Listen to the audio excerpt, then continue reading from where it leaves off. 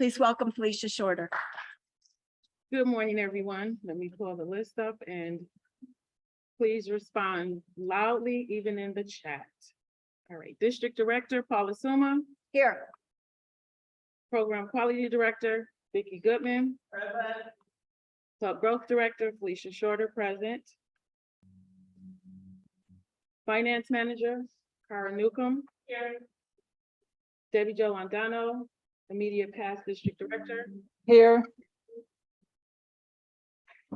District Parliamentarian Dennis Woolridge. Happy spooky season. Thank you, Dennis. And now we will move into Division A Director Nicholas Patterson.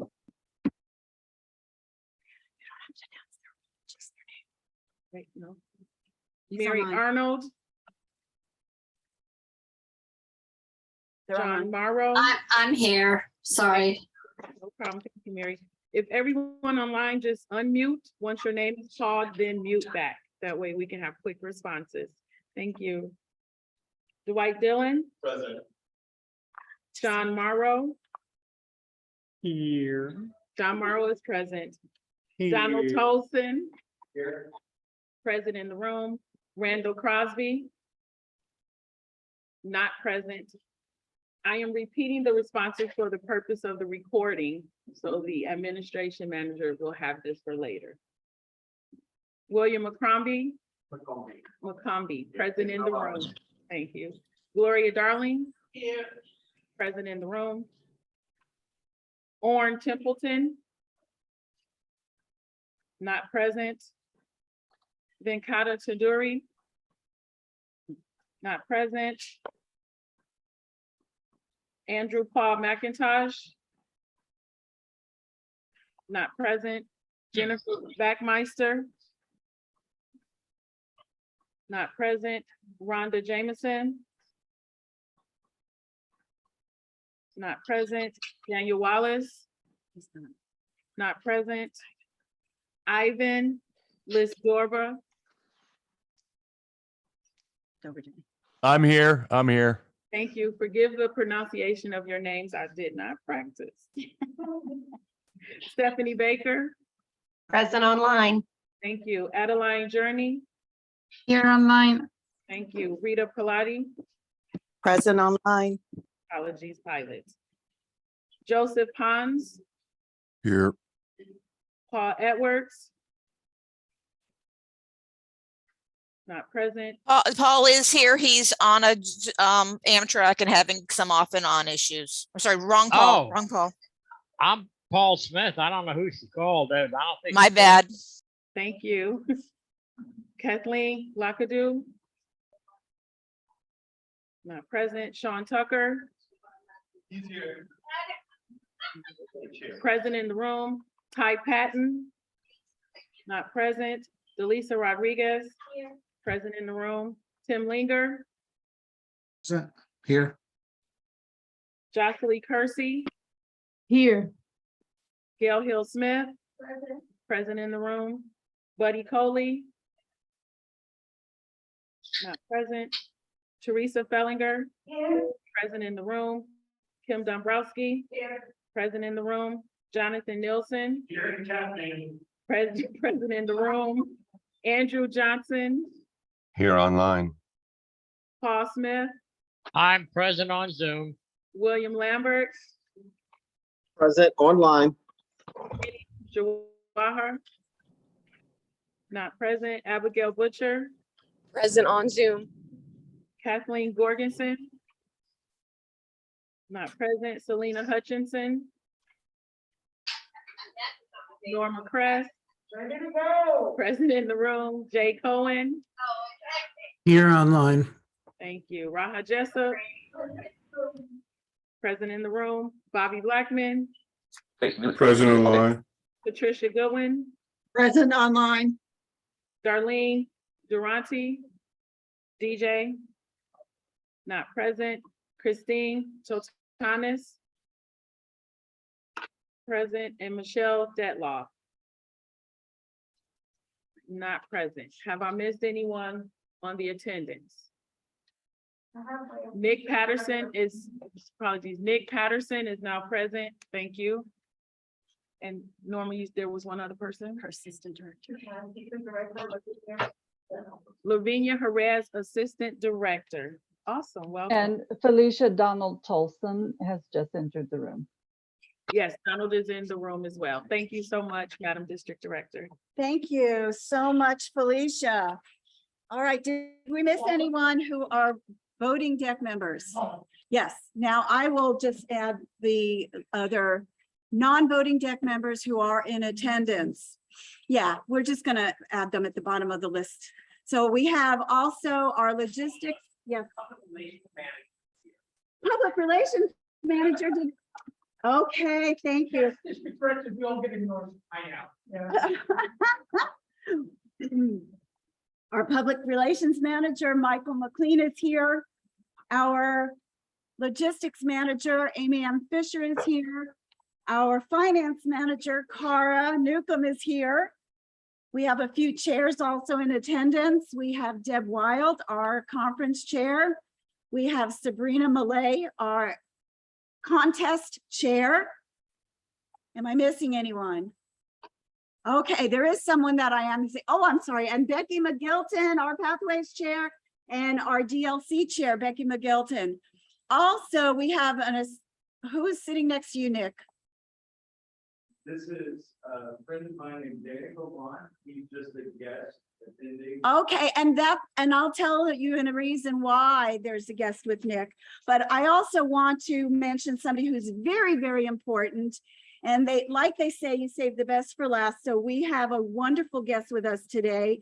She is coming all the way from Jamaica to visit our deck and to visit all of us in person. I am thrilled. She will speak with us in just a few minutes, but I do want to introduce our Region 8 advisor, distinguished Toastmaster, Shirley Daly is with us today. So Shirley,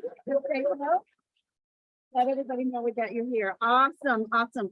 And also Nick, he made a special effort to be here today and brought a visiting guest.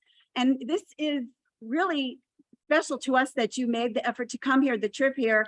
We're going to serve you such a great lunch and, you know, but what we are going to do though is wish you all today a very happy birthday. So everybody, today is Nick Patterson's birthday. Happy birthday, Nick. And welcome to your guests. And what's your name? Daniel.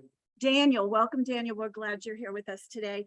Those who do not have voting privileges are not allowed to speak unless we speak to you. So when we discuss things, if you have an opinion, you keep it to yourself, okay? Basically, that's it. So we're really happy. We also have Zoom moderator Sue Lighthoff is here with us. Thank you, Sue. It's wonderful to have you. And our immediate past district director, Debbie Jo Londano. Woo! Debbie Jo and Sue have been entertaining our Zoom attendees this morning while we were getting everything set up in the room. So thank you, Debbie Jo and Sue. We appreciate everything that you do for us and continue to do. All right. And did I mention Dennis Wildridge, our parliamentarian? All right. Did I forget? I said Amy Ann. I did say Amy Ann, right, Amy Ann? I did. So did I miss anyone? I want to make sure I don't want to forget anybody because we're all important. All right. So let's get down to business. Stu, if you would drop the agenda into the chat and show it on screen. Thank you so much. Those of you who are in the room, attached to your little goodie bag is a little half-size agenda. I know it's tiny, but that is our agenda for today. The agenda was also sent out in advance to everyone, as well as the minutes from our last deck meeting. All right, so without objection, is there any motion? Well, I'm asking for a motion to adopt the agenda as shown. Norma Clem, Area Director, Area 72, I move that we accept the agenda as submitted. Okay, and for the purpose of recording, Norma Chris, area director for areas, tell me again. 71 has made a motion that we accept the agenda as written. Do I have a second? Anybody? Second the emotion, the emotion. I'll second that emotion. No. All right. Nobody caught that. No one caught that song.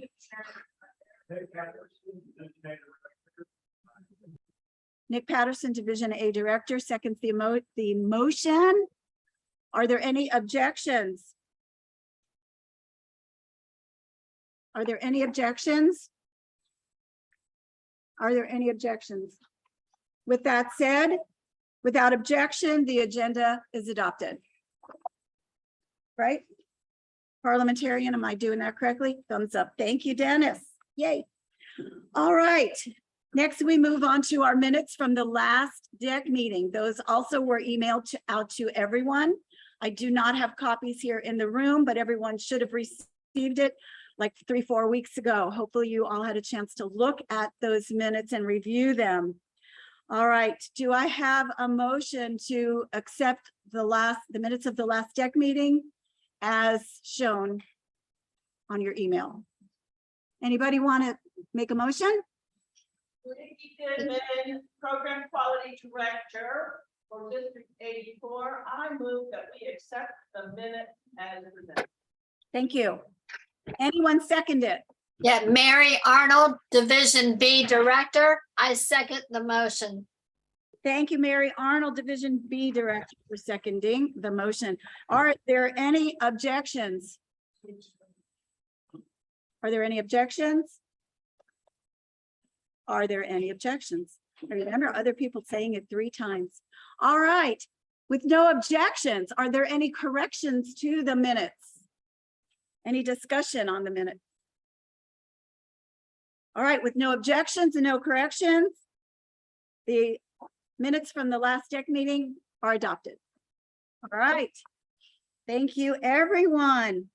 That's the business portion that we have to go through in the beginning of every meeting. So now comes the fun part. Now comes the exciting part. I am so excited. So I had music planned, but because of all the craziness in the beginning, we don't have the music. So picture in your mind and in your ears the song, "Let's Get It Started." Let's get it started. Okay, who remembers that song? Let's get it started. The Black Eyed Peas, right? Yes. Okay, all right. So let's get it started. You guys, I'm trying to lighten up the room. I want to see more smiles. Laugh and smile with me. All right, there we go. Yay. Thank you. Thank you, Dennis. Thank you, Tim Linger. All righty. So we're going to introduce our very special guest, distinguished Toastmaster from Jamaica. We've been entertaining Shirley all week. We've taken her to several clubs.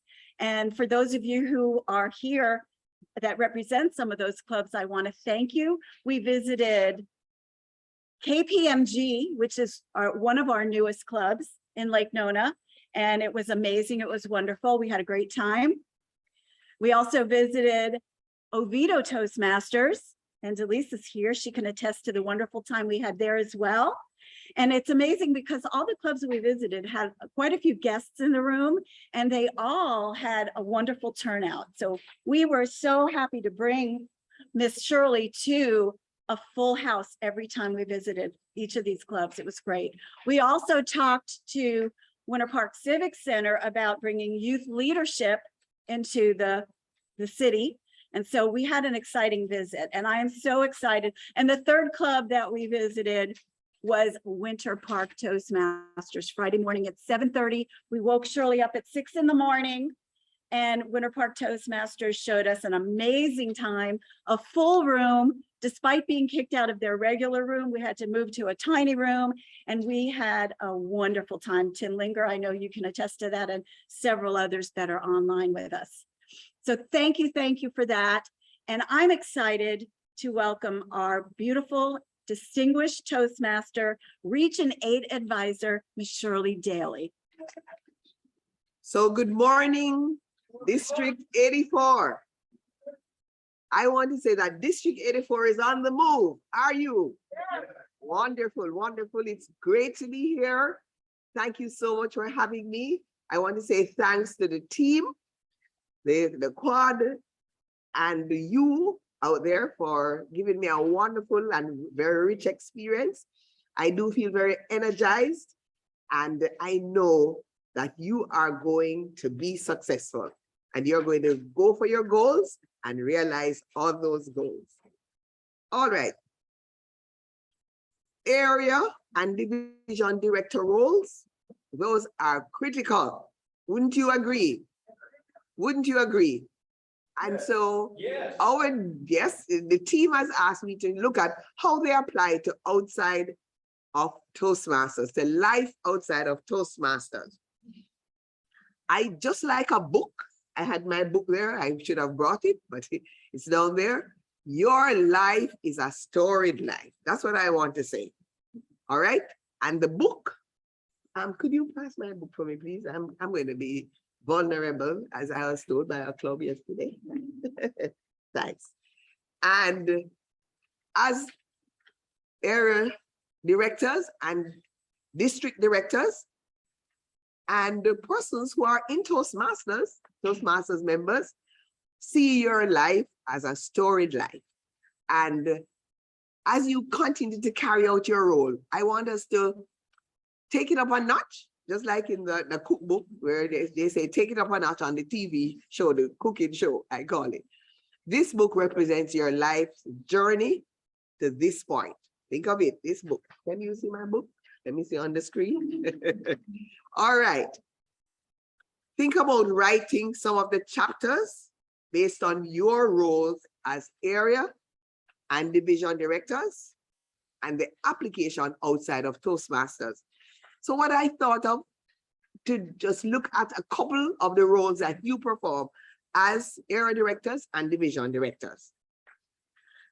The area director role. This is big because you are, please read what you see on the screen, everybody. All right, so I'd like to hear the room. You are the ones with the voice, loud and clear. 1, 2. Yes, that's the role of the area director. That's who you are, right? Madam Coach from Toastmasters Club video Oviedo, yes, you are the first link in the district leadership chain, and that's very important. You start something. All right. What are some of the roles you perform? As the area director, you are the direct liaison between the district and the clubs. If we want to know what's happening in the clubs, we have to check with our area directors. And that also, apart from having informal discussions with the club officers, you also have to conduct club visits 2 times. All right. And this is for each area, you have to go and conduct club visits. And that means having discussions, speaking with the club officers, hearing what's happening, hearing their heart. And of course, coming out of that would be the effective meetings, conduct effective meetings. Let's go again. You're the direct liaison between the district and the club. We have to consult you if we want information. You go and you do your visit, and that means that you have to have the conversation and ask the right question. You conduct effective meetings, and out of that, you'll be able to understand and support club needs. How does that apply to your everyday life? How does that apply to life outside of Toastmasters? What's happening is that you're building relationships, and not just building relationships, you're building key relationships. And you're also building and using interview skills. These interview skills, you use them at work, you use them at home, and you also will be using them socially. At work, you might be in a team, or you might be the leader in a team. And based on the situation, you're able to ask the right question. In your role as area director, you are You learn how to ask the right question. You learn how to give feedback. You learn how to ask questions to get information rather than assuming. And therefore, if you want to teach other persons how to conduct proper interviews, that's what you're able to do. And you're doing that outside of Toastmasters. You are able to, if you're applying for a job, a new job, the way you applied for the first job is going to be different now that you are in this role, because you're learning and you also have experience to bring to the table when you are in an interview. I have been doing this particular job, this volunteer job, and I met a particular situation, and this is the way I handled it. Because one of the interview questions might be posed to you. You had a challenge. Share with us a most challenging experience in your life, and how did you handle it? How did you learn? What did you learn from it? And those are some of the things you would have brought with you from being area director, because you have had this experience before. So it sharpens your interview skills, and even at home, working with your family members, you learn not to assume things. But if you have to discuss a challenging situation, you have a nice little conversation and validate the person. Say something very positive about the relationship you have. And then you ask a question, why did you do X? Why did you snap at your mother? And the person is given an opportunity to share that. And then you're able to talk it through and close off by validating the person again. You're really good. When I see how you address your chores, I'm really happy about that. And so let's move on. Therefore, that's one of the ways you can apply that skill set outside of Toastmasters. One of the other things you're able to do is when you have to work, when you have to volunteer, when you have to run your homes, when you have to do other things, you learn to plan. So it develops your organizing and planning skills. And so on the screen, you see your to-do list. You learn how to prioritize. And one of the things Toastmasters teaches me, and I know that coming up through the rank, it continues, is how to plan.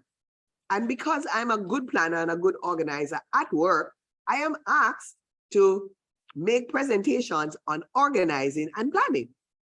So that's outside of Toastmasters. And I learned that skill in Toastmasters and continue to sharpen it. And another application is you're able to provide concise and relevant information to key stakeholders. We learn time management. We learn that you are to answer the questions correctly. We are guided. And develop that skill and are able to take it outside. All right.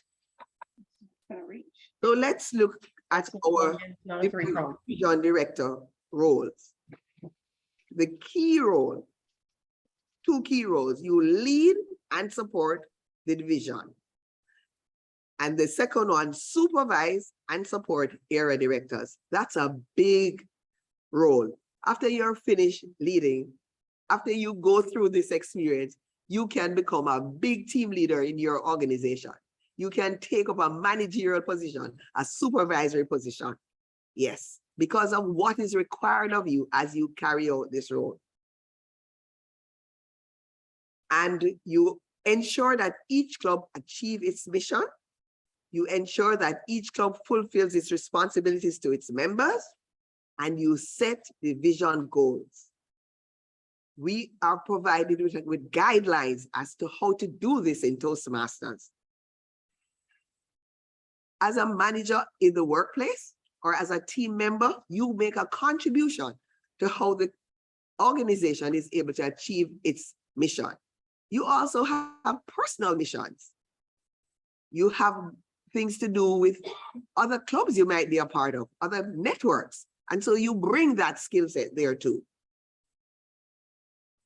And what are some of the skill sets that you would take there?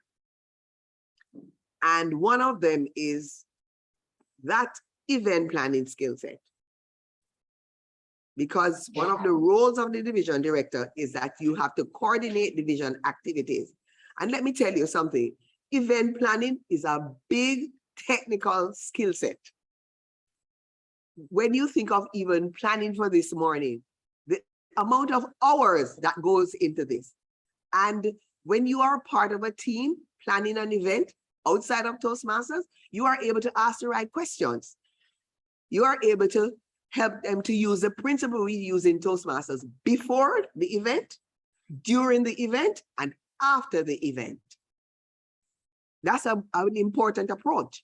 On my little slide here, you have the importance of determining who will be responsible for what. What is the timeline? When are you going to send out the information? And all of these things will happen pre. During, we talk about picturing the day of the event and taking it from the top, come right down to the wrap-up stage, because we have to clear the room. You might need to get a crew who is responsible to clear the room at the end of the event. So it's quite a bit of skill set that you're learning. A big role of the division director is that you assist in training of area and club leaders. And you are taught how to do that. You are trained as well. And then you will in turn be able to train. This is a natural application in the workplace. This is a natural application outside of Toastmasters, because you might be having a consultant role. You might be a facilitator. And so all of these skills are adding to your skill set. All of these skills are positioning you to be able to make the right choices in terms of jobs, in terms of continuing your career path, in terms of how you are able to help other persons. And I want us to begin to embrace our role as area directors and as division directors, and understand that it's a very valuable role. It's a significant role. And it's not just about Toastmasters, but as you embrace these roles, who you become, your growth, because many of us, we want to grow, but we don't want to change. In Toastmasters, based on how the program is structured, it allows us to change and to reflect that growth which is taking place as we build our skill set. An example, I found in my own research that organizational skills are quite a few. It's not just organizational skills. So it's more than planning, it's more than organizing. Because as you do the different roles, we talked about that, you are learning time management. And that goes right across the board. That can be applied outside of Toastmasters. We talked about the fact that you're learning how to plan. Your communication skills are sharpening more and more. We are living in a diverse world now. And even the way we communicated 10 years ago, we are learning from our Toastmasters experience, because we're a global organization, that we have to up the ante as it relates to our communication.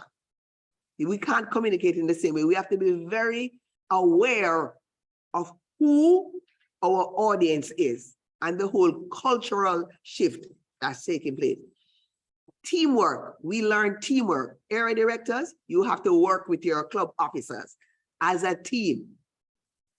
Division directors, you have to work with your area director, with the people on the deck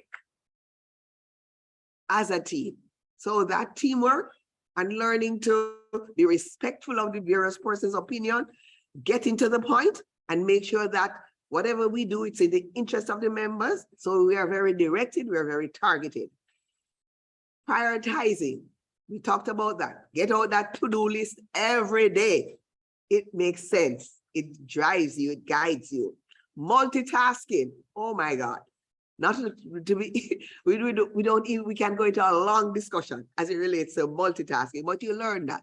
Workflow analysis, significant. What is important now? What do I need to do now based on my delivery time? Delegating. And remember, delegating is not just about letting somebody else do the work, but it's providing an opportunity for that person to learn and grow as well. And I am recommending that we continue to do that. And scheduling, budgeting, very important. You know that you're allocated X amount of money. And so we have to make it work to be able to realize the goals of the organization and to fulfill, to ensure that the mission is being fulfilled. All right, so those are some of the skills that you learn, and you can take them and apply them to life outside of Toastmasters. I just wanted to mention quickly about the Toastmasters International 2022 to 2024 strategic plan. I am commending, if you have never read this or seen it, please go online and look at it. It's very short, but it helps to put in context who you are and what your own role is. And briefly, they have a 24-month goal, or have goals for 24 months. Now, we are accustomed to strategic plans being 5 years, but now this is for 2 years. And that is in response to the fact that our environment is so dynamic. Our goals for the next 24 months are grouped in these categories. Club excellence. Would you want to repeat them for me? After 2, 1, 2. I love the feedback and the energy. After 2, 1, 2. Club excellence, you ever seen that?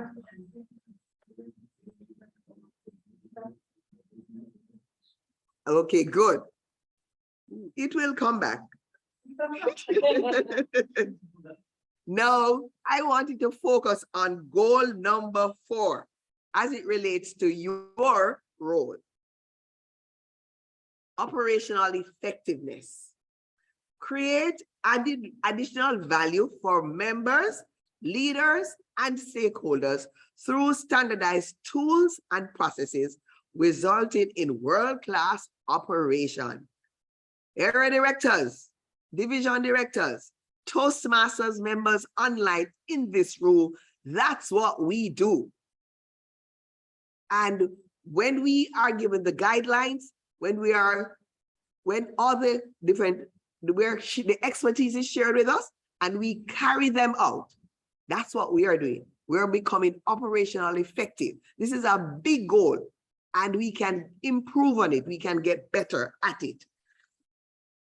What are some of the things, the strategies that are involved? Do you know that in the strategic plan, this is listed as to the fact that these are the strategies area directors, division directors have to do to measure or to approach being operationally effective. Area directors consistently conduct productive area council meetings. Area directors conduct effective club visits. Division directors consistently conduct productive division council meetings. Meetings are so significant because that's where you are able to pull out important points and not fluff, which will drive us to realize our goals and which will drive an organization, a home setting, a social setting to be effective in that way. District directors consistently conduct productive district council meetings. And so these are the strategies. You are a big part of the strategic plan. The district success plan, we're dovetailing again, we're tying up the knots, we're pulling it together. All right, so the area directors, division directors, you have to be a part of this too, the district success plan, because when the discussion is had, there are roles that you have to play. The goals in the district success plan: membership, payments growth, club growth, distinguished growth, clubs. And there are some additional goals that the strategic plan has. But one of them is club excellence, and you too, that's a big part of what you do. District conduct effective club officer training. The Toastmasters education program is high on training. And that's how we develop, that's how we grow. And that's how we are able to pass on information to other persons and to help them too to develop and grow. And that's how we are able to position ourselves to grow and to serve and to be the answer to so many things that are happening outside of Toastmasters. We're serving our nation. We're serving our families. We're serving in our companies. So your leadership in your company, your contribution is beyond just going to work every day or providing consulting services. So as I mentioned before, club excellence is big, and district conduct effective club officer training, that's an important tactic that must be had. And as I encourage you, the story with your storied life, this book represents your life's journey to this point. And one of the things we learned in our last district leader training is that when we set our goals, there are some things that is easy to do. You're very comfortable, all right? But there are some goals that will stretch you. There are some goals that will make you panic. How am I going to do this? But guess what? All the brain energy, you come together with the expertise and you begin to put that together. So I have my cards. I love them. I'm not sure if the person's online will be able to see them. This is your green card. You're in your comfort zone. It's easy. Oh yes, I can just go. I have the visits to do. I'll go do them. But the stretch is going to be, the last visit was not what I expected. I'm going to make it different. All right? Stretch. What kind of training are required for my club officers? What kind of training are required for persons at work? I might not be the trainer, but I might be able to make a suggestion based on an experience that I had. And of course, you have the panic. I call it the positive panic.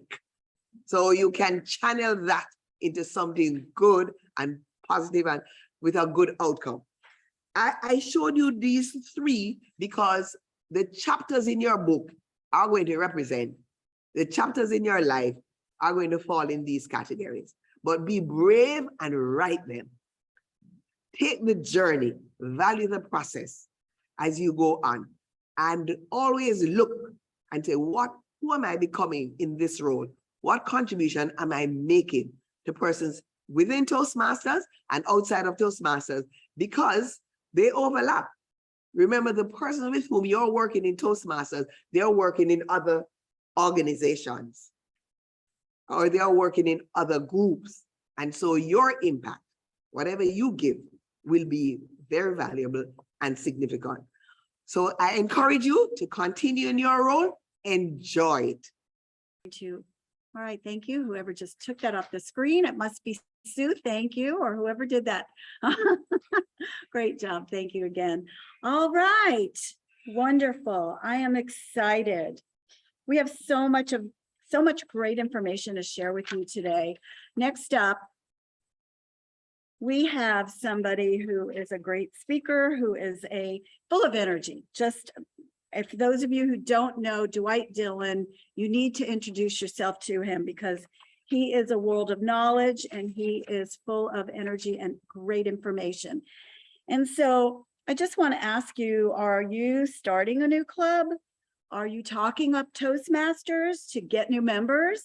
Are you looking for sponsors and ad sales for the upcoming conference? Well, have no fear. We have an expert who is going to help you to make those decisions and let you know how to close the sale. So please welcome distinguished Toastmaster Dwight Dillon. We can't talk about sales without talking about money. I'm so excited to be here, ladies and gentlemen. Thank you so much to the DEC team, area director, distinguished Toastmaster, all the way from Jamaica. 2 times. The Jamaicans have the best accent. I might be biased because I'm Jamaican as well. No, I am excited to be here because this hotel was where I came to my first conference, and it was completely life-changing. I met so many cool people. I met the past President Deepak Menon took pictures with him. And you know what he said? He said, maybe one day you could be the president of Toastmasters International. It was an awesome meeting. So I want to talk today about how to close a sale. Before I begin, I made a pit stop, and I don't know if it's against the rules, but did you guys know the Powerball is over $500 million? Right? So I bought some tickets. That's why I was a little bit late. I went to the best area because they said the winning tickets is always sold in the richest area. So I found the richest area in Daytona and I got the winning tickets. Unfortunately for everyone online, I won't be able to give it to you. I only have it for the people in attendance. I'm kidding, I'm not that cruel. I want to talk about a little bit about my sales experience, and then we'll move forward into how to close a sale. My sales career started years ago when I was little, in middle school, selling candy. I love selling candy. I remember just going to the store and buying the candy in bulk. I had Snickers, Jolly Rancher. You guys remember Airheads? They were this, and you could flash them like that and make them into, we call it a little pillow. You flash it, it used to be this big, and you shake it all the way until it turns into a nice little pillow. I used to love doing that. But more importantly, I used to add up all my sales and realize my profit and margin. I sold candy all the way into high school. The teachers knew it. I was, of course, their favorite. I love selling, but more importantly, I just love helping people. And I think that's what selling is. Selling is all about helping people. I came a long way from selling candy to selling police decals. Now just imagine calling people asking for donation. I've sold vacation, calling people like Paula. Hey, Paula, you bought a vacation a while ago. Why haven't you used it? And now I have to convince Paula that it's a great time to take a vacation. It was an awesome sales job. All the way to where I am right now, which is selling real estate. I love selling real estate. I've seen kids that I've sold houses to this big. Now they're like this big. And I know you're probably wondering, Dwight, how'd you do that? And you're only 25. I'll tell you all about it later. I learned a lot from selling. And so I want to just share with you just a little bit about my sales experience and what I've learned so far and how we could. Now, I talked a little bit about myself. I just want to go over the house rules. As I mentioned before, I have some winning tickets for the lottery. Somebody in here will be a millionaire. So I need some participants. And in exchange for your participation, I want to raffle off the tickets to you guys, or maybe not raffle, but spin that little wheel. Volunteer. It makes this session a lot of fun. Feel free to ask as many questions. Take notes. Stop me if I'm going too fast. Sometimes I get excited and I kind of get a little bit ahead of myself here. So the presentation is broken down into 5 parts, right? The psychology of selling. We want to understand, what is sales? Honestly, selling has been around since eons. We've been trading goods for service. We've been trading salt for gold. And at one point, salt was more expensive than gold. Just think about that. We want to understand why people buy. And we also want to understand why people don't buy. And then we'll talk a little bit about how to close, maybe a lot about how to close, because that's a big topic. And then we'll also talk about closing mistakes to avoid. Now, just like myself, when I got in here, I found myself asking, hey, what's the Wi-Fi? What's the Wi-Fi code? What's in it for me? I need the code to get in. I need to get on Zoom. Some other people was asking me for the Wi-Fi. And you guys are probably asking, what's the Wi-Fi? But not the code. You guys are asking, what's in it for I? What's in it for you guys? So here are the takeaway. Hopefully, throughout my presentation, I'll be able to change your perspective on how you see selling. I want to increase your confidence in selling, and I also want to increase your sales. So whether you're selling real estate, whether you're selling insurance, my goal is to help you make more money. I remember when I was interviewing for my sales job, it was a big job. I studied hard, I passed my tests, and I was ready for the interview. And I sat down and it was time to negotiate my commission. And I said to my boss, I said, sir, with all due respect, I think I should deserve more. He said, why? I said, well, because I'm an experienced salesman and I've been selling for a long time. He looked at me straight in my eye, just like this. Dwight, everyone's a salesman. It was like a Jedi mind trick. I couldn't believe it. I bought it. I shook his hand with a smile. I bought the idea that everyone's a salesman. No one ever said that to me before. But guess what? We are all salespeople. Now, show of hands, if you work for a company or you work for yourself that involves selling or offering goods or service. Am I okay? I thought I was the only one. Okay, Gail, all right. So who's on Zoom? Let's see who's on Zoom here. Who works for a company that involves selling or have goods or services? On Zoom, Bobby Blackman raised his hand. All right, Bobby, go ahead. I would love to know. And timer, Sue, I need your help. Sure. This moment, if you've been working on your elevator pitch, this is your time to shine. You have 30 seconds to pitch us on your idea or your company. And since I've been looking on the computer screen, I want to go ahead and call on Bobby. Bobby, do you want to participate? This is kind of like table topics. Sure. All right, let's hear it. So when I stop talking, you'll have the floor and you tell us what is it that your company or yourself do. Message received from Lincoln. What I do is I am a speaker as well as an author and a musician. And so I sell songs, I sell my books, I sell my services as a speaker and to help in training others to help them be the best versions of themselves. However, since we are at Toastmasters and we're not supposed to be selling our own business at Toastmasters, let me sell all of you an opportunity to join another wonderful club. However, I'll have to do it later because that's my time. Thank you, Bobby. As you can see, 30 seconds go by very fast. Do we have any volunteers in the room that would like to practice their elevator pitch? 30 seconds to share what they do. Donald, go ahead. Oh yeah, come up here. Yep, this is like table topics like old days. You get up and you come to the front.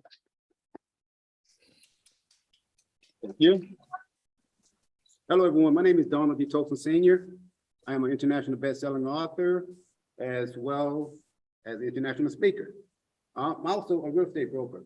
I believe in sales that the company that you work for, you're not selling the company, you're selling your skills. So with that being said, you have to work on yourself in whatever you do because you are the best salesperson. Thank you. Excellent. Thank you. When I grew up, I want to be like him. International best speaker. I'm gonna have to come take a class from you. Any one? Yes.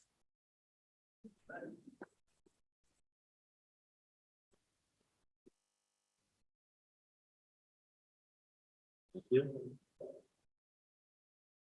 Good morning.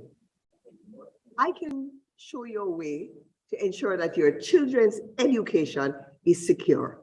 Recently, I had an experience where I was able to go to a family whose father, the breadwinner, was ill, and there was money available to continue the child's education. Is there any way that we could talk? My name is Shirley Daly. What's yours? Excellent. Thank you. Thank you. Now, I'm convinced that there's more salespeople in this room, but you guys are just a little bit shy.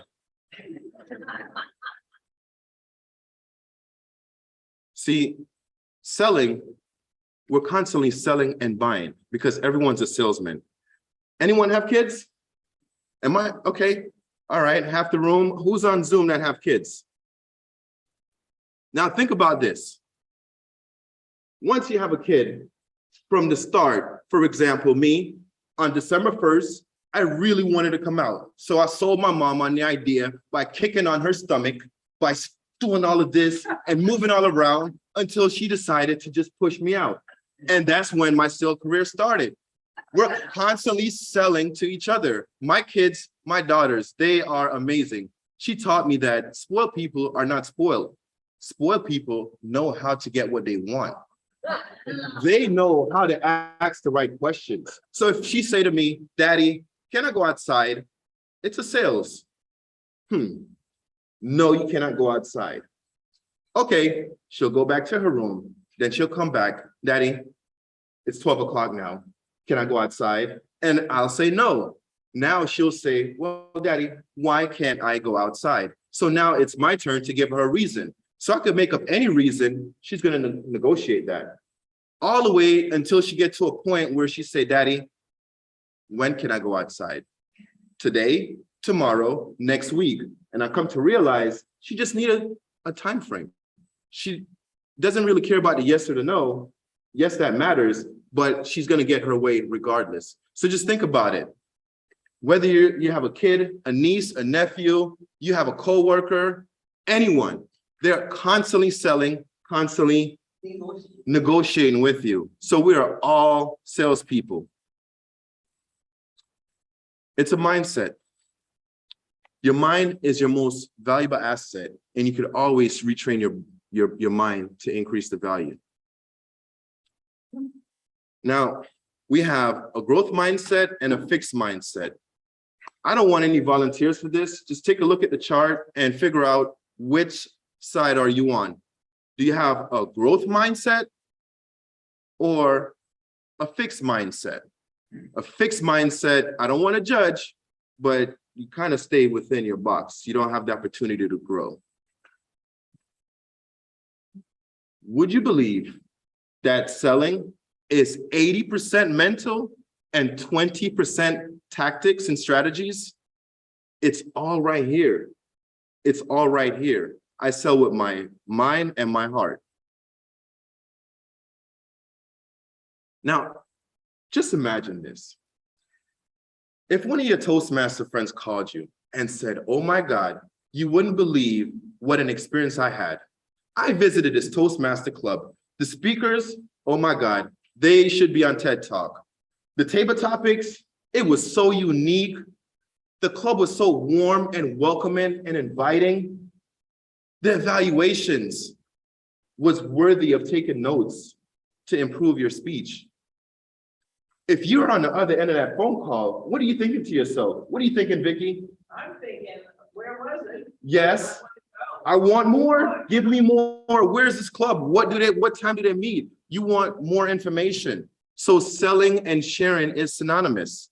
Selling is very easy. Selling should feel like sharing. When you have a good experience, you share about it. I remember the first time that I went to a Toastmaster meeting, it was life-changing. I remember just texting a lot of my friends, especially my close friends, like, hey, have you ever been to a Toastmaster meeting? And guess what? I was shocked. No one ever sold me on going to a Toastmaster meeting, and most of my friends had visited and then failed to share. So make sure that you share, because that's part of growing. I got a question. Who knows why people buy? Why does anyone buy? What's the main? What's the main? Okay, let me ask you this. What was the most recent item you purchased? This ring. Good. And why? Why did you buy it? I bought this ring because I had to take the other ring off because it didn't fit. And as you can see, I like to wear rings. So I needed something for this. And I was looking for blue and specifically. Okay. The salesman showed it to me. You bought it, and it's blue, correct? It's blue. All right, perfect. Thank you. Delisa, what was the most recent item you bought? I'm guessing because you were hungry? Oh, I'm sorry. I was asking to find out from everyone, what was the most recent item they purchased? And you bought a bag of raisins? Bag of Raisinets. Raisin nuts. And why? I love candy. Okay. I bought candy. Candy makes you happy. I'm the same way. Because of the benefits. Okay. William, I see you're looking for a past receipt. What was the most recent item you bought? Thank you for catching me off guard. And no, I wasn't looking for a past receipt. I was looking for the pen to take notes. The things that last thing I most recently bought. Good Lord. I try to stay away from stores. That way I'm not tempted to buy anything. But the thing I most recently bought, a slice of pizza from Andy Pizza Shop, as I was hungry and I was going over to a youth project that Toastmasters sponsored for Stark Elementary School, which was delicious. And I was starving at the time, sir. That was the last thing that I bought. Thank you. Thank you. You know, when you're hungry, it makes anything taste good. As you can see, we all buy for various reasons. The last thing that I bought was the winning tickets that I'm going to give out to one of you lucky people in here. Most people buy because of likability. I'm sure when you were picking out that ring, what's your name again, please? Norma, when you were picking out that ring, if you had a bad experience with the salesperson, would you have bought that ring? Absolutely not. Okay. I would have taken a picture, gone to another jewelry store and bought it from them. Exactly. I'm with you. Most of the time, 99% of the reason why we buy is because we like the salesperson. Am I too far? Oh, no, don't worry. I wanted to get this. Okay. Sorry about that. Okay. Thank you. You have to like the salesperson you're buying from. You're not going to buy from someone you don't like. That's a fact. Like would lead to trust. You have to trust and like someone, or else no sale. Like and trust boost confidence. So there has to be a likability factor. The price is right. No one is going to pay for something overpriced. That's a known fact. The product or service fits their need. For William, he was hungry. You were hungry. You wanted a beautiful blue ring. You got your ring. And I wanted winning lotto tickets and I got them. So the product or service, it has to fit your need. And you have to see the value. I keep mentioning the lotto tickets. I'm not a gambler by a long shot, but I do believe if you don't play, you can't win. And I would like to believe that some of the money actually goes towards education. And I'm a big fan of education. So I see value within buying a little scratch off or a Powerball. And the last reason, you're better than the competition. You're not going to buy from, maybe you will if the price is right, but you need at least 4 out of 5 of one of the factors of either being likable, the price, the value, or the product, or just the competition is just amazing. And just as important as it is to know why we buy, it's important to know why people don't buy. What's the #1 reason why people don't buy? Any guess? Too expensive. Too expensive, so money. Any guess? Any other guess? Personality. Personality. Okay, good one. They don't need it. They don't see the value. Exactly. Oh, you're cheating. You're seeing my other slide. Quality of product, absolutely. No money. Sketchy salespeople, yes. I run away. And that's why most people prefer to buy online these days. They don't have to go through the high pressure sales. But now you get spam when you search an item and they constantly, do you want this? Do you want this? And every time you log in, do you want this? That's the new age of selling. The #1 reason why people don't buy is because of no money. But I disagree, because there's a large majority of people that actually have a lot of money to buy. It's a small fraction of people that actually don't have money. So keep that in mind. Sometimes people say, oh, I'm too busy, I don't have time. Okay, that's fine. I don't believe it. Why? Because if I'm trying to save you money, it would be in your best interest to make time. And if I could save you time so you can make more money, you would make the time to sit and meet with me. Lack of information, yes. No need. Sometimes we are aware of our needs, but guess what? There's a lot of other people that are so unaware of their needs. I find it day in and day out where people just don't know what their needs are. And it's up to us to help show them what their need is. For example, hey, you're so good at speaking. You should join Toastmaster. They think they don't need it, but it's a misconception. They all need it. Someone said it earlier, no urgency. Sometime in sales, you have to create that urgency. For me in real estate, when I get a call and someone says, yeah, Dwight, I want to buy. And I say, okay, great. What time frame are you thinking? And they're like, I'm not sure. Maybe next year. I'm like, okay, maybe I'll call you back next year. They have no urgency and they're going to keep putting it off from this year to next year. And I've seen it over and over again.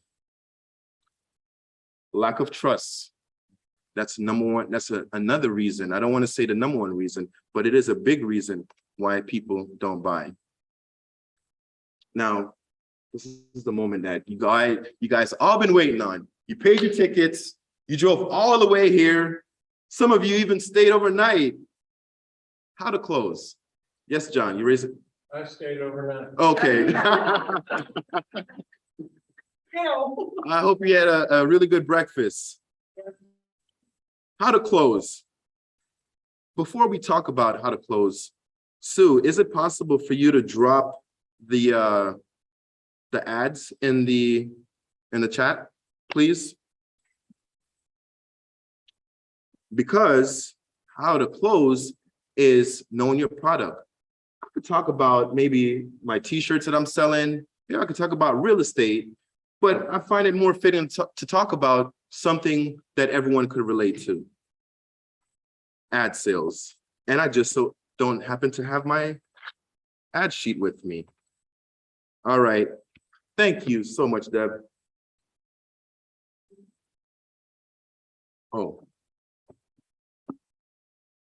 Thank you. You guys are so awesome. All right. So for those that are in Zoom land, the ad book is coming in there. So how to close? The big part of closing is actually knowing your product.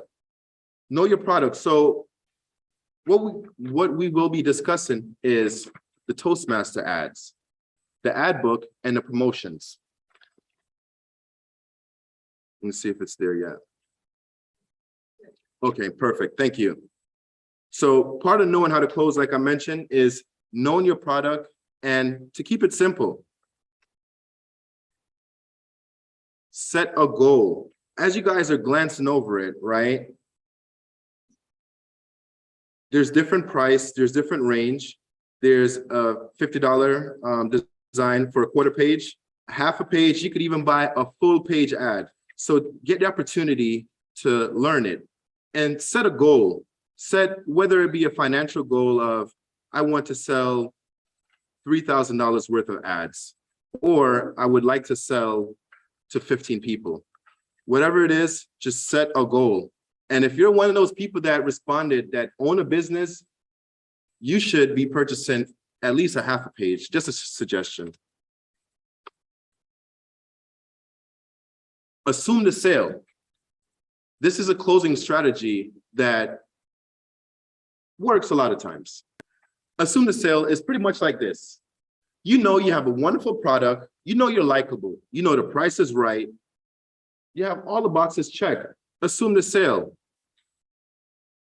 Create that sense of urgency when you're discussing the sale. Let them know the deadline is March. Or if you know they're procrastinators, say, hey, it's best to get it in by February or by January if they're a bigger procrastinator. So you have to create that sense of urgency. Create that fear of missing out, that FOMO. Let them know like, hey, there's only 100 spots available. Last year, it was 70 spots that was sold. So this year, I'm pretty sure they'll be able to sell more than, or we, I should say, will be able to sell more than 70 spots. So create that sense of urgency to get them to want to buy. The next closing strategy that I would love to discuss is the check gauge approach. You know, when you're driving and like, oh my God, am I out of gas? You have to check your gauge. So in sale, you have to ask your customer like this, on a scale of 1 to 10, how likely are you to buy the product? And let them answer it. When you give them the scale approach, they'll give you two options. They'll tell you what their number is. So you'll know if you're making an impact on them based on what their number is. And number two, you'll get an opportunity to rebuttal whatever they say. So try the scale approach. Now let's discuss some mistakes. How many times you met someone and when you're walking away, you're like, man, I should have really asked them for the sale. I should have really tell them to come to my meeting. Not asking for the sale is the #1 reason why most people don't get the sale. So make sure you're always asking for the sale. Whatever you do, do not go in for the hard close. The hard close is that pressure sales, that car salesman, that seller that's selling out of desperation. We're not selling out of desperation. We're selling because we want to help. Keep this in mind, ladies and gentlemen. No doesn't mean never. A lot of times we take a no personal. No just means not now. Just because someone tell you no doesn't mean they won't buy from you later or they won't buy from you next year. Use it as an opportunity to connect with them. ABCs of closing ABC used to mean always be closing, but we should change it to always be connecting. What I love the most about Toastmaster is the opportunity to network and grow with members. I've seen so many people and I've had the opportunity to work with so many Toastmaster members that I've met. So remember, always connect. Ask them if you could invite them to a invite them to a Toastmaster meeting as a way to connecting. And last but not least, remember to follow up. It's okay to check in every now and then to say, hey, remember me? I don't want anything, but just remember me.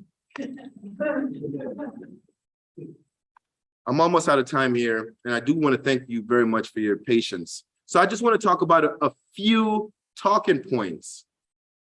In the past year, over 100+ business has gotten their club notice in the conference book. Just think about that. Like I mentioned before, the last book had over 70 different ads. And guess what? Toastmasters love to do business with Toastmasters. The conference book is the main tool for point of contact. It's your way of getting around. It's your way of taking notes. It's a keepsake. It's worthy of having.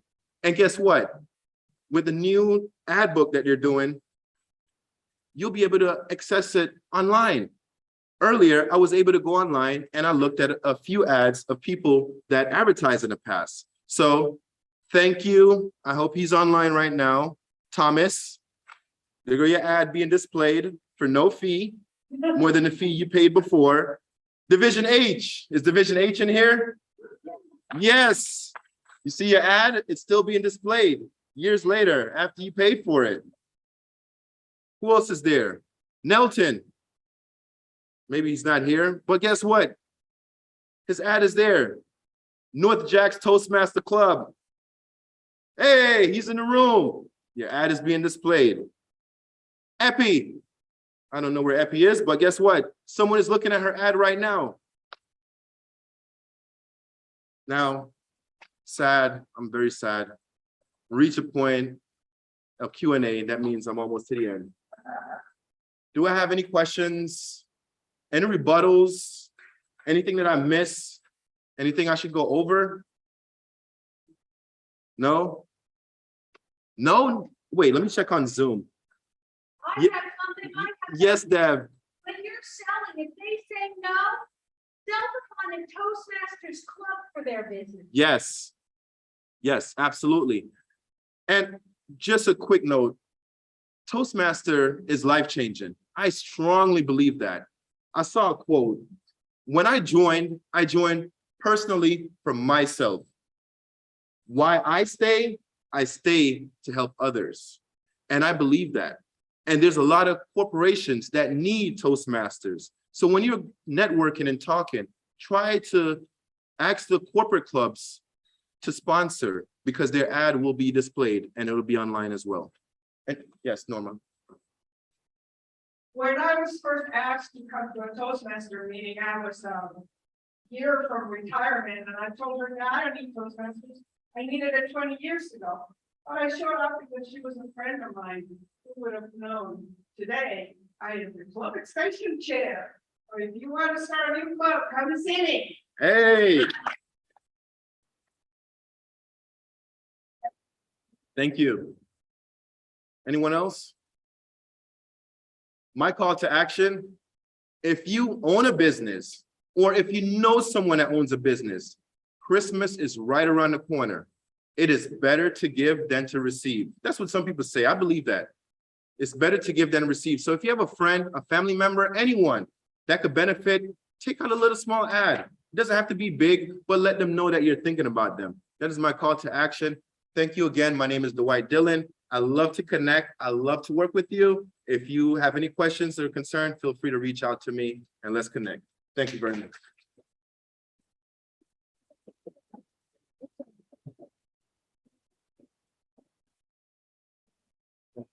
Thank you, Dwight. Excellent job. And those of you who have not seen the conference book, here's an example of last year's conference ad book. And we're happy to pass it around so you can see what the ads are like. Those of you online, we can share with you later. I don't know that we have an online version as of yet, but it's something that we're looking at for this year, I believe is what I understand.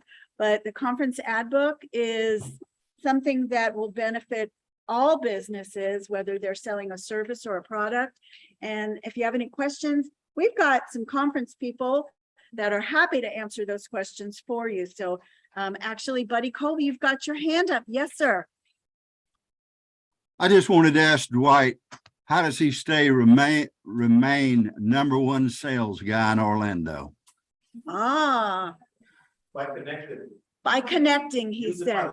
Ability to buy. Yeah. Yeah, hey, buddy. Thank you for that question.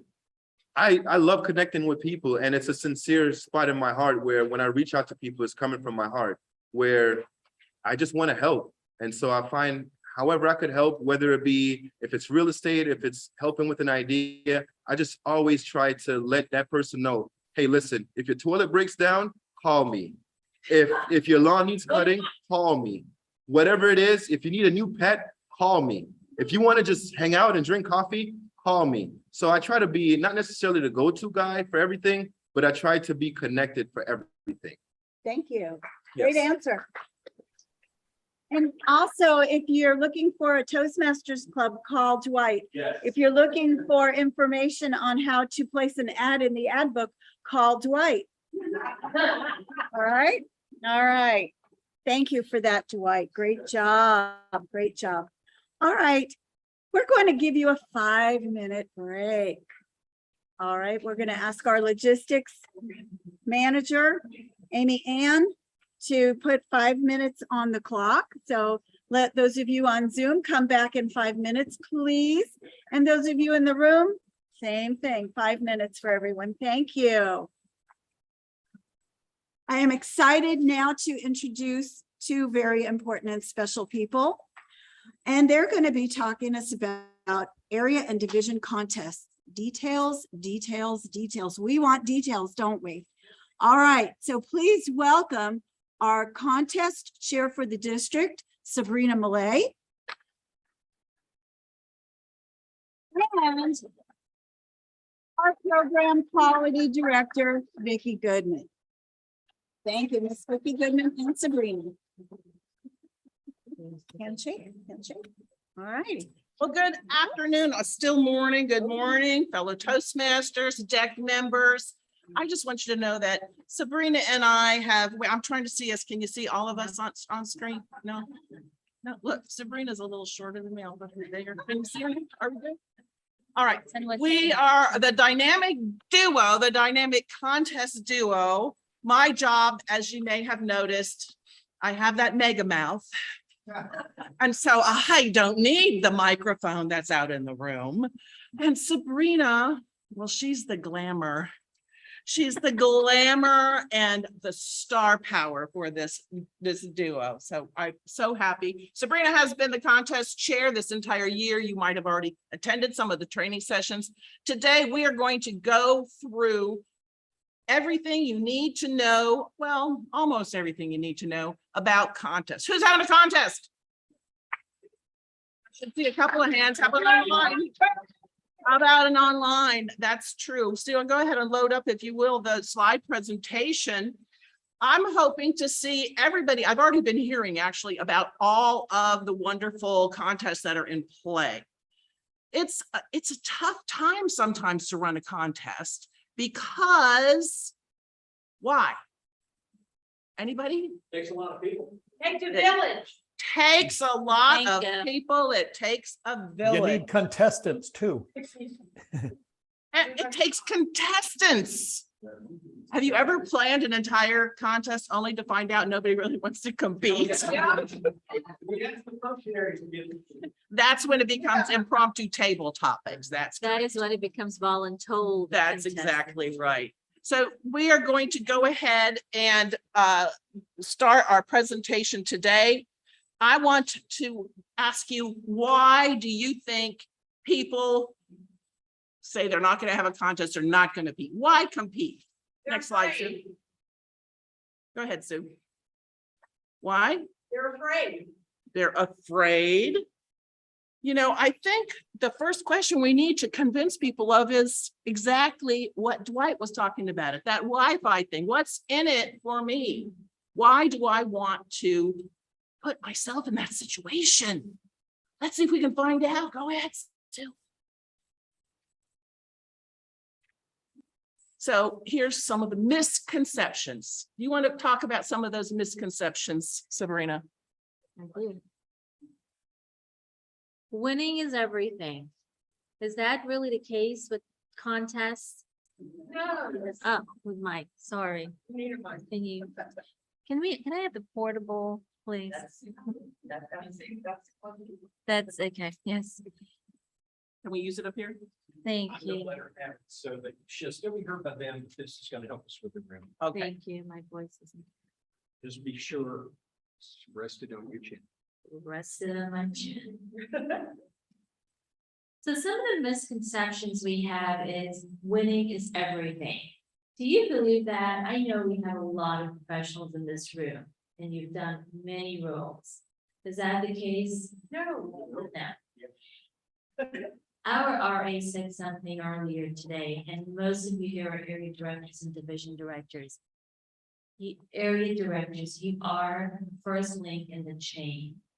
These are some of the things I want you all to take back to your clubs. I'm not good enough. Yeah, I hear that all the time, Sabrina, all the time. I'm not good enough. All those people are so much more advanced than me. We have to overcome these challenges when our clubs and members that we know bring them up. So let's talk about some of those challenges. But you give speeches in the club, you work in your path. It's no different than giving it at a contest. And the contests are too much work. That's for sure. That's what you all should be saying. Is that what you're doing? All of you online, that's it. Contests are just so much work. Is it worth the output? Yes. Those are really misconceptions.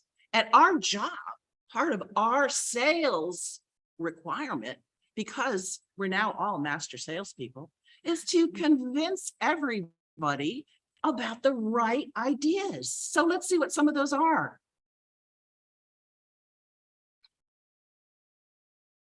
So this is actually the reality. It boosts confidence. We've heard it so many times today in so many different terms. Dwight or RA. It boosts confidence. We overcome fear. And again, you give these speeches in front of your club to complete your path. Do it in a contest. Sign up for a contest. It also is one of the best ways to improve communication skills, putting yourself into a competitive situation. And you have to demonstrate your creativity, your critical thinking skills, your leadership skills, your poise. Those are all things that a competitive or a contest situation will help all of our members and you develop and they won't just show up in a contest. When you do that, these skills and these talents are going to show up elsewhere, out there in the other life. That's why we're all in Toastmasters. And it helps you to become a concise and precise speaker. When you're competing in a contest, what do? You prepare, you prepare, you prepare. Because the ultimate goal is to take that term. Thank you, Dwight. Excellent. That is also, I mean, think about it. What helps you be concise and precise? A clock. There's nothing like a clock. That's true in Toastmasters, and it's especially true in a contest. Take it from a multi-disqualified contestant. It definitely counts, but you have to be able to select just the right words to create just the image that you want, and to make sure the audience connects with your message, because that's the important part of that concise communication. Excellent. What else can we get from competing? Social connections. We heard that again in this room today. We meet people, we make connections. You were approached by audience members and contestants. I believe my very first year as a Toastmaster, I volunteered to be a timer. I don't know, an hour and a half away from where I live. And I still have those friendships to this day. Winnehaven Toastmasters, all the Winnehaven people. I'm still friends with all of them. And that was 7 or 8 years ago. So it's a connection. That is critical. You've been there. You've been at those contests, and when you've competed and you haven't even placed, or you haven't even been the winner, what happens after the contest? Everybody still comes up to you. They talk to you. They're introducing themselves to you. They relate to the topic that you shared. They relate to something about how you did it. Suddenly, you are the focus of maybe more attention than you wanted. But the reality is, if you want to expand your professional network, this is the opportunity for you to take advantage of the arenas that you find yourself in when you compete and you participate in these larger experiences, a larger contests. They enhance that professional image. If you're at work and they find out all of a sudden, maybe you brought the trophy in, maybe it's second or third place, but you went to a contest? Oh, you're a speaker? Oh, we're having a program next week. We need an MC. Do you think you could do that? All of a sudden, jobs, your environment starts asking you, because you become the person that's known for those enhanced communication skills.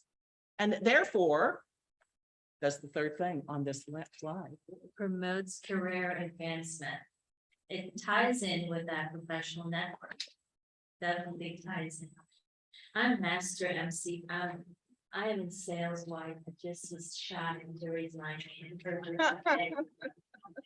But I host events. I do events all the time at work, and everyone now knows that Sabrina will be the MC for every single event. That is what I have learned a lot from Toastmasters. But it promotes career advancement. It helps you to think critically, improves your skills in leadership. Context helps you with leadership, and those are things that you could take back to work. Poise and professionalism. That's right. Is that all? Is that all that happens when you're going? I think there's even more. If you were there at a contest, one of the things you need to do is listen. You are listening because you want to hear what all those other competitors are bringing to the floor.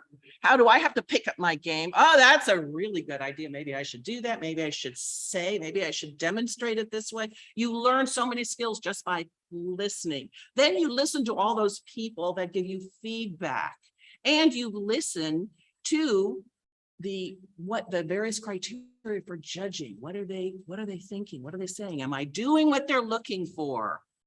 Improving listening skills is really important, a very important part of all of our Toastmaster experience.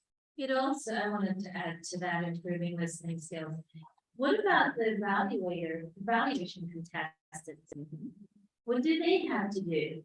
That they have to listen to that test speaker. And What then- if you're a judge? Exactly. A judge in a contest, you have to listen, you have to watch, you have to see. All of these skills go across all of the roles in a competitive situation. And it helps you to drive change. It improves your ability to speak to others.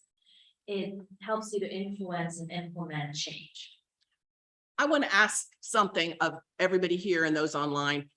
How many of you are interested in making changes in your environment, in your workplace, in your home situation? Anybody? We all like to think that we have some ability to change. That's why we are improving our communication. We're trying to get better because we understand that in order to drive change, we have to be known as someone who will listen, someone who will care. As Dwight mentioned, I care about you. I want something that will help you improve. I want to hear what you're saying, and I want to be able to influence you after I hear what you're saying. Do I agree with you? Do I disagree with you? How can I drive change? Maybe it's just the change in my teenage child. That would be a major win. Maybe though, it's a change in your work group or your entire work environment or your family or the social arena that your city, your other social clubs. We all have an ability to make change. We just have to move forward with the skills that we're learning and implement them. And we need to understand that we need a team behind us, and a contest is all about teamwork. We have to be able to work with people. We have to be able to delegate. Who's in the, it's easier to do it myself club? Anybody out there? Am I the only one? I don't have to explain. Never mind. I'll just do it myself. I'll just do it myself. Oh, maybe you're going to do that yourself, and then you're going to do that yourself, and then you're going to do, and before you know it, you're like really tired, really tired and overwhelmed. And you're wondering how the heck you got here and why did you volunteer in the first place? That's because you were not practicing the teamwork skills that you have the opportunity to practice in Toastmasters and in competition. So why are we telling you all of these things? We're probably speaking to the choir to some extent, don't you think so? Because going back to improved team. Going back to improved team performance, we have all been there where, okay, they're not responding to my text, they're not responding to my email. I'm just going to do it myself. We have all been there.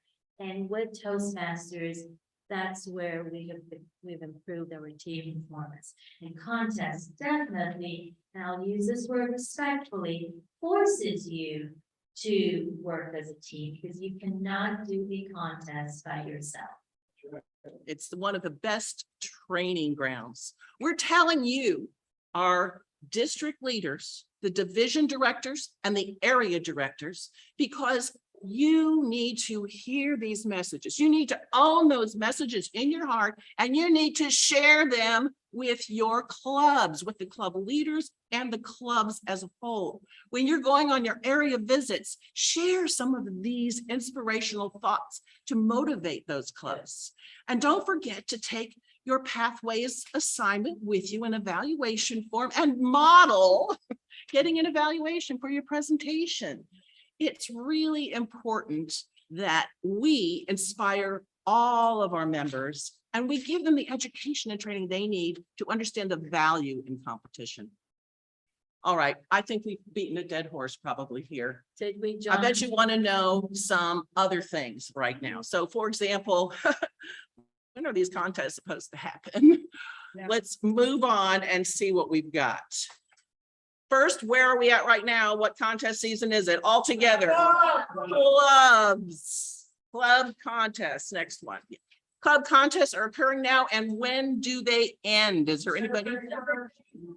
Okay, so you have your contest December 31st, and you can just send me or your area director the winner on January 2nd, correct? No. No, that's absolutely not correct. December 31st. Winners of the club contest must be submitted by midnight, December 31st to where? Someone loud.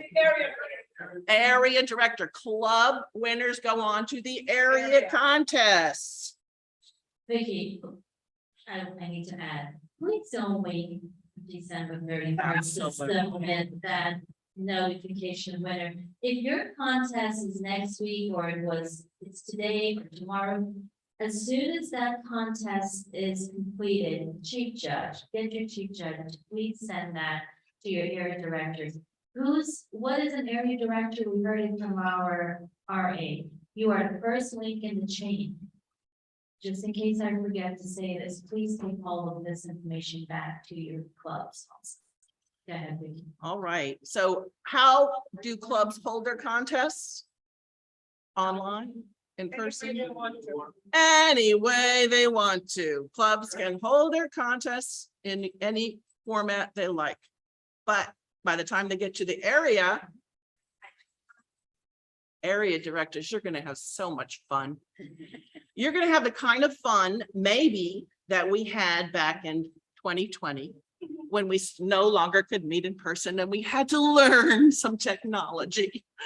You may have that kind of fun. It could be in the panic zone, as Shirley said, it could be in the panic zone of your comfort level, but you're going to come out so much more educated about that. Area contests are going to be hybrid because, not that I said this, and I want to clear this rumor up right away.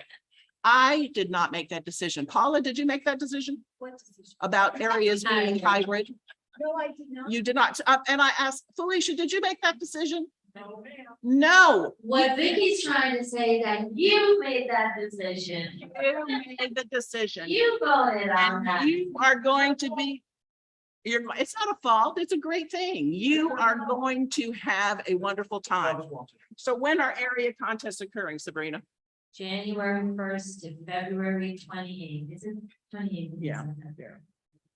So January and February, that starts area contest. What I need you to do, area directors, is decide, work with your division director, work with your co-area directors, pick your date. And we'll talk a little bit more about the process of what you need to do first. Pick your date and submit it to me. I need an email that says, we're having area 99 is having their contest on Saturday or Thursday night at what time and what contest? Are you going to do them all in a row? Are you going to have separate dates? Most things I have heard is, if I'm going to do this, I'm going to do them all on the same day or the same evening. So make a choice. It's yours, but remember, you have to offer a hybrid format. And those area director, those area contest winners, where are they going to be sent to? Division directors, let me see your hands online. Let me see. All right, we have at least 4 people brave enough to admit that they're division directors because they think I'm going to give them something extra. Division directors, those are going to come to you because you're coordinating with your team the division contests. Now, the division contests are all virtual. How many divisions do we have? 9 divisions. You know what? The trio wants to visit all of the division contests. We want to be there. So we ask you, please, to select a date, and that's a 6-week session there between March 1st and April 16th. Work together, but we can only visit so many in a day. It's going to be first come, first serve for your contest. So let me know what those dates are because I'm putting these on the Division H website so you can see what the dates are. And you'll start seeing it get populated as I get that information to me. Are there any questions about that? All right, we all know the dates of the contests. We all know where they're going to go and where do the division contest winners go? District. And what is that mailing address for District 84? That would probably work. But the fastest way to get the winner where they need to go is Right up to me, program quality director, works with Sabrina, and we will then start scheduling our contests. I have a question for area directors and division directors. Have you picked your dates yet for your contest? Yes, You think you should Division pick F your we dates? have. Yeah. Okay. For area directors, have you picked your date and your location? Yes. Because what happened before, I hate to use COVID, but before COVID, it was easier to find a location. And I'm hearing that a lot of areas are having a hard time finding a location because the libraries are not, some of them are closed or limiting. So start now, when you leave this meeting, get with your area, the group and pick your location. That's a please. good point. Let's talk a little bit more about what we need to do to plan, because you know what, we have 2 months. We're 2 months out from area contest start date, right? November, December, I'm just giving you October, the rest of October for free. So let's see what we can do next to help you plan. Sue? Oh, I forgot to mention this part, the district contest. It's an important part. District contest. We are going to have 3. Now, Sabrina brought up a really important memory. Back in the day, pre-COVID, we had competitions and everybody really tried hard to be the winner from their division that was going to go move up to the district, because you're going to have a big audience and you are going to compete in the district conference. We had a few years of problems, but you know what? This year we're bringing it back. It is going to be a virtual contest. But if you were at our conference last year, you know that we, I think, had a really wonderful experience with our international speech contest. It was virtual. And what we did is we recorded it. It was closed to an audience. So nobody knew who won. The audience was, the contest was held. And then we said, thank you very much. And people came to the conference to find out who won, to see the contest and find out who won. It was a lot of fun. It went so much more quickly than in person because we didn't have all those moments and transitions and all that good stuff. But we're going to do the same thing this year with all 3 contests. We're going to show all of the contests at the conference. They're going to be virtual, and it's going to be, that's when the winners are going to be revealed.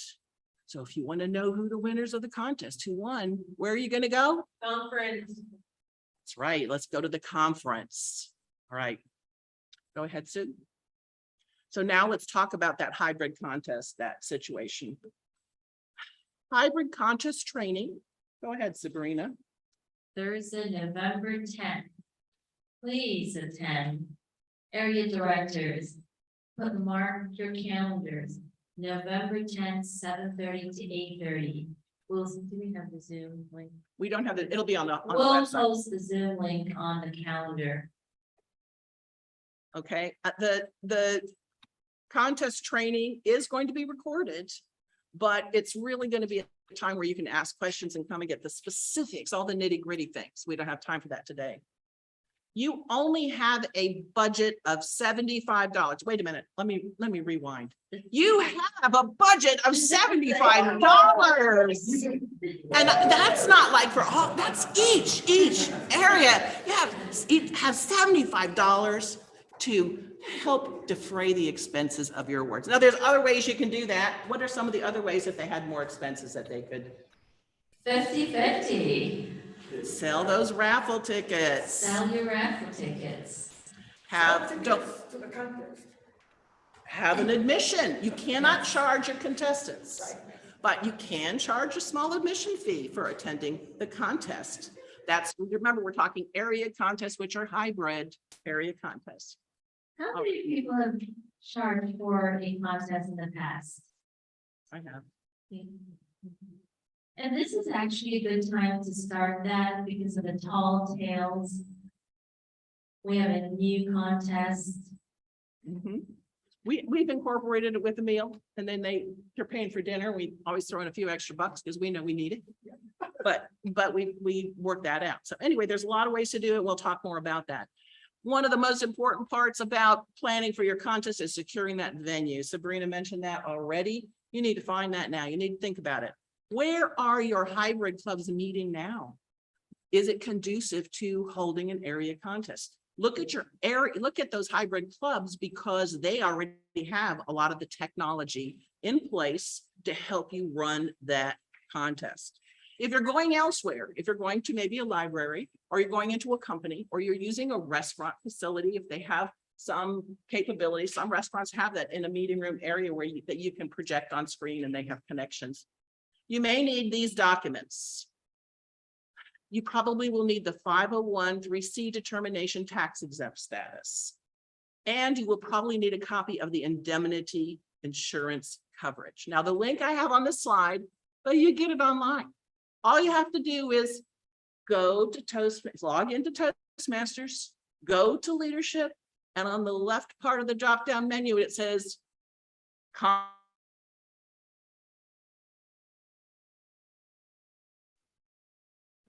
all right. And libraries especially asked for these. All right, moving on, Sue. Vicky, we lost a word. You said go to Toast, something about and then Sabrina talked. So maybe if you could repeat your last few sentences. All right, we were talking about the need for the tax exempt status and the indemnity insurance coverage. It is available at the Toastmasters International website. Go to Toastmasters International. Once you're logged in, click on the leadership tab, and there is a whole drop-down portion related to contests. You can find a lot of information there. Don't forget to scroll down the page. All right, moving along. So do you want to be the guy on top? Oops. Anybody? Anybody want to be the guy on top? But we've felt that way. Some of us have felt that way before. We want to have a stress-free zone. So we're going to plan starting now to avoid that stress. Let's see how to do that.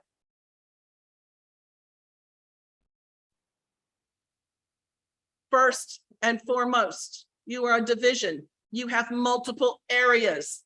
Work together, partner together.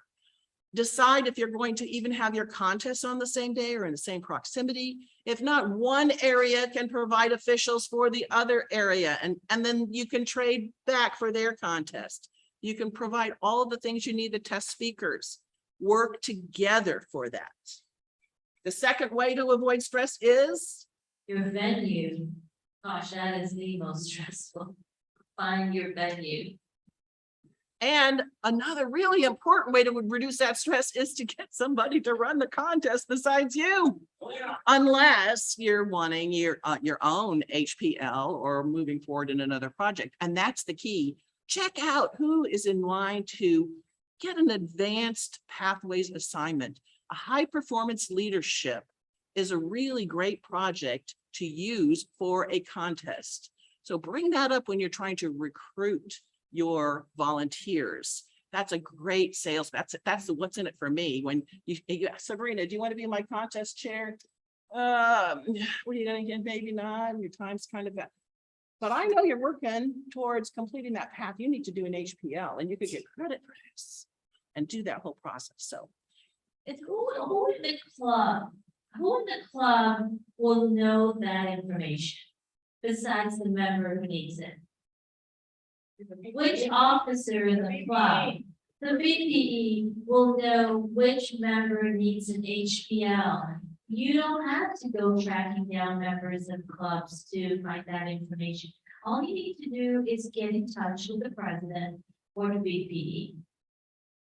all right, go ahead, Sue.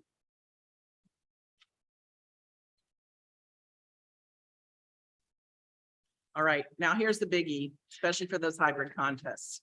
Equipment. Anybody have any equipment worries? No, I don't have. All right, but okay, maybe I'll ask that the wrong way. Who has equipment?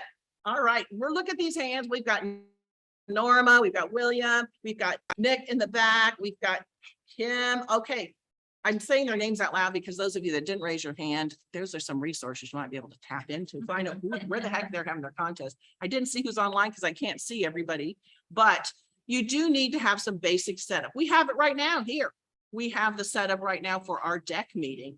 This is a diagram. It's going to be on the website, and I'll also make the slide presentation available to all of you. I'll send it out to all of you, but it lays out the basic parameters for a simple hybrid or a simple online meeting. You have to have a Zoom account. You have to have some way to display everything, a big screen TV or an LCD projector and a screen. You need those. We've all now walking around with laptops. Everybody's got laptops.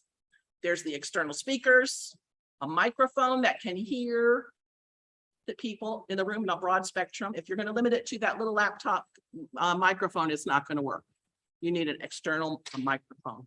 And then, of course, the various cables and extension cords. It's a long list, and there are other things you can get to enhance it. And I know that John Morrow is also an expert at all this. He set up all of our stuff here. So, hey. www.johnmorrow.com. I know he loves to answer questions, so I know I'm not divulging his privacy. Yes, William. Make sure you have equipment. Wait, say it into the. Speak into the microphone. Can fail, so make sure you have a plan B and say, yeah, laptop doesn't work, or you can't get the mic working, the Wi-Fi is responding. So it's good to get backup, like, use Wi-Fi on your phone. Maybe if you have a projector, maybe you've got a TV on standby. So make sure you get backup. It's so important, you know. I'm sorry, we could barely hear, I know it was William, but can you repeat that question, please? William was providing the suggestion that, you want him to repeat it again? Yes. Okay, we're good. William, speak loudly. When it comes to technology. William, you have to come forward here. This is the microphone Oh, that they're going to hear you. This mic? Yeah, that here's in the room. Okay. This here's on screen. How well can you hear me now? Okay. So one thing I want to say about contests is when it comes to technology, if something can go wrong, it generally tends to go wrong. So I'll make sure you have a plan B if say the microphone doesn't work or no one can hear you or if the computer crashes. I'm in Talking Gators and we've been doing hybrid for a few months and there's on a regular basis, maybe the computer can't be used or the person with the Zoom account has gone MIA. We need to make sure you have backups. All right. Yeah. Backups. So important, William. Thank you. In fact, we encountered that very problem this morning. In spite of John Morrow's wonderful talent and skill and his team, we couldn't get going on time, but we managed to keep moving forward until we got it all fixed. All right, next slide, please. So we're not the only people that know this stuff. There are resources everywhere. And actually, I'm going to ask Sue to load at the end of this, right at the very end, or even now, she's going to load into chat this list of all of the links and associated help that you're going to need. If you are not aware, when you go to that little link I mentioned on the TI website with contests, if you just scroll down right underneath the main picture, it's going to give you each of the contests, Tall Tales, International Speech, and so forth. It looks like they're just giving you a picture, but if you click on it, you're going to end up getting what's called a contest kit. And in that contest kit, what's in there, Sabrina? Everything contest. Everything contest, the forms, the rules. Anything contest and rule book, you know, that's my word of the year, the rule book. Don't forget to get the rule book. Certificates of participation and even certificates of award are in there. So everything is there for you, the judging sheets, the pre-qualification forms, the speakers qualification form, all of that stuff. So get the contest kits for the contest you're running. There are scripts and contest checklist that's available again through our D84 website, but I have the contest checklist, which lists, you know, everything you can think about from a contest chair perspective all the way down. So Sue's going to load the contest checklist onto the chat as well. And we're going to be giving it out to all of you. The volunteer list. How many of you received that email from Paula? Uh-huh. Forgot it was that white. use that list. That is where you're going to get your help. These are people, these are your peers, other members who have volunteered to help in contests. Take advantage. And that is a living, breathing list. So when you're talking to people who say, I've never really been a judge, I've never been a ballot candidate, say, oh, you know what, you can get some experience. Put your name on the list and they can start at maybe the club contest level and move from there. So encourage people to continue to add their names to that list.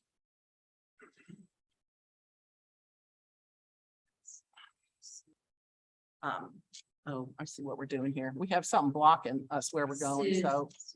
Okay, well, the other place is that what we want you to do is look and check regularly the District 84 calendar. If you go on the District 84 website, www.d84.org, then you will see at the very top a place that says events. You can click on that. It's going to give you the events right now this month. And if you click on anytime you're going to a calendar event, by the way, you have to click to see it and then click on the event and it'll open up the Zoom links or the locations or whatever it may be. So go ahead and make sure that you check the calendar. We'll be putting those things online. I think I must be overtime, so I'm looking at these slides. What do you think? Amy would have told them, but just send your dates in. We need the dates. If Vicky doesn't have the dates, Mike can't post the dates, and we need to not have all the contests in one day also. So send your dates in as soon as you get that. And on the resource tab on the D84 website, we will be putting in all the latest scripts too. So there's a section for contests and we'll be putting all of those in this next week. You're going to see all of that populated. Finally, I don't know about you, but sometimes I find it hard to find things on the TI website, you know, or I just don't know. So Google it. Google, find it. If you Google contests or Toastmaster, you're going to find other district resources. You're going to find scripts. You're going to find agendas, all the things that you need to use for contest success. So, Ms. Sabrina, I think we've done our job. I think we have. I want to add something in the room here today. If you look around, is there someone that you have not connected with at all? We're not hearing anything. We're not seeing anything. Does that mean that we've all connected with each other? Take that someone that you don't have their phone number to and their contact and connect with them. Reach out to them. If you don't ask for help, you won't get the help. And those of you online, this is a good time for you to put something in chat. Hey, I need help with this, or is anybody available? What are all those things that you need? Put your contact information. If you've got resources that you can share, that you guys can connect as well. So connect to one another, because as you saw in my final slide, we are all going to be successful, but it's not because we're going to jump in and be successful immediately. Success happens one step at a time. So start taking that step now and let's all get there. So who's going to have a great contest? All right, we're all going to do that. And remember, the district trio wants to be part of it. So make sure you let us know what's going on. And Vicky, we have lost your camera. You have lost the camera. We found it. It's right there. And remember, it takes a village. This is one of those glitches. We'll fix it. In the meantime, I'm inviting Paula back up to the lectern. Okay. You can actually stay here. Thank you. Yeah. Yeah, we do, but. All right, are we back up yet? Okay, yeah. Because Sue, are you able to share?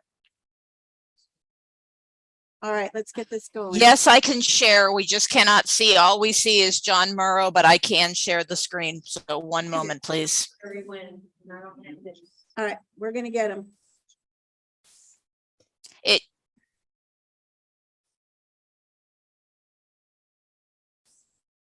Can y'all hear that? I think I'm sharing. I'm sharing my screen now. Okay, you want to go to the next one? Can y'all hear that? It's time to celebrate. Everybody stand up. Everybody up. We are gonna celebrate. Not right now. All Not right. right now. So first off, I love you. all right. They're not seeing us. This camera's not on.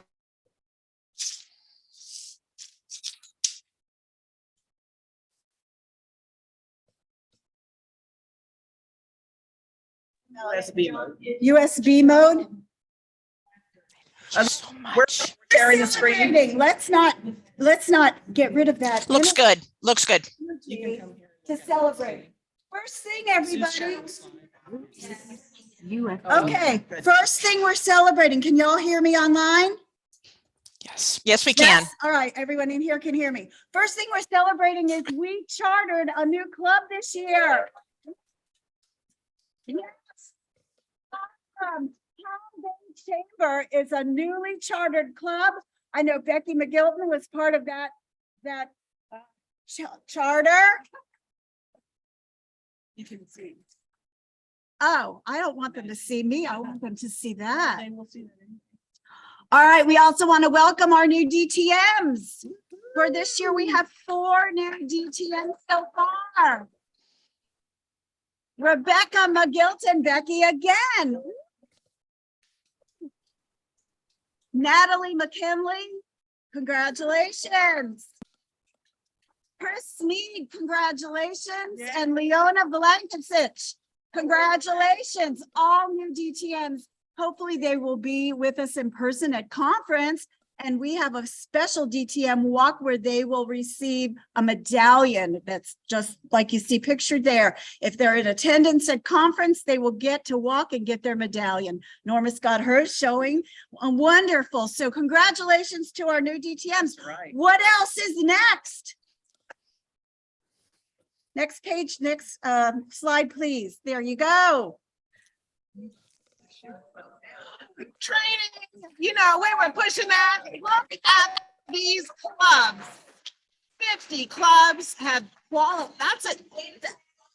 That is a golden gavel requirement. You got 7 of 7 officers trained. Look, it fills up the entire slide. I'm going to take time now to read every one. No, you're not. But congratulations to all of them. We're very proud. Let me do the next one too. Oh, no. Next. There you go. All righty. Renewals is so important that we had not 1, not 2, but 39 clubs renew by the 9th of September with at least 9 members. I am going to start at the bottom of the list. No, And we- not. oh, No, okay. she's not.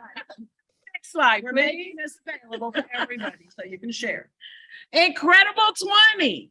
That is a powerful club, 20 members strong. That is charter strong. We had clubs to reach 20 by 20. Incredible 20. We also had Smedley Award winners, and they get recognized not just from the district, but from TI. So congratulate them. Smedley. What is that? Members. Members. It is 5. And when? 5 members in September and October. No, August and September. I was trying to give you another chance. We like you to know what the requirements are. There are going to be other opportunities Yes. for this kind of an award as we come up next Yes. in February, March. But Right. you That's Vicky. next. Triple Crown winners. Now, Triple Crown, it sounds very heavy to me. And it is heavy, but it is a tremendous accomplishment. We started our 7. July 1st, and we are here only in October. These people have already completed 3 distinct levels in pathways or paths. So that is an incredible, some of them even done 4 or more. So they've done it already. What are you going to do? And what are you going to have your members do? Show this as encouragement. Congratulations to our Triple Crown winners so far. Okay, And next, we're going to give you, the division directors that are here online and in person, the opportunity to share 1 minute on the clock per division director. And we'll start with A and go all the way through to H, and give us 1 minute. If the division director is not here, we'll take an area director from that division. 1 minute to share something that you are celebrating that your division did this first quarter. All right, so we're gonna start with A.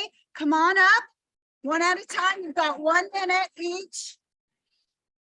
Tell your name and what your success is. Awesome. My name is Nick Patterson. I'm the Division A Director. And what I'm celebrating is just last month, we had an incredible combined division gathering. And people from all over were able to celebrate, sometimes for the first time in person since COVID. And it was incredible seeing those connections, the community that we have within. Can you give me 10 minutes? And I believe that embodies what we have with synergy, and that momentum is just driving forward. Those led to conversations about combined area contests for our divisions. We were able to map it out because of that gathering, and I'm just celebrating that today. Thank you so much. Awesome. Awesome. Mary Arnold, I know you're online. Share us your success for Division B. Okay. I just want to congratulate Arnold, are you all there? I want to congratulate all my area directors. They've Okay, we cannot hear you. Are you on mute? no. We can hear her fine, Paula. Can you hear us? Okay, Mary, try it again. Okay. I want to congratulate all my area directors. They have We cannot hear you. All They right. have all completed their area business except for one hear it. because of the Mary. club. Can you all hear her online? Sue, can everyone hear her? Oh, okay, so Zoom. Zoom can hear her, but we cannot. I can hear. So hush, we'll let her sing. Testing from online. Testing from online. Yes, we can hear. the I can speaker hear. Okay, and we yeah, hear I'm trying to Sue. get I'm sorry for the room. Testing online to the room. Testing All right. online to the So room. we cannot, can you hear me? Yes. Okay, We- so I'm just letting everyone on Zoom know that we could not hear. There it is. Mm. Is it back on?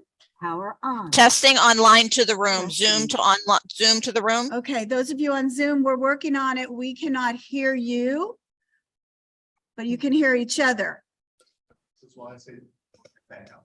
This is, William said this is why we need to have backup, but we have an expert here who's working on it. So Mary, we may come back to you. What I think we'll do is come back to the people that are online. Let's take the division directors that are here in the room first.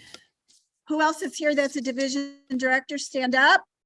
Donald Tolson, let's go with you since you put your hand up first, and then we'll take William.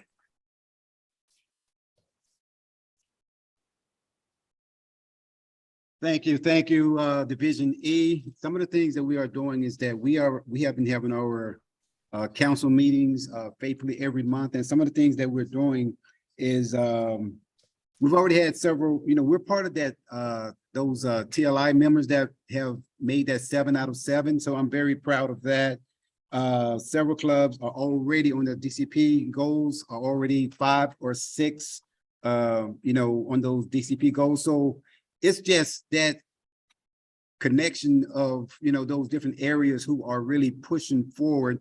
And I'm so excited and I'm proud that they are, taking those proactive steps in order to move that division forward, because it's not about me, but it's about us as a team. So I'm very thankful and I'm very proud of Division E.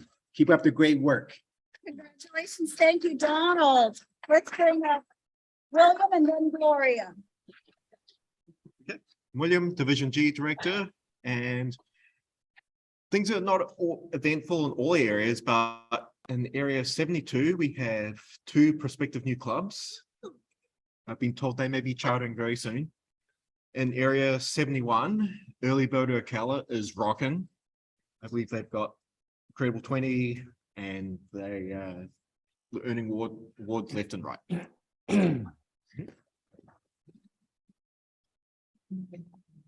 All right, next we have Gloria Darling, or Darling Gloria. Share your successes. Thank you. Division H has many successes. We've had regular division leadership council meetings. The area directors have continued that, and they've had regular meetings with their clubs. We're meeting many of our goals that we set in advance. Some was to improve our hybrid club meeting participation. We've done that. We've had clubs to add hybrid club meetings to their repertoire of meetings. And another thing is social connections. And Division H has already experienced one major social event at Scuppernong Great Farms. We have pictures to prove it. See our program, no, our Quattro PR person. He has pictures. Don't share it with anybody else, just Toastmasters, please. We are planning other social events because our goal is connection. Thank you. All right, thank you. Next up, we have Dwight Dillon. Share your successes. Good morning, everyone. I'm excited. Our club is growing, or I should say our division is growing. We have a few opportunities to charter a club. We found a wonderful meeting spot thanks to Area 42 Director Gail.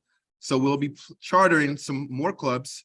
Some clubs are meeting their membership goals in terms of new members. So it's just an exciting time to connect. CEO hosted a networking event last week, and it was awesome. We did axe throwing. And so I'm inspired to continue to motivate each club to do events to strengthen each club. Thank you. Thank you.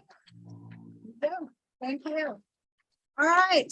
I don't believe we have any other division directors in the room. We're testing. John Morrow standing right in front of me. John Morrow. It's like he's not doing anything all morning. I don't know. The laziest person I've ever met. So what am I supposed to do? Share your successes from your division. You have 1 minute.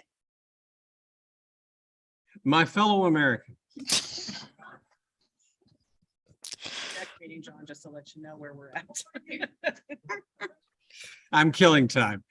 The district, the division, my area directors are doing fantastically because their club visits are almost entirely 100% complete. Contests are now being scheduled and they're being worked on, and there's a lot of questions about contests that do come across the pike. So we've been having regular meetings each month. And in that process, what we're doing is we're talking about not just the development process in terms of how we're going to go forward with the contest, but more importantly, laying the seeds, the groundwork for their area contests as well. Obviously, there are challenges, but the challenges have been directed to them in the sense that they need to reach out, address the problem, find out who can help them, and then just step forward and say in no uncertain circumstances, help! And that's exactly what we want them to do, is to ask for help, because the district is ready, willing, and able to provide the help. So thank you very much. Hi. Oh, yeah. Ooh. We found the reason. Well, that's part of it. That's part of it. All right. Okay, we're testing. Can you hear That's from part of it, Zoom but to that's the not- in person? Can we have Sue? Zoom to in person? Can you hear us now? We can hear you. Can you All right, hear so will you us? say something and we still can't hear you? Yeah, no, I'm still working. Okay, so John is still working on that. I know we have district directors on Zoom that we want to get your successes. However, rather than have everyone just sit and wait, we're gonna have John continue working while the rest of us have lunch. Okay?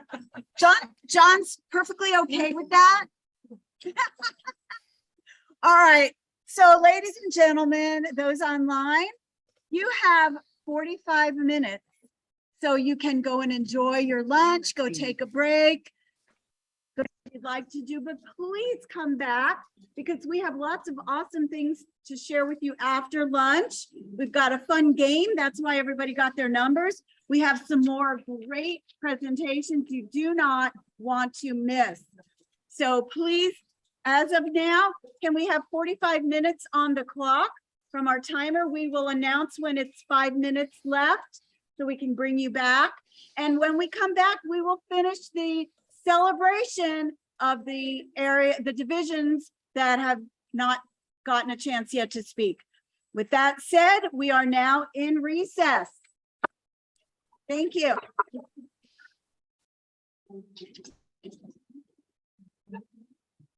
All right, lunch is being put out. I'm not sure if it's out there just yet.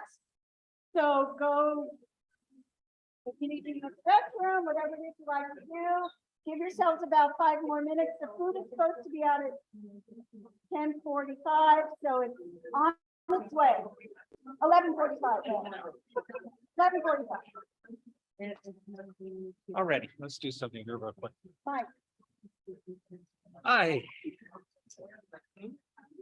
Okay, Sue, are you there? Yes, John, can you hear us? Yes, and not only that too, but now let's put you on this and see if we can hear. Oh, this. no, not big screen. Use somebody else. They're eating right now, John. They don't need to see me big screen. Okay, but what I wanted to do is I want you to speak momentarily just to make sure that the sound in the room is good. Okay. Go ahead, say, hi. Cats rule and dogs drool. I'm with you on that. I'm a big fan of cats. As a matter of fact, I live for cats. Yeah, you're coming through loud and clear. We've got that problem resolved. I don't know. Somebody messed with my volume control in the back. Oh, It no. turns out it's a very, very simple solution. I just, I don't know why people mess with my volume. I guess they don't like me. Well, enjoy your lunch now, John. We're all going to enjoy ours as well. All righty. Awesome. Welcome back, everybody. And I hope everyone enjoyed their lunch here in the room. And those of you at home, I hope you were able to have some kind of a refreshment lunch and you got a little bit of break. So here, you hear that? You cannot hear it. Nope. Still no.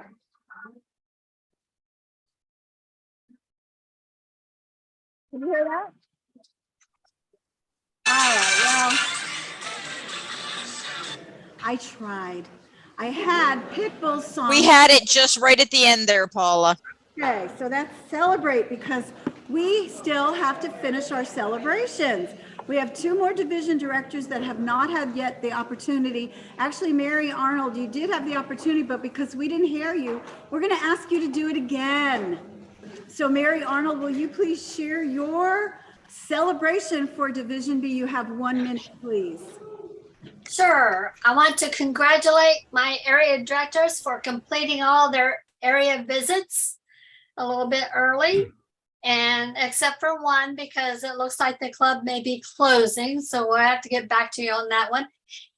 And we will be getting together in the next couple of days to schedule all of our contests. And we'll get that information to you very soon.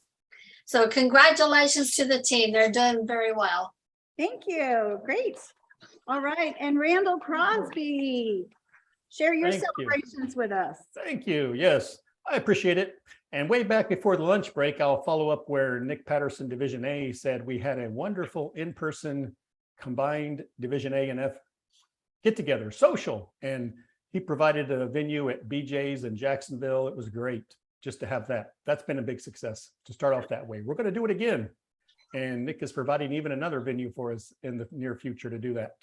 So I always say teamwork makes the dream work. I've got this wonderful team. Nick Patterson's part of our team as the partnering division director. I have 4 wonderful area directors, William Lambert, Minnie Judehart, and Abby. And the 4th one especially is Kathy Jorgensen.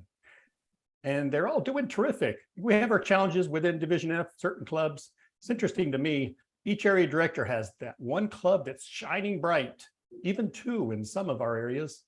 But there's always the 1 or 2 that are struggling, and we just work through those challenges and we work together on it as a team. Red. I want to share something quickly. I'm going to go a little over. I ran a 5K race this morning. That's why I didn't show up till 10 o'clock. There's the bling for it. I require a sighted guide. Visualize my sighted guide running me on the course. I can't do it alone. I'm totally blind. Most of you know, not all of you. I've had a sighted guide for 4 years. My area director, Kathy Jorgensen, I'm sorry, I'm over time. I'm but sorry, yes. She everyone- stepped up to guide me through the Division F directorship. Thank you. Well, That's it. thank you and congratulations on that 5K. That's wonderful. We did hear that. So thank you, everyone. All right, moving on. We've got a great rest of the day planned for you. Fun things and interesting sessions. Let's go ahead and get started with a panel discussion. We are so excited to have our Pathways Chair, who's also our DLC Chair this year, who's also a past district director. How many times DTM? Like 5, 6 times? She just got her 6th. Can you believe this? She just got her 6th DTM. Please welcome and congratulate Distinguished Toastmaster Becky McGilton. Thank you, Madam District Director. Hello to our District 84 Executive Committee. Pathways, pathways, pathways. It is our Toastmasters education program. We are 4+ years into our Pathways journey, and we should be farther along in the process than we are. I was asked by the trio to come visit the deck today and do a panel discussion. So perhaps you can all pick up on some tips, ideas, or suggestions that you can take back and share with your clubs so we can move our pathways in the right direction. I do have 4 panelists that will be supporting this discussion today. They were selected based on their club pathways enrollment. All of the clubs have 90% or better enrollment. And the second factor was pathways engagement. I consider engagement the number of education awards that the club is submitting, which means they're not only using pathways, but they're using pathways. So the 4 clubs that are represented, the 4 panelists represent clubs that are doing very well. I'll start by introducing our panelists and then we'll get into the discussion. Distinguished Toastmaster Marjane Taylor has been a member of Toastmasters since November 2010. She served as an area governor in 2014, 2015, and as the District 84 administration manager in 2020, 2021. She has served in all 7 club officer roles and is currently a member of 3 clubs. Her most recent role is the VP of Education for Find Your Funny Toastmasters, a fully online advanced specialty club. Sue, would you do me a favor when either when they're speaking or when I'm introducing them, would you pin them, please? Who's going to go ahead and pin everybody as a group? Okay, thank you. Second panelist is Dynamic Leadership Level 5, John Costa, who works at the intersection of technology, digital media, and online learning. Seems like he's going to be a really good fit for this panel. He is proud to guide clients from startup size to multi-billion-dollar corporations through their transition from paper to digital learning, training, publishing, marketing, sales, and advertising. He leapt at the opportunity to serve as the Vice President of Education in the Lake Mary Toastmasters Club during the transition to Pathways. Then COVID hit. Lake Mary easily transitioned online and back to hybrid when permitted. He is currently serving as the president of Lake Mary Club. Motivational Strategies Level 4, Jan Thomas, has been in Toastmasters since 1988. In that time, she has seen many changes which have enabled her to approach speaking assignments from a deeper perspective. She has served multiple times as club president, vice president, education, and sergeant at arms. Jan also served as an area governor in St. Petersburg in 91, 92. This is where she learned her delegation and achieving goals skills. She is currently serving as the vice president of education for Beachsiders Club. Our fourth panelist, distinguished Toastmaster Robin Collins, has been a member of Toastmasters for more than 16 years. Her first club gave her a good foundation because the members were always expected to present manual speeches. She transitioned fairly smoothly to Pathways. These days, Robin is a dual member of We Can Speak, Potamus Hablar Toastmasters Club, her home club since 2012, and was recently elected president of Transformation Toastmasters. She is looking forward to this Pathways panel discussion. So those are our panelists today. I have some questions, and the questions were provided to our panelists in advance, so they would have a heads up on the type of information that we're looking to gather out of this activity. My first question, we all know that we have members out there that are resistant to Pathways. They just don't want to get engaged. So my first question, and I'm going to ask this of John, how do you engage those members who are resistant to Pathways? Well, thank you very much. I'm sure a lot of people have experienced that in their clubs. This dates back now to the very beginning when I took on that role of VPE just for this purpose. That was a transition period between the books, and everyone loves the books. What I ended up having to do is hold some special sessions with folks to introduce Pathways and to really kind of carve out the navigation through that system to make it feel easy for everybody, and then compare it to the book and show people, the information was always going to be in there, and how to get to it. It's still troublesome. So we've created some extra guides and videos for people to help them navigate into Pathways, but really the resistance is the confusion. That's what I find. So it's the cornerstone system that Pathways is built on has got a lot of layers to it. You have to burrow down through menus and go to this menu and click into it and go to another menu, click into that. That had to be made easy for people. They really had to not even think about it when they were doing it, because before you could open your book and there you are, there's your lesson. You read it and you go and you give your speech. And now you've got to kind of meander through electronics. So I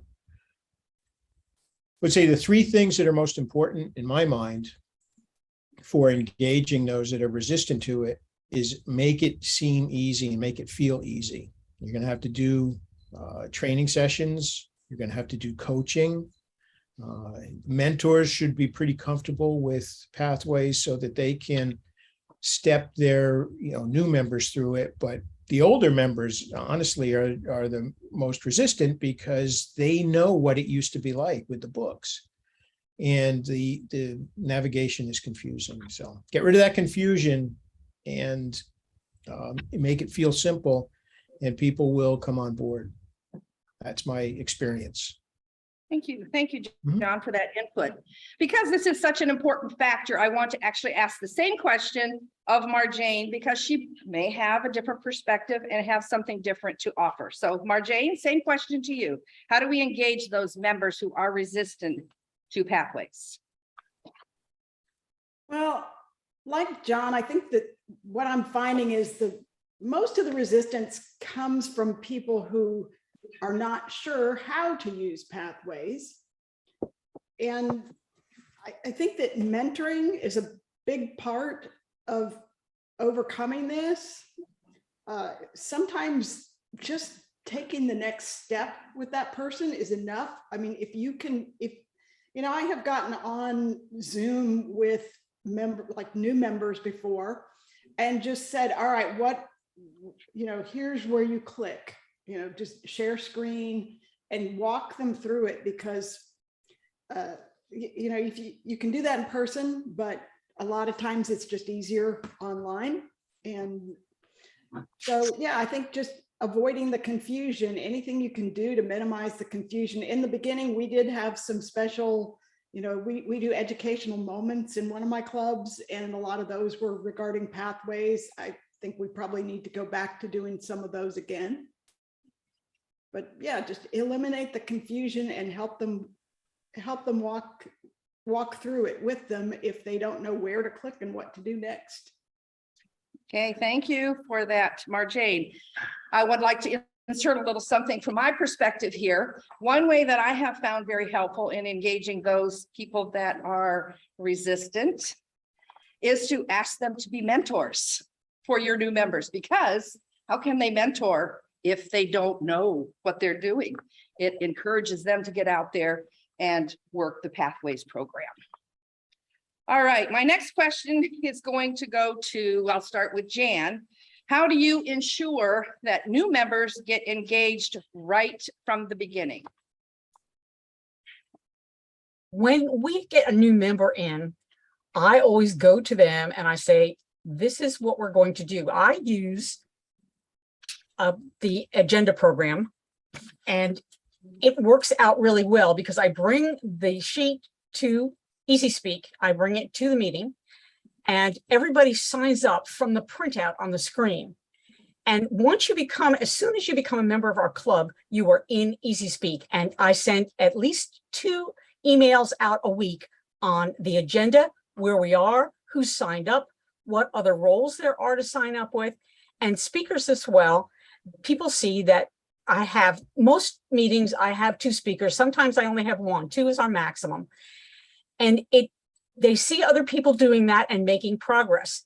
The nice thing about the Easy Speak program is that you can just go into Easy Speak and see what your requirements are for the path that you've chosen. You don't have to go into the Toastmasters program per se right away.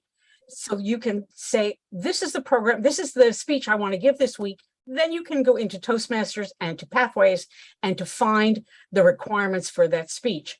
So it's a little less confusing to start out with, but I always make sure if there's someone who is not giving speeches, I personally go to them and I say, how can I help you to get started?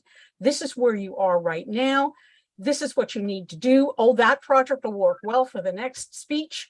And I just kind of, I'm there holding their hand if I need to. If they're having problems getting into Toastmasters and into Pathways, then we'll sit down there. We have several people who go ahead and hold hands and go through screens and make sure that the people who are confused, and they're always the same people that are confused, that they get through to their next speech. And we want to make sure, we pride ourselves on that. We are President's Distinguished every year. So we get them involved with working towards that club goal.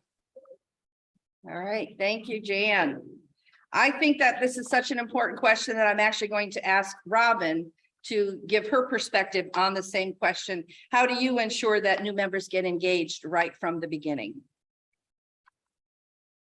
I would say talking about Pathways at every meeting also helps them to feel that they're not alone.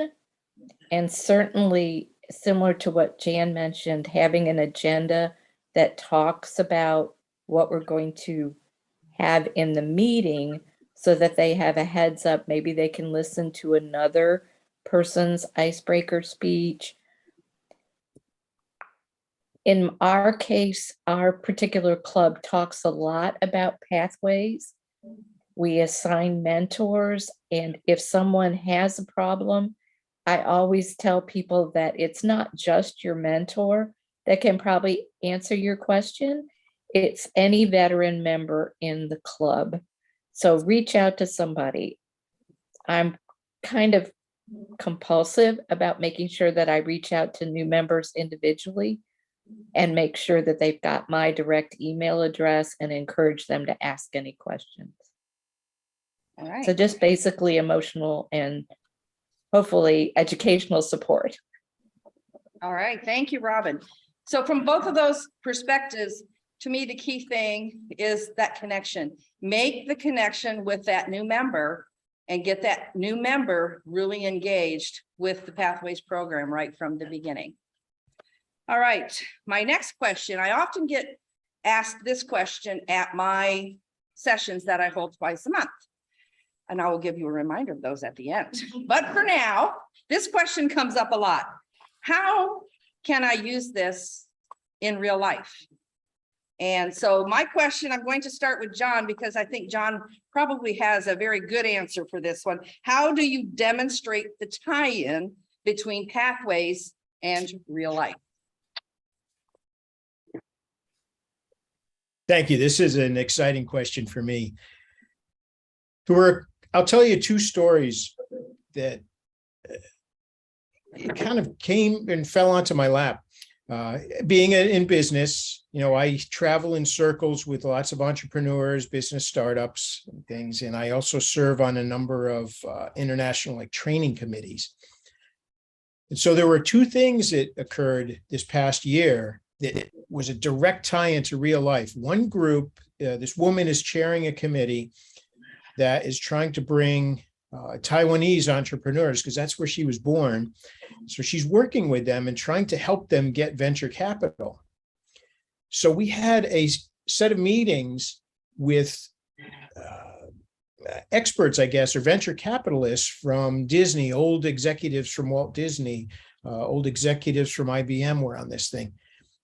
Every one of them were trying to coach these young kids in how to do their presentation to get venture capital. It was a coaching session, and they all mentioned everything that we do in Toastmasters. They mentioned watching for your ums and ahs, really paying attention to the time clock,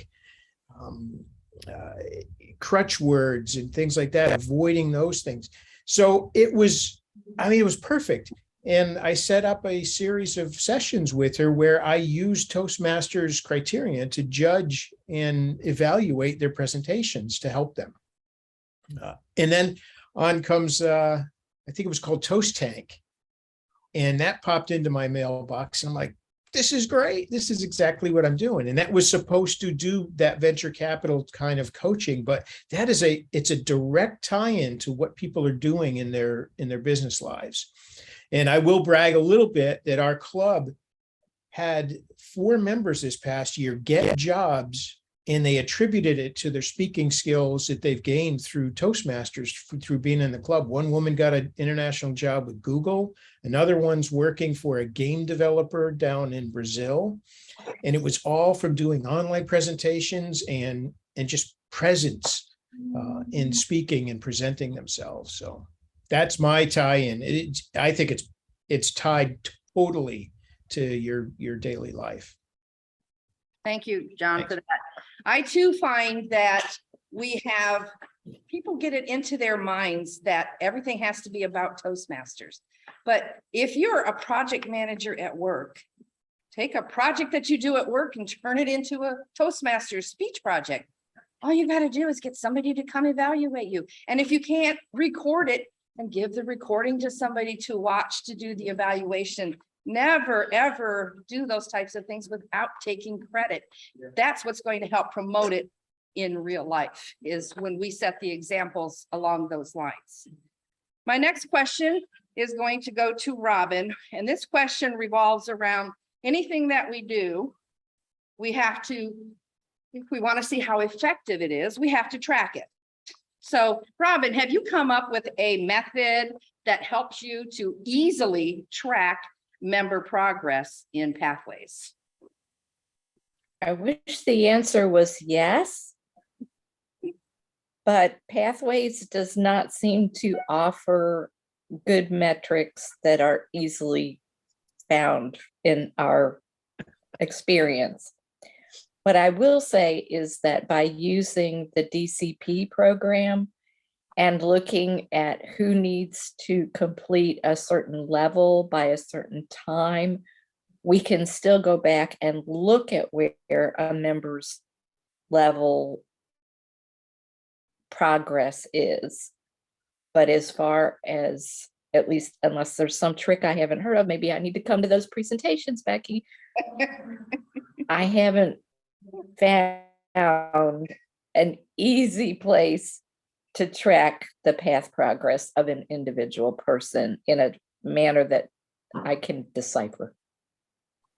All right, Robin, that's good. I personally haven't discovered the easy method either, because I don't think the reports, they're accurate, but I feel sorry for those people that I am a member of their clubs, and I'm in 7, because when you look at the report, there's like Rebecca McGilton, this, and what's there, what's not, they're very, very cumbersome, but they're accurate. You just have to do a lot of, I'm a spreadsheet queen. First thing I do, I download them to Excel. I can filter myself out, then I can work. All right. And we're going to say questions and answers to the end. So at this point in time, we're just speaking with our panelists. Our next question is going to go to Marjane. Systems are always changing, including pathways. What is it that you do to stay on top of the changes to pathways? Oh, I'm not sure if I do, but I'm a voracious reader. So I read all the things that come out, whether it's from TI or the district or the Toastmasters magazine. And usually you're going to pick up on those, any changes. But I also did find out that if you go to the Toastmasters International website, click on education programs and then scroll all the way to the bottom. Under more education, there is a link that you can click on for pathways updates. So if you are not a voracious reader and just want to get directly to it, that's probably the fastest way. Okay, thank you, Marjane. Yes, that is there. And I'm in pathways all the time. So I usually, oh, hey, that's different. And I make note of it. And usually I bring it up at my next session so that everybody, well, at least everybody that attends the session is aware of the changes. Okay, Jan, this question will be for you. We have the Pathways Mentoring Path. Does your club actively engage the members in completing that path once they're eligible for it? And if so, do you find that helps the club with their mentoring program success? We haven't used that yet. Matter of fact, I know you gave us this question and I went and I looked it up. I am enrolled in it and I intend to use it. I just needed to know what it was. It was not something that I was really aware of. So no, as far as using that program, but now that I'm aware of it, I can use it for people who are moving along the path. We probably don't use that path, but we do the process. Okay, thank you, Jan. For my other 3 panelists, are any of you actually using that as part of your mentoring program? We've been encouraging people to check it out and use it, but I'm not sure more than 1 or 2 people have used it actively. Okay, so that's an option. I mean, that's like you get twofold from that. You're going to get your people engaged in pathways. You're also going to help your mentoring program for your club. It's a 2-project module. It's free. It's the only other one you're ever going to get free from Toastmasters. Take advantage of it and work through it. It can definitely help develop mentoring programs in your club. All right, my next question is going to go back to John.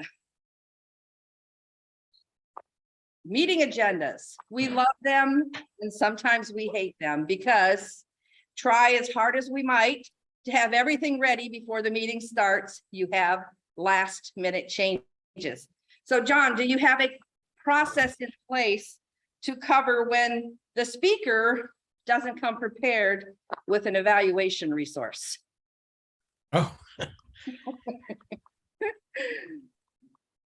If they don't show up with an evaluation resource, what I found is a lot of those evaluation forms are almost identical except for the top title. So we've got some extras that we can use.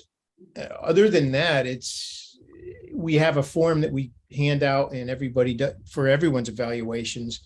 And as a last resort, they just use that form. So I would say three things. One is, I guess the evaluation forms are available online. We've got, access to them. And we've told our members, because we are hybrid, that they can use those PDFs and print them out if they'd like to. One of our rules for somebody presenting is to print that out, and that's part of our mentoring and onboarding of them, to show them how to do that. But if they don't show up with it, we've got spares that you just write in the title and the path number and stuff at the top, or we've got our general evaluation forms as a last resort. Okay, there is a generic or general evaluation resource, which is suitable for any speech project. Obviously, it won't have the specific details related, but you can usually use that to cover. And it is available out there, and I can't remember if it's general or generic, but it's generic resource, and it's out there available. So print copies of that and have that on hand for those that still print paper.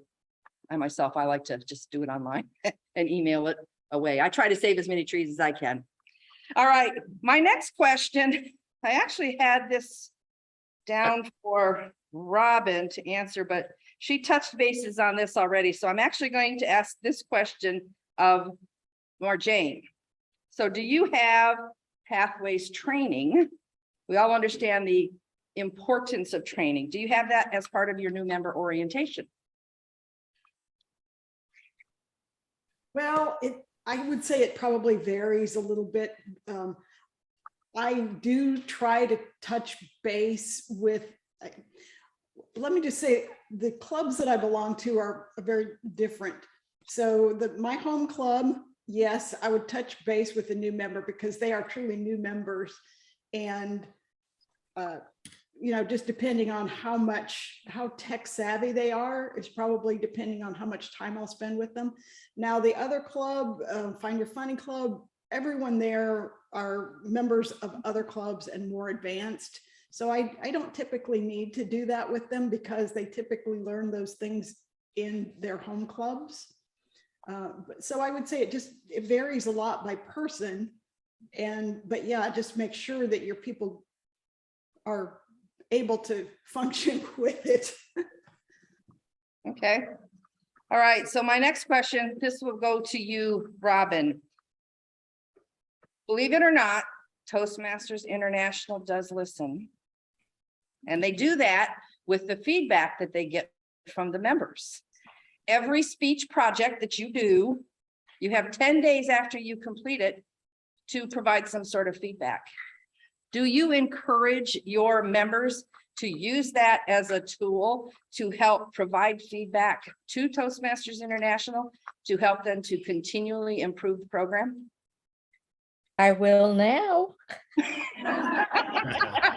Good answer. I've been doing it myself ever since Pathways began, but I haven't really considered making that part of maybe an educational moment and reminding people that that's a great opportunity, especially if you were confused by the project's goals. Thank you very much, Becky. I appreciate that input. Well, the reason I say I know that they listen is look at the changes that they made to level 1. There were so many original, I don't want to call them complaints, but complaints that level 1 didn't teach enough of the basics to our newer members. So level 1 has been reformatted. You now have your icebreaker. You get to write a speech with a purpose. You get to do one on body language and vocal variety before you get into the evaluation and feedback. So it's more, they brought in some of those elements from the CC manual. So they listened, trust me, they listened. So I encourage you to use those surveys every time you get them. All right, and my last question, I don't know how I'm doing on time, but we do want time for Q&A at the end anyway. I'm going to put this one to Jan. How do you help those members along who seem to get stuck?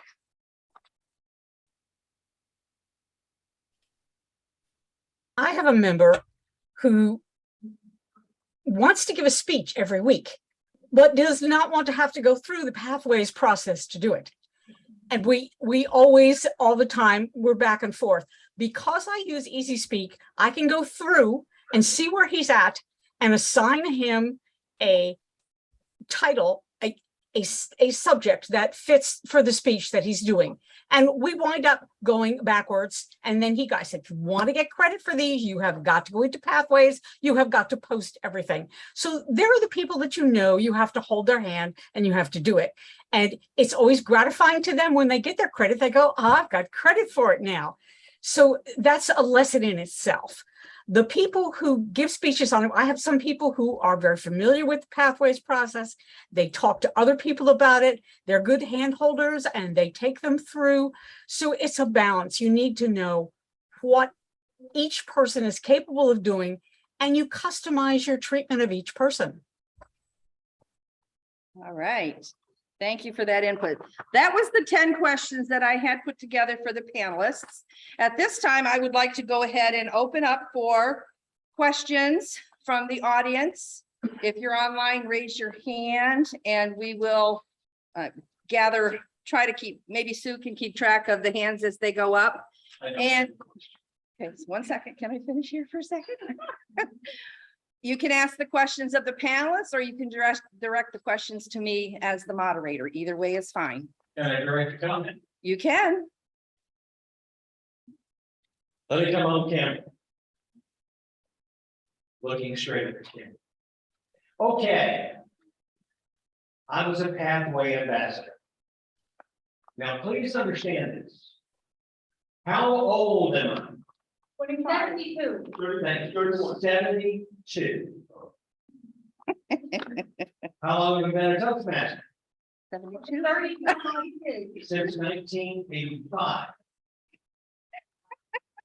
I have done Toastmasters by manuals for eons. When Pathways came along, I was as scared as anybody. But as a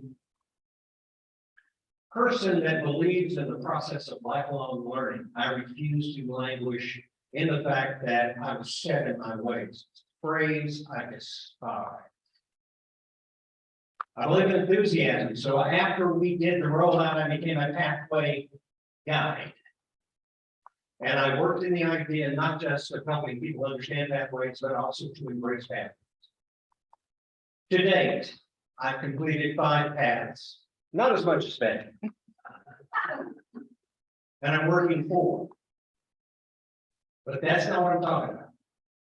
What I'm talking about is that there has to be an enthusiasm level here that says, I don't care that it's totally digital.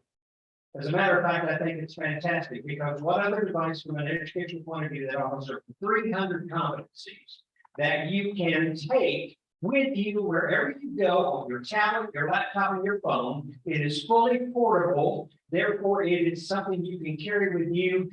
Paul Smith's on a train right now trying to join us by way of phone, and he's on a train, a moving train, and connecting with us here online for this DEC meeting. Paul is embracing technology. Why in the world people are afraid of pathways is beyond me. And now since pathways is made upgrades, and you're right, there's a thing called a master Q&A.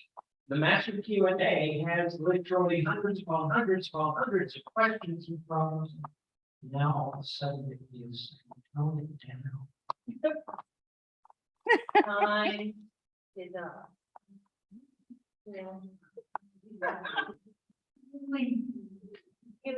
I'm sorry, Becky. Maybe I'll check the new path updates on those 1 and 2. Have you checked them? Check them? Yeah. Look at those changes in the world. Those will get you excited. Those will get you jumping up and down. Get excited for crying out loud. So, questions. Becky, we had one online. Okay, we'll just get online since we have some in the room. Yes, go ahead. Okay, Kathleen asked a few times people talked about Easy Speak and Free Toast Host. What is it and how can it be used for pathways? I would have to defer to Jan for Easy Speak. I can speak to Free Toast Host because that's what I was born into Toastmasters with. I know it inside and out. So I'll talk to that I'll talk to that first, and then I'll let Jan talk to Easy Speak. With Free Toast, the advantage of that is when you sign up as a speaker on the agenda, you can put your speech details right in the project. It will automatically upload the project description and the evaluation resource. And as long as you remember to hit save details, it will be loaded. You can go into your meeting, and if your evaluator has a device, then they don't have to print the resource. They can just simply click on it, fill it out, and email it right back to you. I don't believe Easy Speak has that functionality, but like I said, Jan will have to give that. Thank you, Becky. I'm not sure Easy Speak has that either. We do a lot of stuff printed out and on paper, but Easy Speak will allow you to do it both ways. I, as an EVP, and I have been EVP many times, have worked with just a paper agenda and emailing people, and that no longer works for me. I have volunteered to be EVP now 3 years in a row because Easy Speak is so easy. I just print out the sign, I establish a meeting date, and you could change the format any way you want to have it done. So each format is titled. So if you want to do a 2-speech meeting, then you go to your 2-speech meeting and your meeting agenda comes out that way. And there's a sheet that has all of the members' names on it. They can say whether they're going to be there, whether they're not going to be there, and what role they want to take. I print that sheet out in advance of the next meeting, and I take it to the current meeting and I say, please sign up. That way it doesn't go to the point where you have to wait for somebody to go into Easy Speak. You have an agenda already partially done, and people will say, oh, okay, that person's going to do that, I'll do this. And your speakers are on there. They have the opportunity to either sign up for what they want right on the sheet, or they can go into Easy Speak and say, all right, what path am I in? What level am I in? What choices do I have? And they type all that in, and it goes right on the agenda. So the agenda will say, so-and-so is speaking from level 2, they're speaking speech number 4, then it speaks about the goals. There's a place for an introduction, and there's a place for a title, and all that goes on the agenda. It's just so easy. And when I am done with the meeting, then I come home, I go into Easy Speak, and I post what actually happened at the meeting, and Easy Speak has a running tally of everything that has happened. So everybody can go in, can look to see where they're at, what speeches they gave, what day they gave them, what day they were Toastmaster, what day they were evaluated for who. It's all there. It's just too easy. Becky. Sounds like they're both tools, depending on the club's history, whether you use Free Toast or Easy Speak. They're just tools to help you manage your club meetings and be successful at that. Okay, let's see. That was an online question. We're going to take one from the room. Can I add one more comment to that? Sure, yes. The way I position the tools with our club is that you're doing your meeting management with Easy Speak or Free Toast. We happen to use Easy Speak. So it's got nothing to do with you reading and studying your lesson and doing your project. That's all done in Toastmasters.org. But in Easy Speak is where you sign up for your role, sign up for a speech, get your information in there. And one thing to keep in mind is you cannot close an Easy Speak meeting out at the end of it without having either pathway project or a book project assigned to that person's speech. So that's another way that we make sure that people are getting their information in there, or they get credit for nothing. They cannot get credit in Easy Speak for having spoken unless it's assigned to a pathway or a book. Okay. All right. So in the room, thank you, John. Mhm. If you're in a club that's trying to decide between Free Toast and Easy Speak, I was an Easy Speak user with my original club 10 years ago. The one thing that is nice that I find as a member of multiple clubs is Easy Speak will have a profile for you that has every speech you've done in one dedicated space. That I would say is probably the one benefit from my own experiences using Easy Speak. Outside of that, the two systems are practically interchangeable. You can do post everywhere. Yeah. Yeah, you can do a similar report in Free Toast Toast by member and everything that they've done. Okay, all right, so we'll go online. Do we have a question online?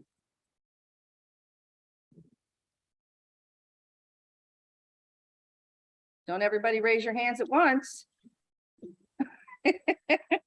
I have a question.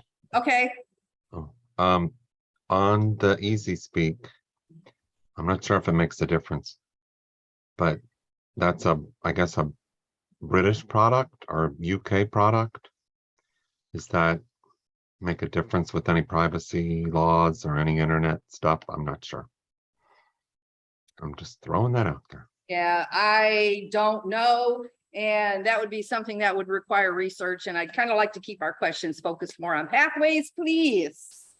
Our discussion is not supposed to be Easy Speak and Free Toast Toast. So, all right. So in the room, we have Delisa. So my question is, our club has a few longtime members who come really for social reasons. They are not necessarily there to progress in a career, so they come for the social interaction, the ability to connect with other people. How do I convince them that there's still a buy-in to pathways, even if they're really there for a social reason and not necessarily a goal? And do you want that aimed at a specific panelist or? Whoever would like to answer that question. Do one of the panelists want to take that question? If not, I'm willing. I don't care. Marjane, go ahead. Give it a try. Well, first of all, I think that, so you're saying that these are more experienced members. And so one of the appeals to many of the experienced members is helping others, right? So they can help their fellow members by learning pathways and by helping them, helping the new members to learn pathways. And as far as, some of them I just want to give a speech. They don't necessarily need to complete a path. Now, it does help your club to get those, DCP goals met if they complete paths. But if they want to give a speech, a lot of those speeches in level 3 are speeches that, are projects that could apply to any 5 to 7 minute speech. And I'd also encourage them, if they're not in, the presentation mastery path or the engaging humor path, those are focused more on the speaking part and less on the leadership part. They might enjoy those paths more. Okay.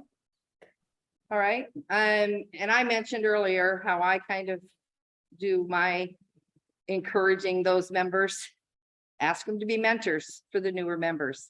And in order to be a successful mentor, they've got to know, and that hasn't worked for all of them, but it has worked for a few. So just try, you just have to keep, I hate saying throwing things at people, but you just have to keep trying different things in order to see what works, because it's not a boilerplate. The same thing is not going to work for every club or for every person. You just have to keep.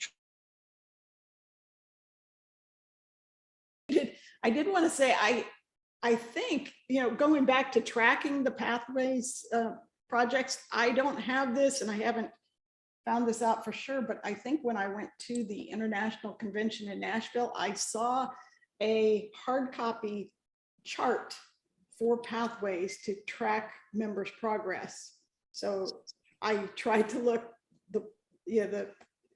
the store is still down on the TI website, but maybe once that's up, we can find a hard copy like we used to have. There is a PDF book size file for pathways tracking. You can make a sheet for every member. That is available out there. All right, so I see somebody, Kathy Jorgensen, you have your hand up. Question? Yes. Mentors. Can I ask a question about being a mentor? Are we pathways or can? This is pathways. What I'm trying to find out is, how do you convince the new people that we are available to mentor them, that, excuse me, I'm having a real hard time. We don't know if to just say, you know, just assign someone a mentor or what. And my response to that, every club does it differently. I personally don't like to assign mentors because mentor-mentee relationship is important. It needs to click. I prefer that they pick their own mentors, somebody that they know they can work with. Some clubs do assign mentors. They find out that it doesn't work, so they have to change them anyway. It's a club by club thing, but yes, mentoring can go a long way in helping you with your pathways, engagement, and enrollment both. Okay. We have a mentorship manager or a VP of mentorship role assigned, and that person knows a lot of the members' backgrounds and experience and things. And they, as part of our onboarding, we assign a mentor to each person. But we do it after interviewing that new member and finding out what their goals and missions are, and then match them up with someone who's got similar experience. Okay, there's another avenue that you can pursue as well. I have a yellow light. Does that mean I have time for maybe one more question? I would love for you to repeat.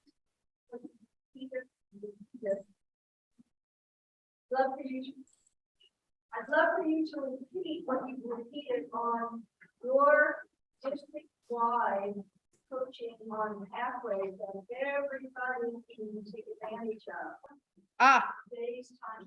Oh, yes, absolutely. I'll go ahead and mention that now before I run out of time. I offer 2 pathway sessions every month. The second Tuesday at 8 p.m., the third Sunday at 6:30 p.m.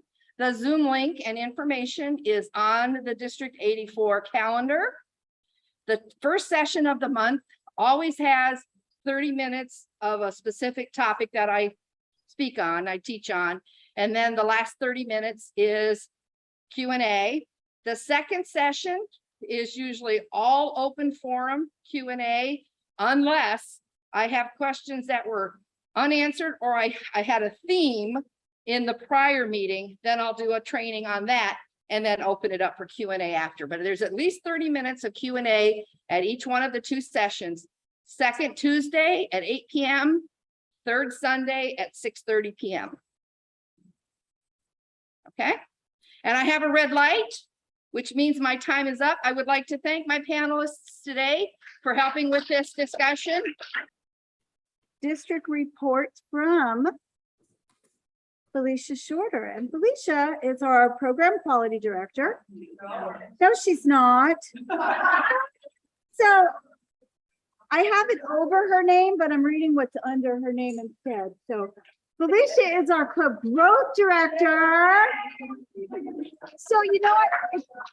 It's become tradition because I remember last year, I think Vicki and I both mixed up program quality and club growth lots of times. So it's only fitting that we include you in that same mix-up. Thank you. Yes, in that same mix-up. So our club growth director, please welcome Felicia Shorter.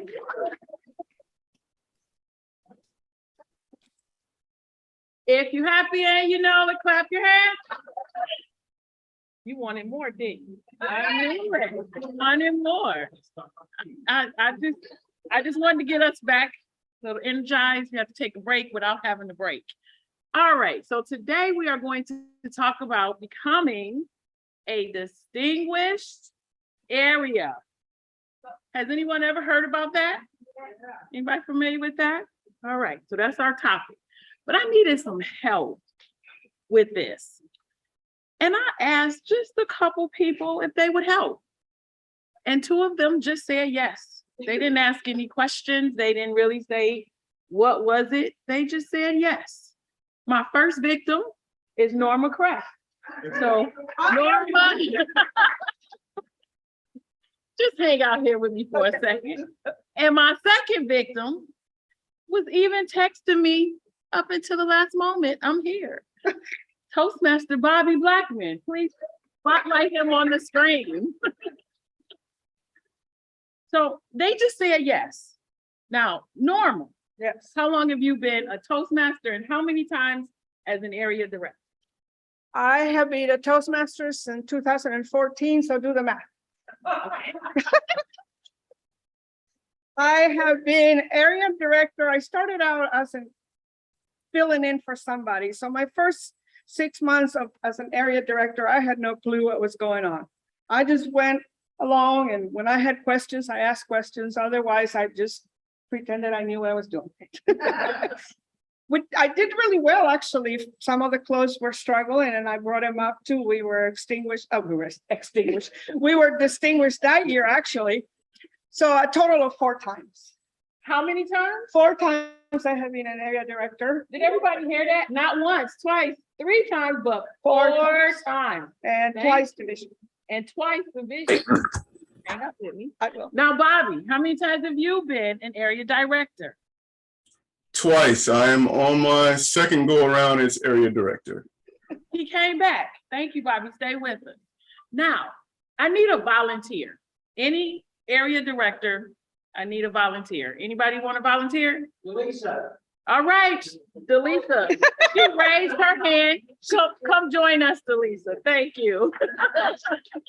And just tell us how long a Toastmaster and how many times as the area director. Sure, I've been a Toastmaster for 4 years, and this is my first go around as an area director. And did you volunteer to be an area director? Did someone ask you? Did you? Paula reached out to me and we talked about it and I agreed to do it. Okay, so she volunteered. Awesome. Hang out here with Norma and I. Thank you, Delisa. Now, on the tables, there was a coin. Only one person had a coin under their bag. Who had that coin? Must be on the empty chair. Only one person had a coin under their bag. Oh, we didn't get one. Get to it. Somebody had it. Who had a coin under their bag? They look guilty. Well, no, this was a special coin. Come on, who had it? Donald Tolson. Donald Tolson has been voluntold to be on our panel. Come join us. All right, come on, Donald. You are not afraid to speak. Donald. Donald, it has come to my attention that you would be a great area director. Do you accept? Yes. Thank you. This is mine though. So, thank you, Donald. Stay up here for our panel. So what I wanted to show you is that as an area director, some of you come willingly and ready. You want to do this, you've known you want to do it, and you are here. That is Norma and Bobby. No questions asked. Yes. Then we have those who are curious, or maybe someone has just nudged them and they said, yes, Delisa, thank you. And some of you were dragged up here because somebody put a golden coin under your seat and said, you are the one. So I know that is some of you. And I thank you for accepting that call, because sometimes I don't call it voluntold, I call it opportunity happens. Right, it happens. So today we're just going to talk a little bit about being an area director and setting some goals for yourself. So I want you to think about some of these questions. Some of them our panelists are going to be encouraged to respond to. Think about why you became an area director. Because I was asked to. Think about what impact you can have as an area director, and just think about it. What impact can you have? Think about how long this impact can last on the people around you. These are all things I want you to think about.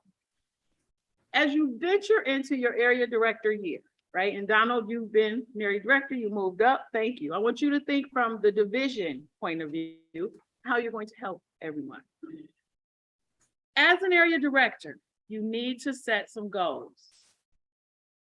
Let's start with the first goal. What do you want to get out of this experience? Is it just because I don't have anything else to do? And hey, this fills up 5 hours a week. Yeah. Why are you here? Why? Think about it. right? Which panelist wants to answer that question? What is the goal that you set for this year? Norma. So my goal is really not just for this year. My goal is just to inspire people. And what better way to inspire people than to get involved and be part of everything? I'm a social butterfly. Just call me, I'll be there.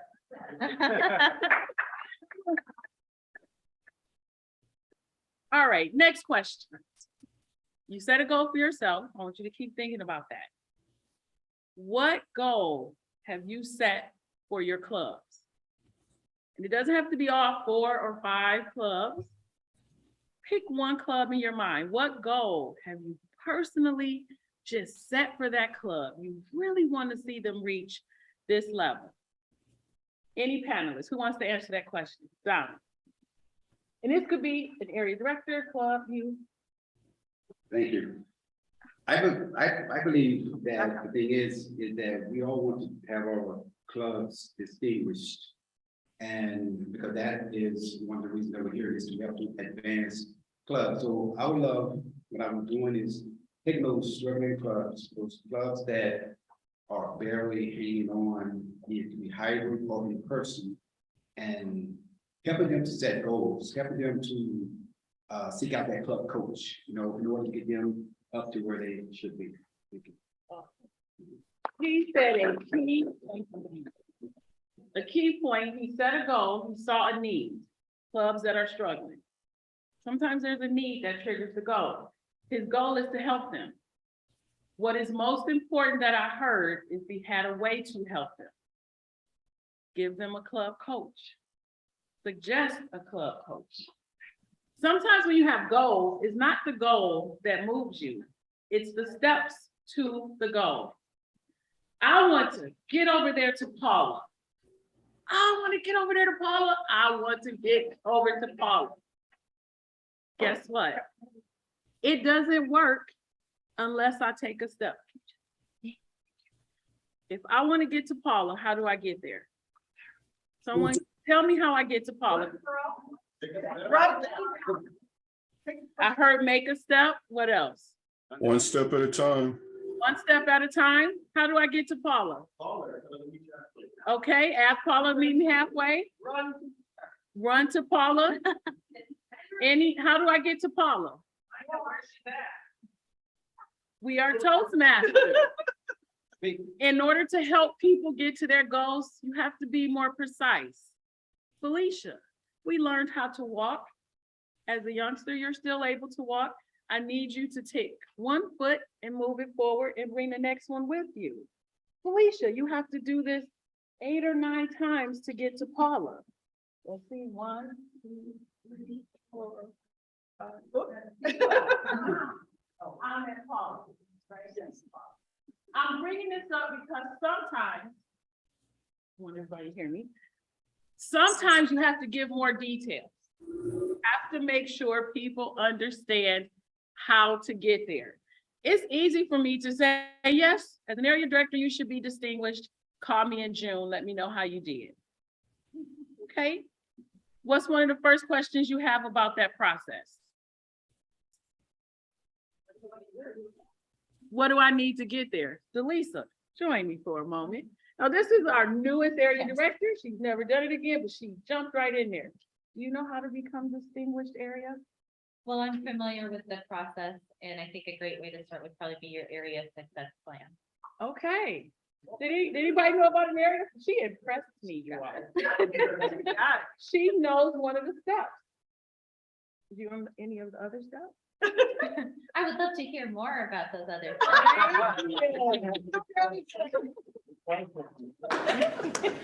I appreciate that because sometimes we need to ask them if they need more, if they know the next step. Don't skip steps because you've done it before or you haven't done it before. Make sure they know all the steps they need. And sometimes you have to give them those steps over and over again. And you have to give it to them in small portions. Now, do keep in mind people learn differently. So there are some, I think they call them A-types that are very detailed, precise. They need it all now, they'll figure out. right? Anybody in here, just give it to me all right now and I'll get it done myself.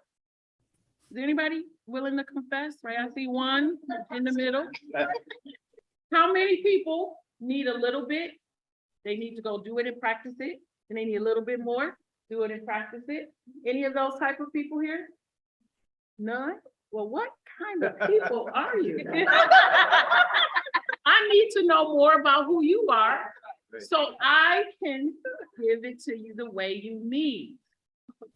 Keep in touch with people. So I'm going to give you a couple steps to get to area success, distinguished. Now, if you don't reach distinguished, we still love you. We still appreciate everything you do. If you don't make it this year, we're going to treat you like Bobby and Norma and invite you to do it again. So one of the first steps is that you have to complete, oh, thank you, I don't need that. Okay. You have to complete one of your area director reports. Is that right? All of your. You have to finish two? No. 3? 4. 4? 75%. 75%. Thank you, Bobby. I'm just going to acknowledge Bobby because he's on the panel. Thank you, Debbie. You have to complete. Thank you, Bobby. See, that's why Bobby is doing this again, because he knows. You have to complete 75% of your area visits, and you have to get the report in. So if you have 4 clubs, how many do you absolutely need? 3. If you have 5, how many do you need? You have to round up. You need 4. You have to round up. Now, when I reach out to you, I am going to say, it would be so nice if you had 100%, and that is for your own success. But Toastmasters knows that there may be one club you just did not get to. They give you a little grace, but we are pushing for 100. All right, yes, thank you. And some of you are already there. You have already completed the first part. Now, the second part is you have to have no net loss. And this is the part right now that is really challenging us all. We can't lose a club in your area. But some of you have already written in your area reports this, let me read, wait. Somebody wrote a brilliant explanation of what is going on with their club. They said, difficult to contact. Somebody put, where's the one I wanted? This club has positioned themselves as an island. Thank you. I actually started to read the visit reports. I took a couple of notes, and that tells me that that club does not want to stay connected, or it's hard to get in touch with them, or there's something going on. Whoever wrote that, thank you. I won't reveal you, but the truth is what we want, and we want it to be in an evaluative state.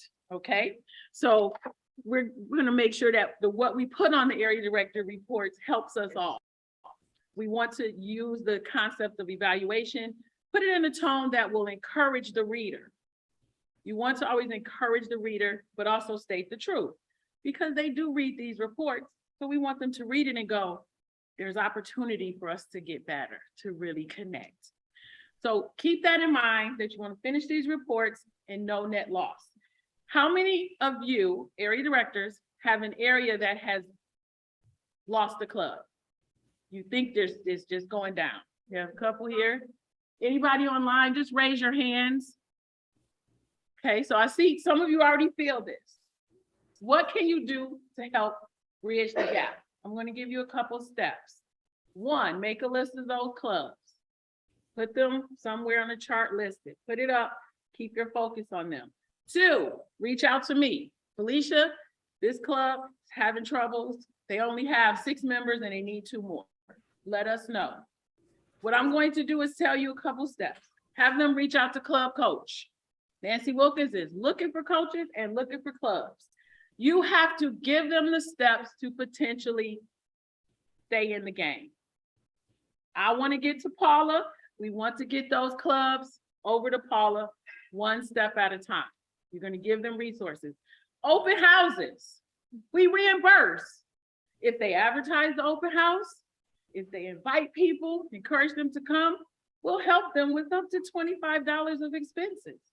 That's how they can recruit members. Who knows what helping hands is? If you want to sit down and take notes, I'll release you. Sometimes she's thinking, I want to write some of this down. I will hold you off because you've been through the process. Thank you. Anybody know what helping hands is? It probably is somewhere, but helping hands in District 84. Okay, so I'm going to share that with you. It's an incentive.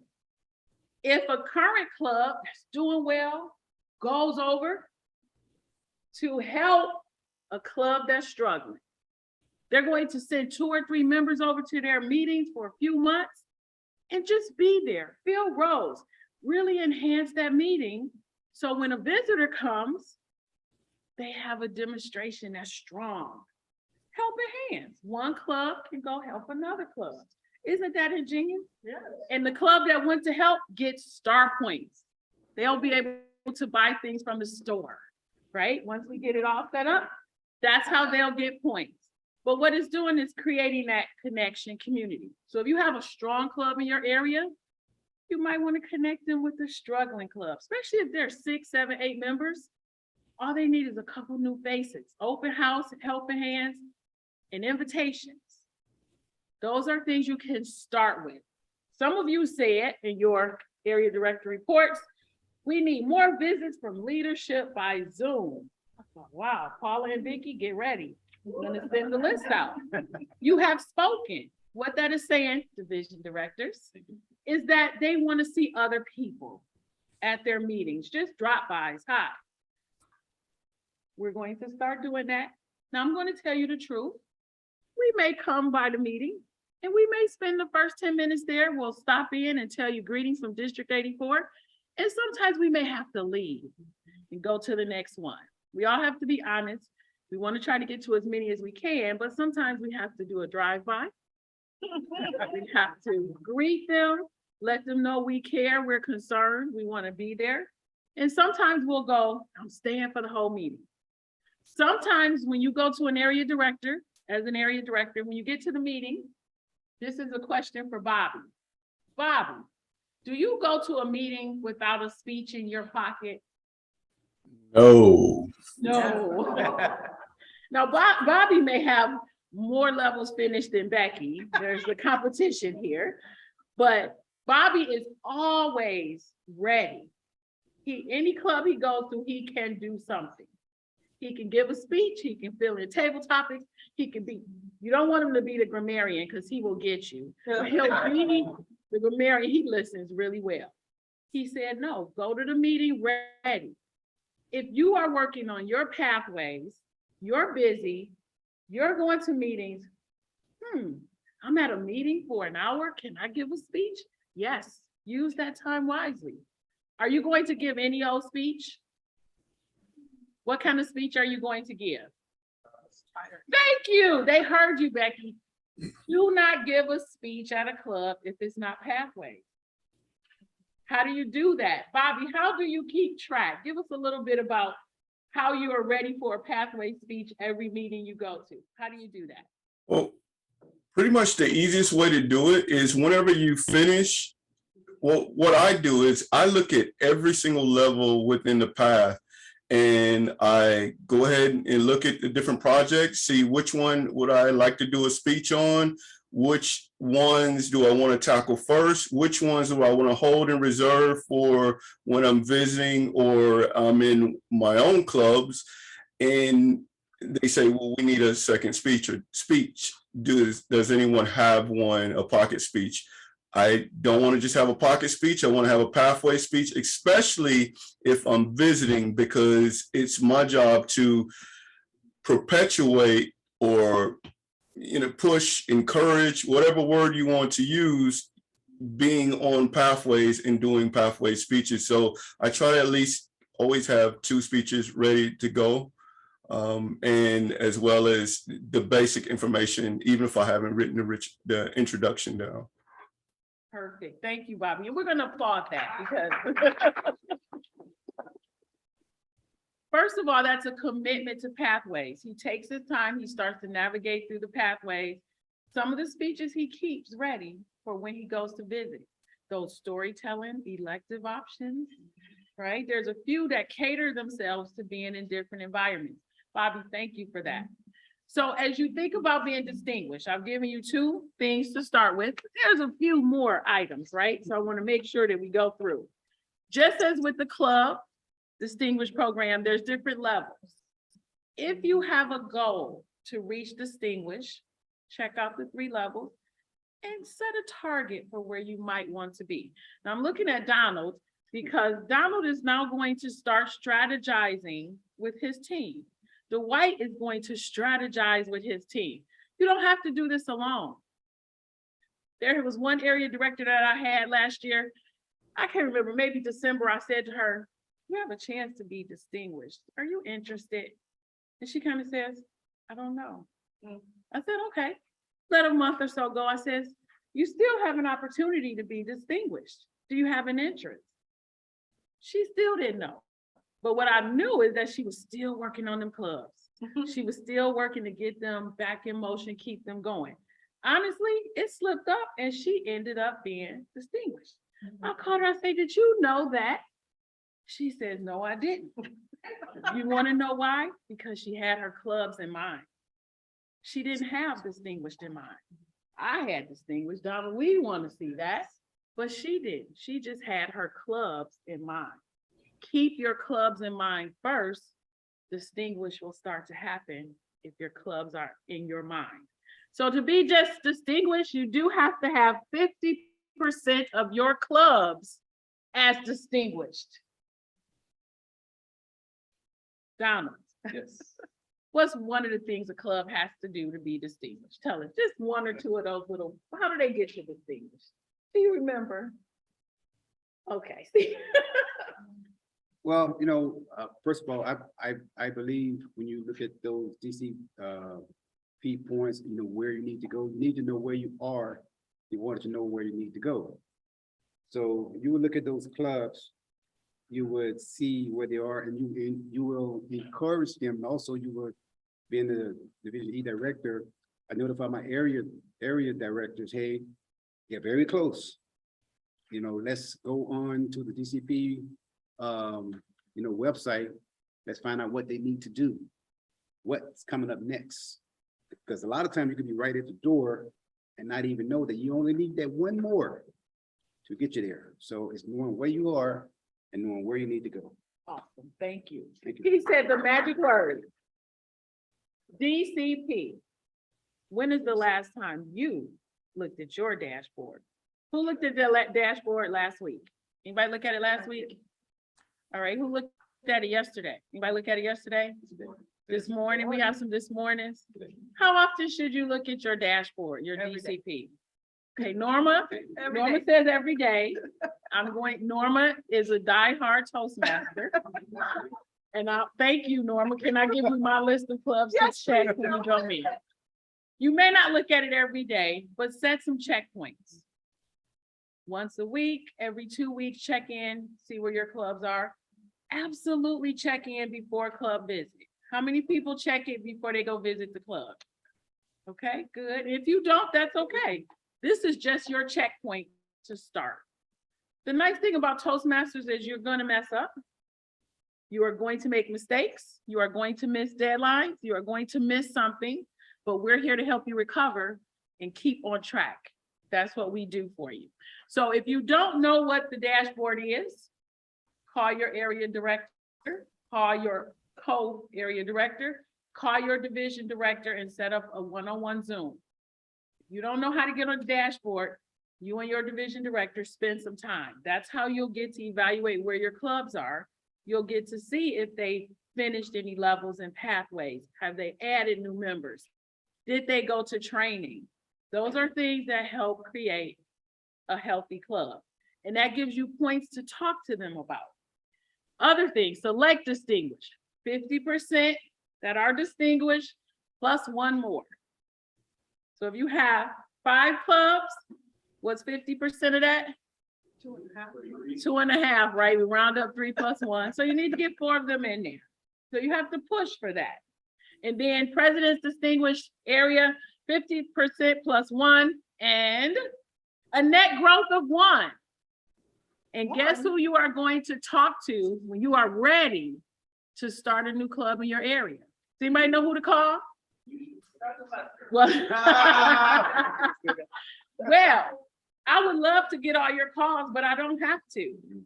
Norma's gonna come up here, right? So we have teams because one person can't support the 20 clubs we may want to start this year. So Norma Crest, wave to the camera. She's the greatest person. She's friendly. She is going to help us get new clubs started. Before you leave today, every division director will have a new club packet. We need that club packet close to you. When we call and say there's a new potential club, can you drop off that packet? You're helping to get it in motion. You also can give it to an area director who's ready. So all the clubs we start, guess where they go? They go into your area. We don't keep them. No, we don't. They get assigned to your area. So we may call you to say, we have a demo, come help us get this new club in motion. That's going to help you reach your distinguished area goals. So keep that in mind. If you have any questions about anything, reach out to us. Have one last question. How many in percentage area visit reports are done as of last night? What's the percentage? Guess. How many area director visit reports? So I got a 50%, 60%, 75. Anybody online? How many you think are complete in percentage? 85%. So we're gonna tell you the truth. Last night, when I was on the dashboard, 49% of area visits are done. Wow, give yourself a hand. That means we only have a little over halfway to go. You have until when to get your visits in? November 30th. Yeah, November 30th. So what does that mean? Some of you have not done one visit, and that is okay. Guess what? You have 4 good weeks. Visit a club every week, finish that report, and you are done. You have 4 good weeks. No stress. You don't know what to do, call your division director, call me, call Paula, call Vicky. We are here to make you successful, and we will help you in any way we can. So plan it out, finish your visits. Otherwise, you're going to get a call on November 15th from Felicia, and I will call your direct phone number and say, hey, have you done your visit? Do you need help typing it in? What can I do for you to get you there? So we are going to reach out, but we do need you to get started. My time is up. I thank my panelists, those that were voluntold. Thank you. Thank you, Bobby. Thank you, Lisa. We appreciate you, and I welcome back our district director.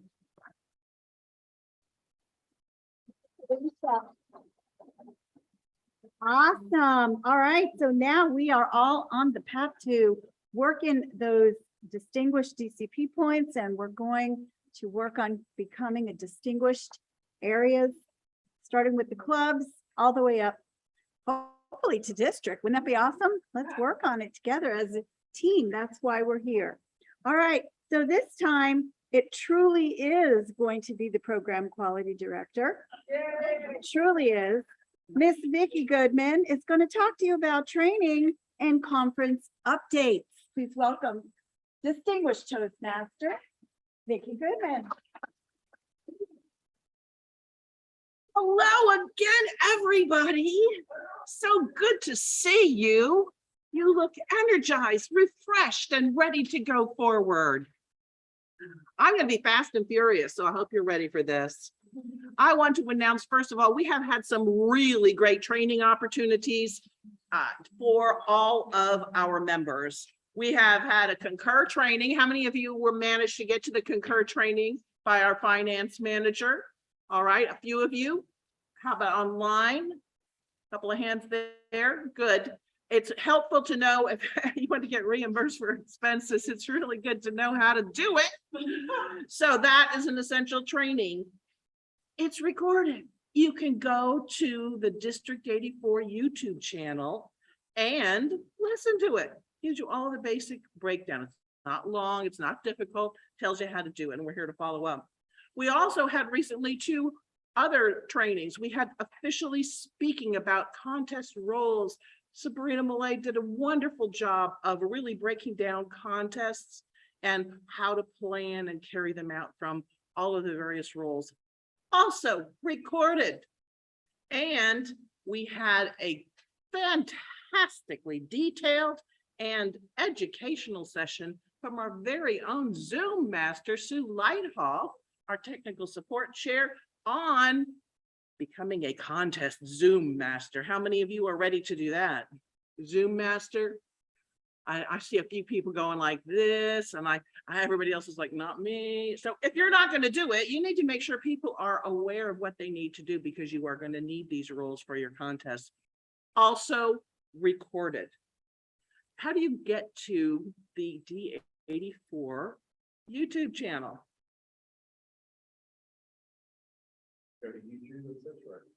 You can go to YouTube and search for it. There's another way. There's another way to see the plethora of YouTube videos that we have recorded for your education. It's very simple. Go to, and I'm going to get it right this time because my brain left my body earlier. Go to Toastmasters D84.org. I evidently abbreviated that slightly earlier today.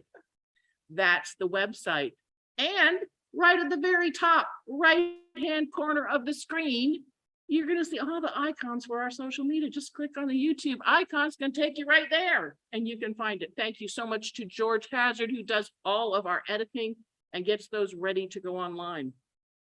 We have coming up soon a wonderful opportunity I want you to share with your clubs, because this Rachel Assignon is our education chair, and she's been working with the team. They are presenting a session called Make Virtual Sessions More Interactive. You know what? We are here. Zoom is here to stay.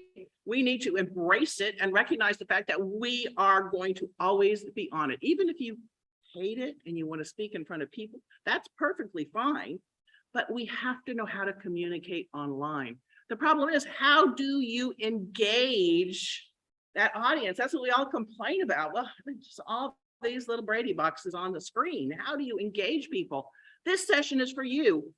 They are spotlighting 4 different applications or tools, techniques that are going to help you engage your virtual audience. So sign up for that. It's going to be November 5th at 10:30. That's a Saturday morning. It's going to be 10:30 to 12, and you'll have the opportunity to attend several sessions. Finally, we are going to have a session called Know Before You Go. Now, this is a repeat. This is our what you think you want to be a trainer. How many of you have been a trainer at TLI? I need to see some hands here.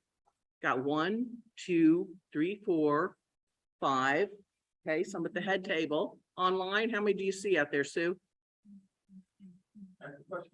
How many of you have been a trainer for our TLIs, officer training times? I should see every one of your hands out, because you are the leaders. You are the ones that are traveling around. You have the knowledge. And this is a chance for you to really stretch your skills and speak for longer than 5 to 7 minutes.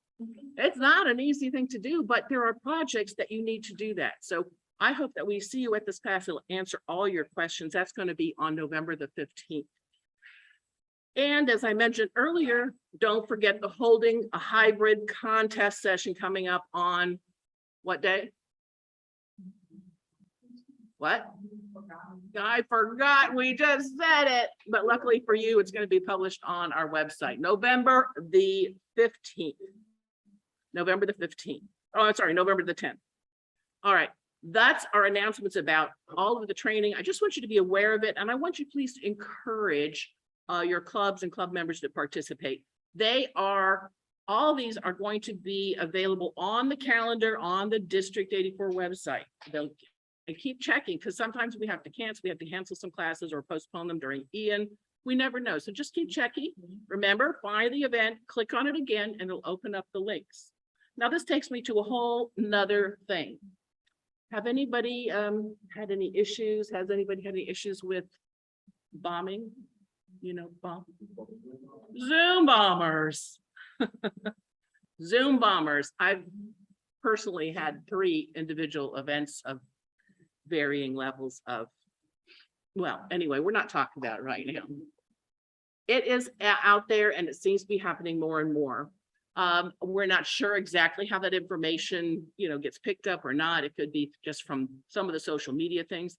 The thing is, you need to advertise your meetings. So we want to emphasize some basic Zoom safety practices for you.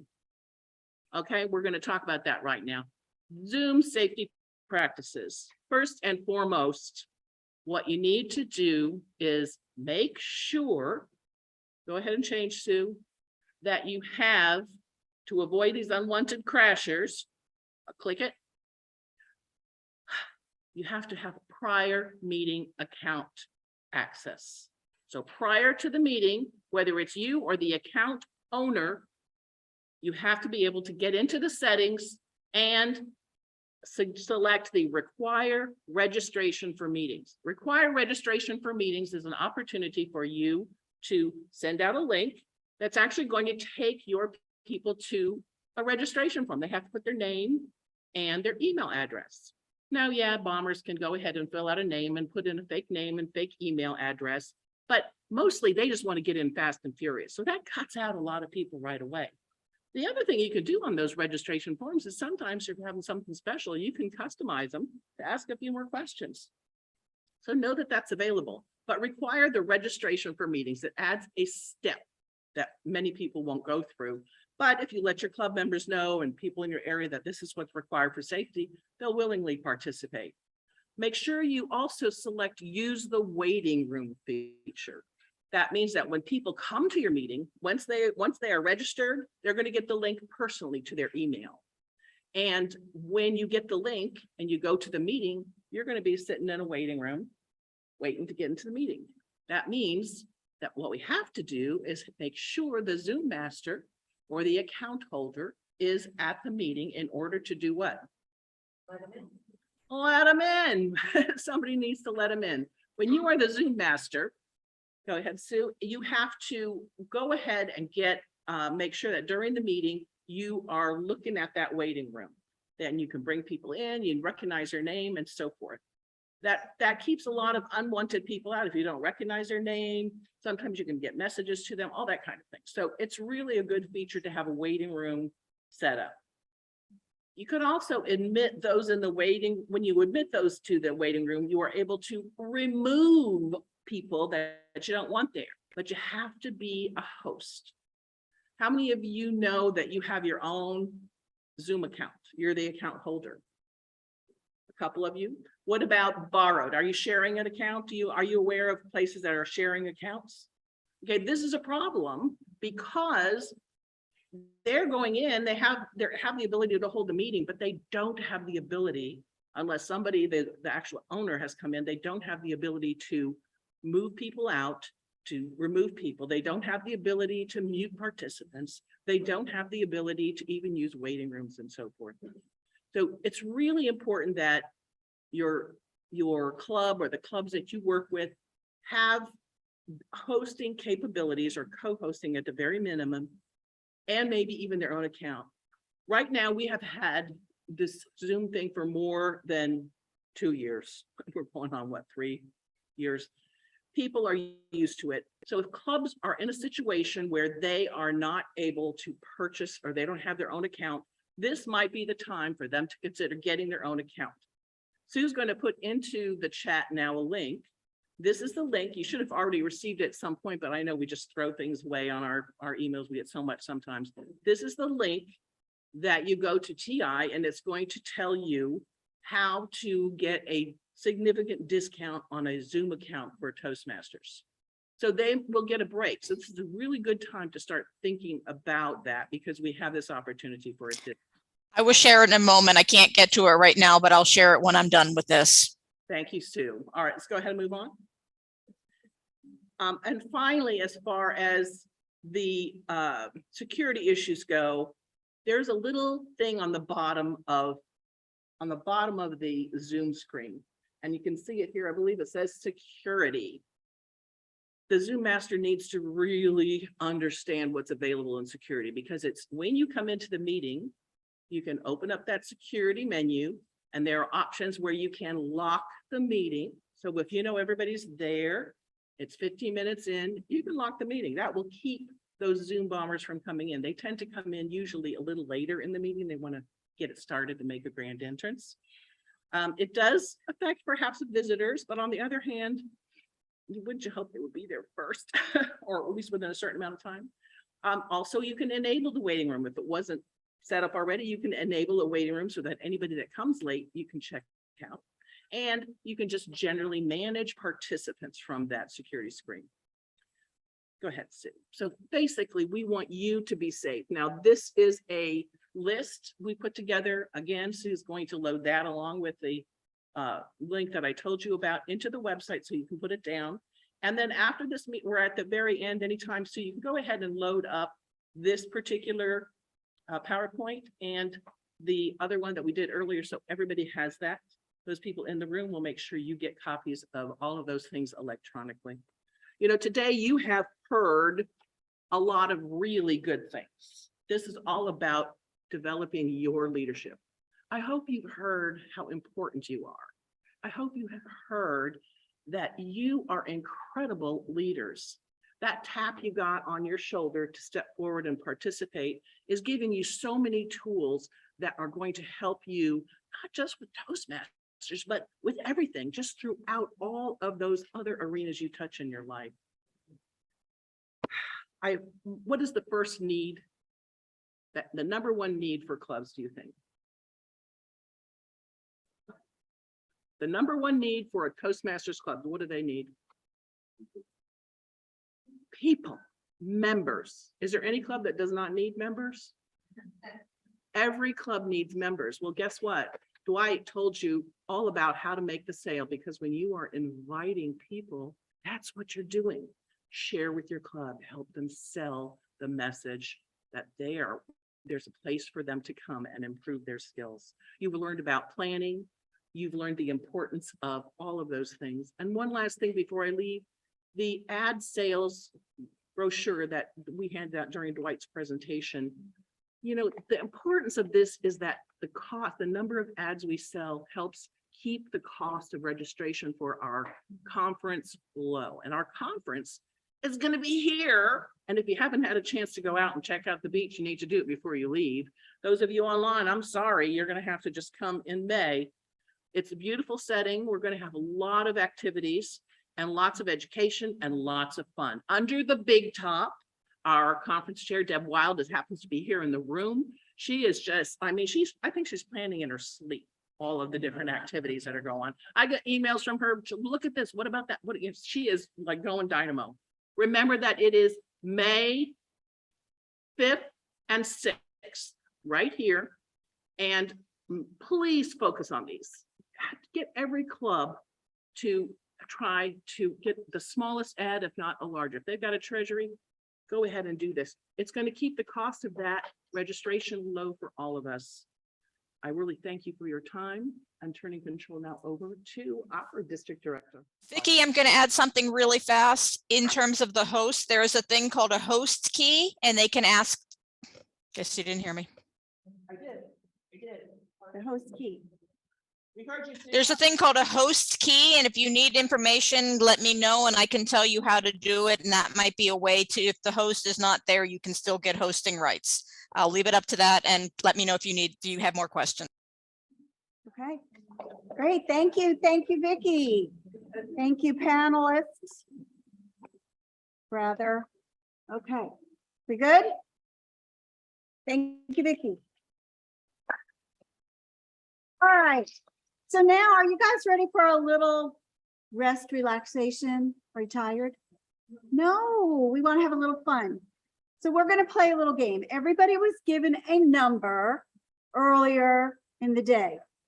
Now, what I want to do is first, everyone who's here physically in the room, I want you to stand up and I want you to get in a semicircle because we're going to play a game. Who knows about improv? All right. Who's done improv?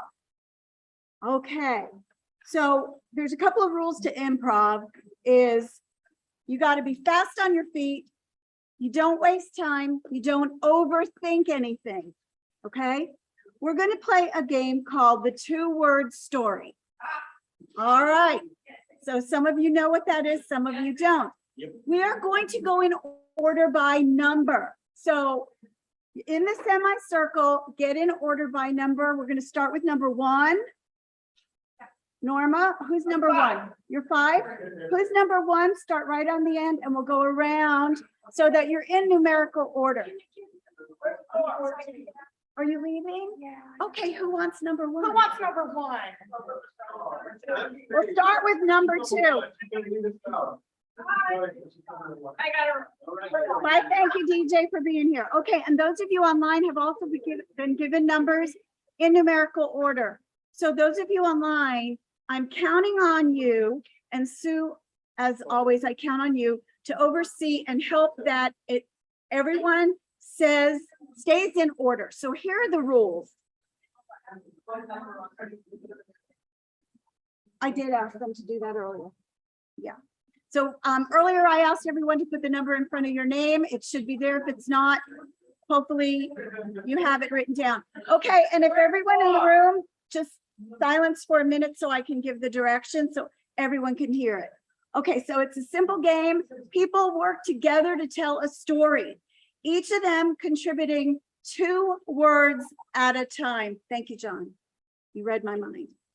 Each person has been given a number. Each person will speak their 2 words in numerical order. So please pay attention to your number. Pay attention to what has been said by the people prior to you, not just the person in front of you, but from the very first person who starts the story.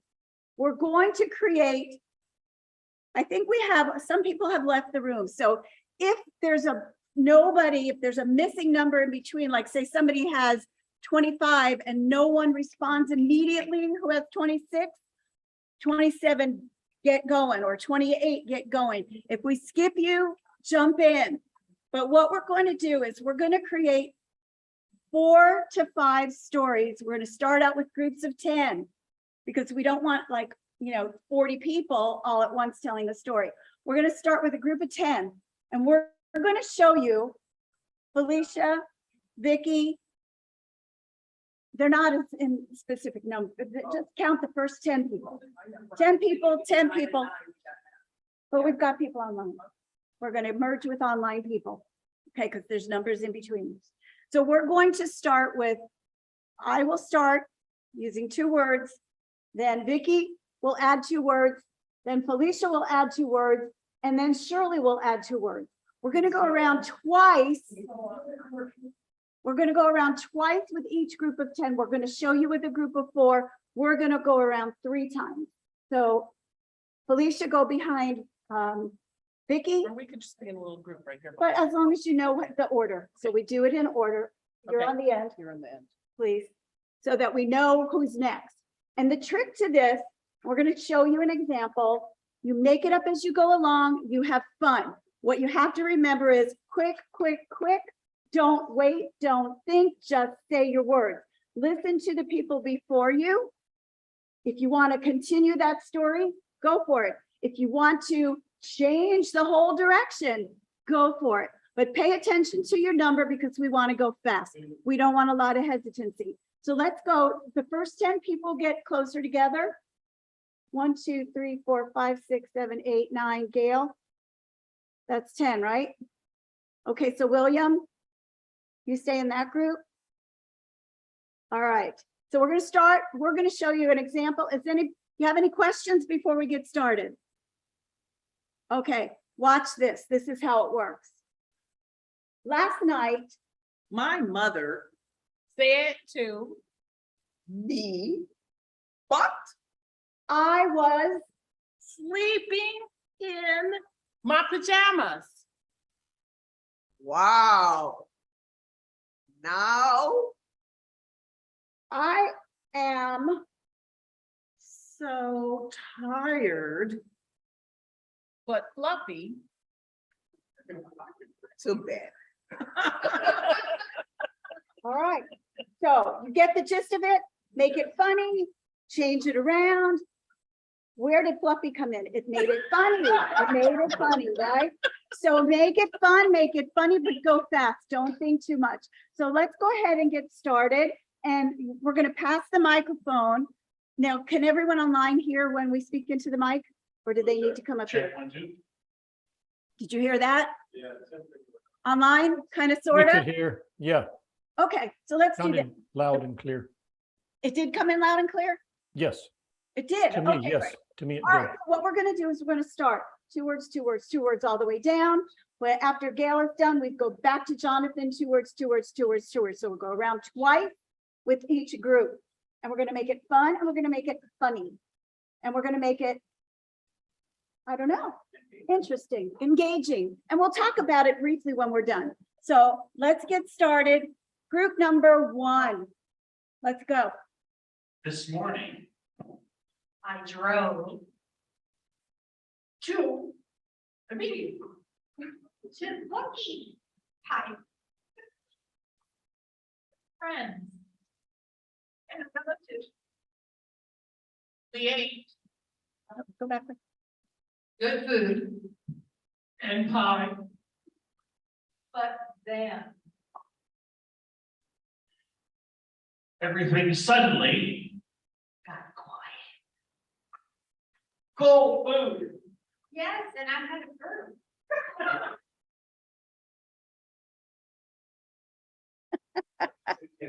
That's okay, keep going. Then me. Oh, my. The end.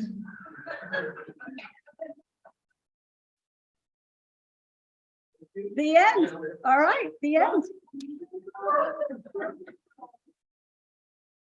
That was it, twice around. All right. All right. How many people do we have? So did the people online, did y'all get that? Sort of. Some of it. With Okay, no, we're gonna most do of it it. again. And maybe what we need to do, did you not hear it or was it fuzzy? We heard in the 75%. first few people, we heard John, and then it got worse as it went along. Okay, so come closer to the front. Please come closer to the front. And when you speak into the microphone, speak a little bit louder and stay in the order that you're in so that we're going to start again. Okay, so now we're going to start with William. William, you've got the mic. We're going to start with William. So we'll go around and 2 words at a time. You go around twice. So when it's your second time around, you're going to end it, Donald. Okay, so end it with a wow. Ready? Let's go for it. 2 words. this kid. My monkey. Away from. And caught a huge fish. sandwich with Red and extra ketchup. With worms. And snails.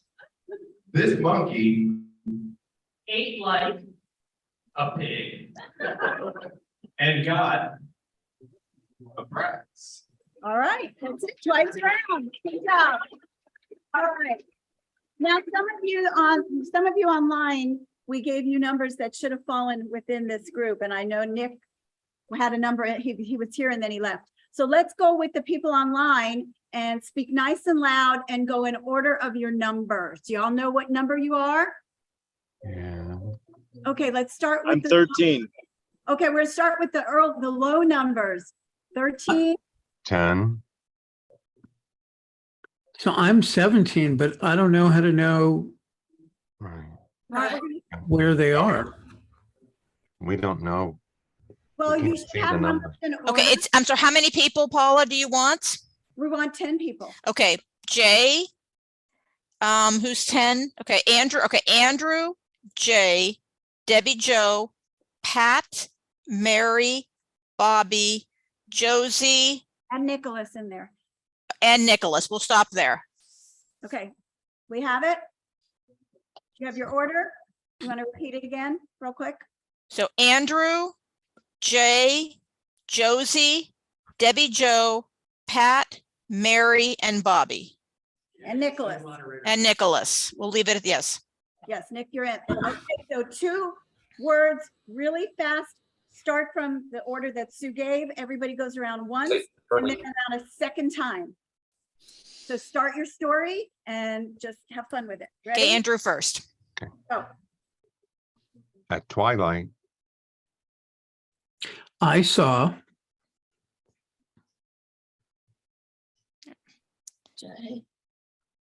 Josie. At twilight, I saw. Many people.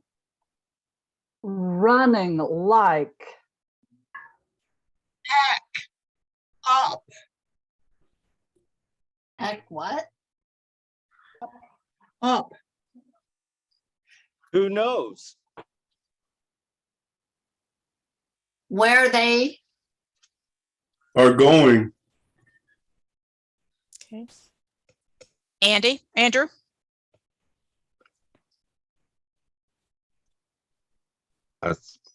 a spaceship, What'd you say? a spaceship. And it Collapse to. The floor. What is it? 904. Going. It collapsed to the floor. Who's next? Debbie Jo. Okay, go ahead. Doesn't matter. Mary or Debbie Jo. Oh, did you answer? Debbie Jo said the floor. I was.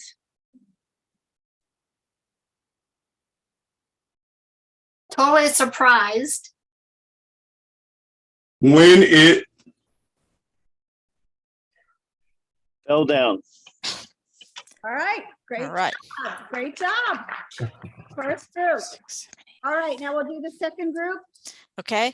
Not sure who I had. Dennis, Tim, Ivan, William, AB. I think that's Abby, and I know there's an AD. Joe, Stephanie, Catherine, Randall, Addie, Rita, and AP. Okay, and that's everybody? Then there's one more group after that, but Group after that, wow, okay, so does everybody know their order? Go fast, pay attention to the people who spoke before you and make a fun story. Ready? We're gonna go twice around. Let's go. Dennis, you're on mute, Dennis. Everybody who's speaking, unmute yourselves. My story, my part of the story is very quiet. The unicorn Went to. the bar. To have. She's gone. Next. Who was that that's gone? 29 to have.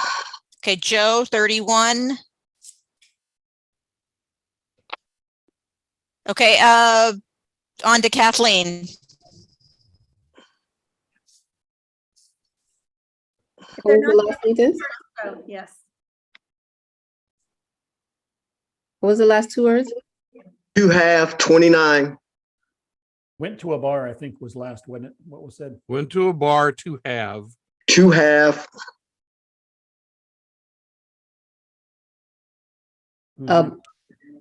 A baby. Randall? And suddenly. Addie? Adeline? The ceiling. Rita, and then AP.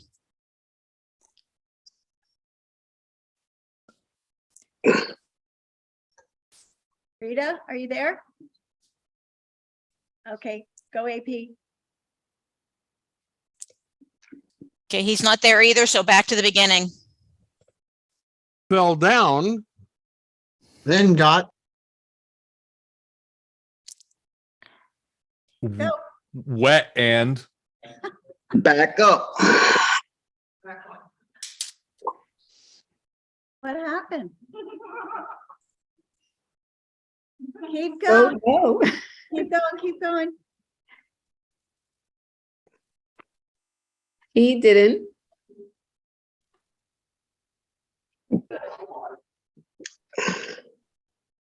Say that again, William. Someone said he didn't. And it's Randall. No, it's me. That's Lane. Stop to think.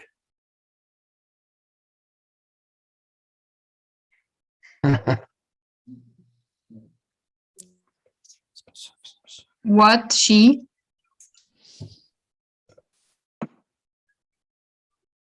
Quick. Don't think. Thought of. Dennis, why don't you finish it? what was the last one? That's good. Thought of what she thought of. In dreams. Awesome. Good ending. All right. Good And that's job. about it. There's only 2 of us left. It's not worth it. We get the red, so. No, go ahead. Who's left? Sue and who? Michelle from Michelle, and I think that's it, unless I've missed somebody. Michelle Detlef? Yeah. Are you there? Okay, I want both of you, because I know you're pros at this. Do a quick back and forth, tell a story. Just say, each of you get 5 times. So it'll start Michelle, Sue, blah, blah, blah, back and forth 5 times. Ready? Let's go fast. Oh, and Cara. Okay, Cara, broke 3 times to run with Cara. Well, we'll forget if she's adding. So it's just Michelle and myself. Okay. Go. Yesterday, I Went to, the market, and I found, a unicorn. who had a monkey.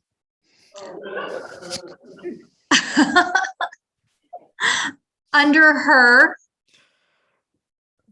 Jeans and t-shirt. Okay, 2 more. Let's go. because she Was going to, Take it home, Michelle. understand why. the zoo is no longer existed. All right, good job. So Sue was playing for a few people. Very good, ladies. Thank you. Thank you, everyone. So, all right. So some of you might think, all right, what was the purpose of this? And I've been trying to, I don't want to give you the answers. I want you to give me the answers. I'm going to call on you. I'm not even going to wait for you to tell me. I'm going to call on you. Ivan, tell me one of the reasons we did this. What was the purpose of this little game? Well, I think it kind of teaches you to think on your feet and go along with the group. So, you know, build off of one of each other, like build off of everybody else's kind of thoughts. Very good. Very good. All right. Let's go with Tim. Tim Linger. What do you think? What else did it teach us? Well, team building's the quick answer. I think it's following instructions. My grandkids are here, so there might be some noise. Following instructions, being prepared, following a story, and impromptu. Very good. Very good. Jonathan, what about you? You want to come up and tell us what did you get out of this? Besides a few giggles.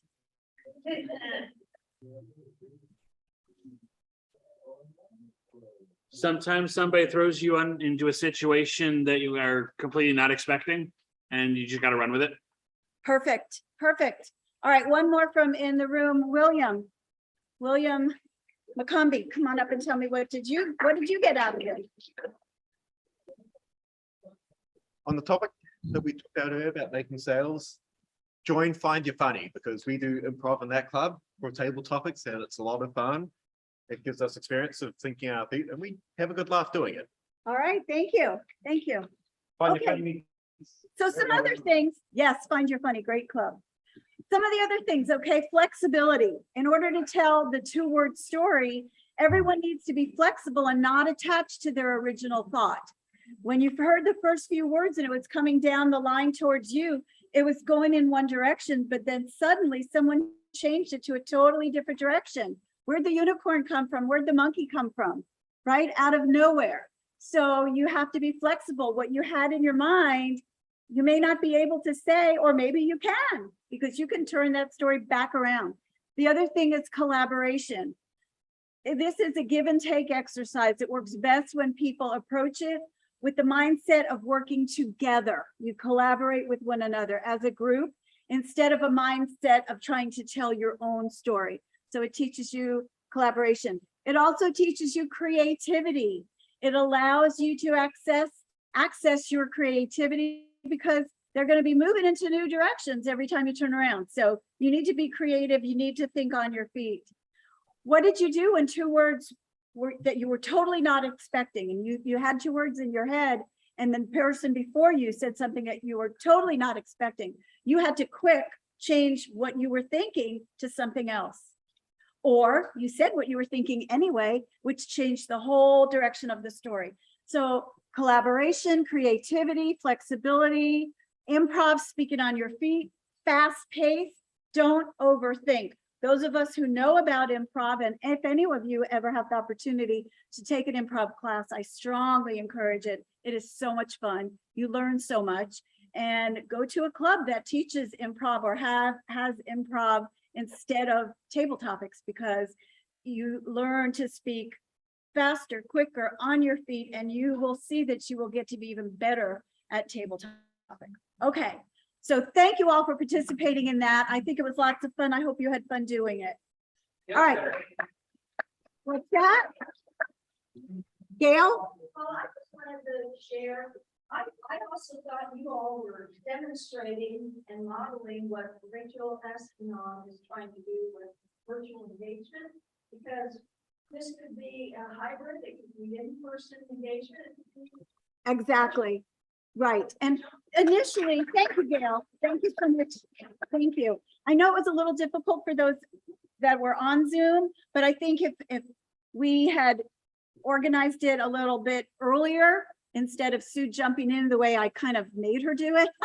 So thank you, Sue. You are such a champion. Can you repeat Gail's comment or question, please? Gail was saying that this is very much like what Rachel Assignon teaches about engagement, and with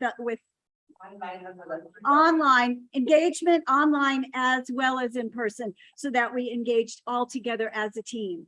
And so initially the idea was we would go back and forth to someone in the room, someone in person, someone in the room, but it didn't work out logistically that way. But again, we go to Rachel's classes and maybe we'll learn how to do it better next time, right? Okay, so with that said, I hope you all enjoyed that session. Now I have to, one thing that they tell us in Toastmasters is to never apologize. And so forgive me, that's one, because I am going to apologize. That's two, because I was very neglect earlier this morning in introducing a very, very, very important person on our team. And I just had so many things. I always tell people that there's so much in my brain, and I'm so super smart and intelligent. There's some of you got that there's so much in my brain that some of the things just get pushed to the back. And one of the things that did get pushed to the back, and I so apologize, is that I neglected to introduce someone who's been here with us all day, hasn't had a chance to speak. And so now we're going to give him front and center stage. My dear friend and past district director, our current webmaster, and our current public relations manager, distinguished Toastmaster Mike McLean.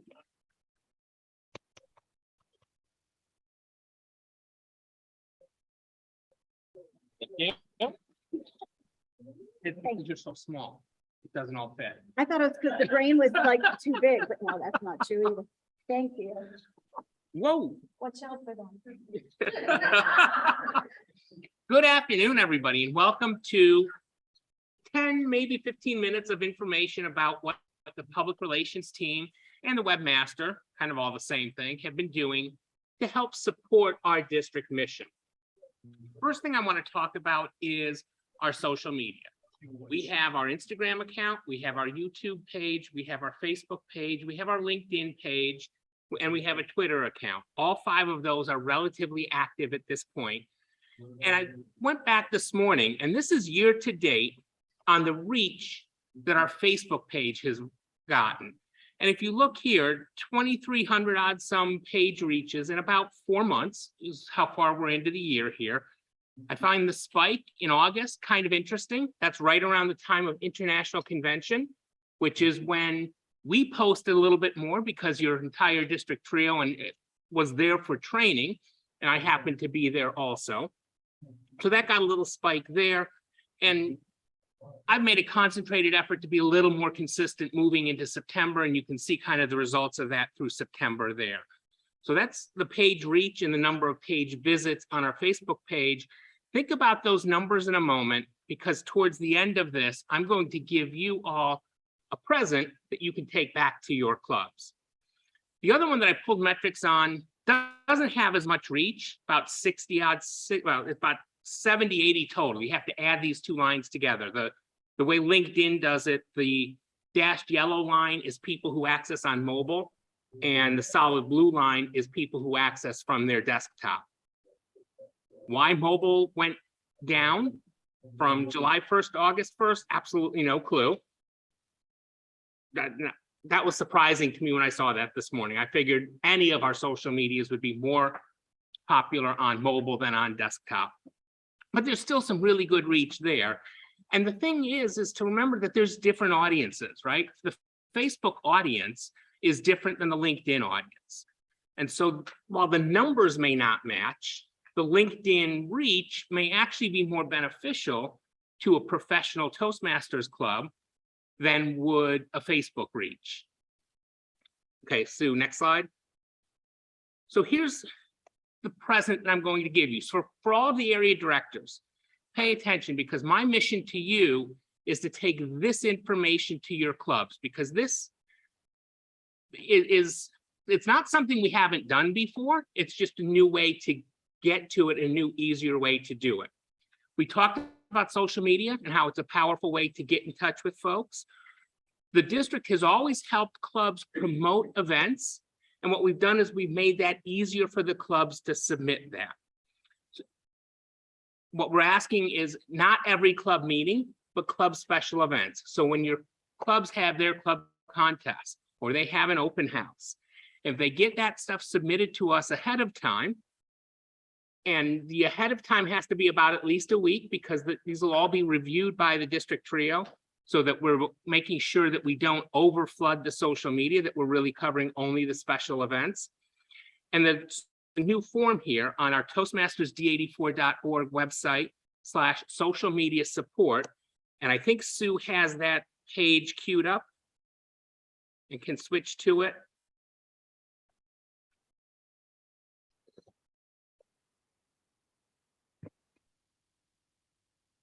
Sue's concentrating. The form is pretty simple. So it's going to, I'll talk through it while she's bringing it up. It's going to ask, obviously, for the name, the contact information. It's going to ask for the club number and the club name. There will be a text field there where they can type in some description as to what the event is. There was a spot on there to attach. So if they've used Canva or some other tools to make a flyer to help promote their contest or their open house, that will be there also. So scroll down a little farther, Sue. So there's where they can upload the promotional thing. Important question here is brand compliance. The form is going to ask the club, have you read our brand manual, and is your graphic brand compliant, keeping with the Toastmasters brand? Their choice there is yes, or I'll come back and I'll resubmit this, or I'll submit this later after I've updated my graphic. And that's it. And they submit that. That will come to, like I said, the district trio plus myself We meet every Sunday morning, so the reviews will happen on Sunday mornings. And then we will get those scheduled. So let your clubs know that great service, right? 2,000 odd some Facebook views, couple hundred LinkedIn views. Didn't count the Twitter and the Instagram, and the other things. We'll get all of that stuff everywhere when we do it. Just give us enough time to go through the approval and to get it scheduled.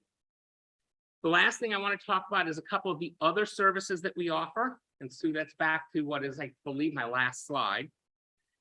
And the first one I want to talk about is our website. As Vicki mentioned before, our website is not d84.org. Vicki said that enough times earlier this morning that I actually went out and went to see if I could register d84.org and buy that name. I can't. D84 is a district or a division of a school district somewhere in some other country. So we can't use that one. So it's important to remember that our webpage is toastmastersd84.org. The other one, and this is really more of an awareness that we probably didn't cover well at the division and the area director training. We have a ton of what I call generic email addresses. And each year what we do is we simply set these email addresses up to forward to a different person. So the example here is division-A at toastmastersd84.org. Today, if you email that, it'll go to Nick Patterson. Last year, if you'd emailed that email address, it would have gone to Amanda Howard. All 9 divisions have it. We have not created area ones yet. We could, I just haven't thought that one through yet, but all 9 divisions have one, as well as all of the major trio positions and committee chairs. So many of you probably know my email address is mike.mclean@PO Box. I've never had a problem giving that out. But for this year, it's also PRM@toastmastersd84.org. It's also web, WEB, at toastmastersd84.org. There's a variety of different ones there. That's good when you are signing up for something that would be useful after your term. Instead of signing it up as William McCumbie's email address, sign up for it as the Division G forwarding address. And that makes it real easy to pass that service on to whoever your successor is next year. Just a reminder that these exist and to use them when you can. And then the last resource, a number of the trio members have said during the day today, it's on the district calendar. So I just wanted to bring this up again and make sure everyone sees that we have this district calendar. The population of the events on this calendar are done by a whole group of people, including serving double duty, our Zoom moderator and calendar master. Sue Lightoff does most of these entries for us. Every one of these is clickable. You can click on it. You can bring up some information about the event. When it's one of the trainings like Vicki covered before, the Zoom links will all be in there and you will be able to see everything going on with that event. So please remember that service is there. It's a good consolidated way to see everything that's happening in the district. And please make sure, area directors, that your clubs are aware of this also. So that was my report. Thank you very much for letting me serve as your public relations manager this year. Paula?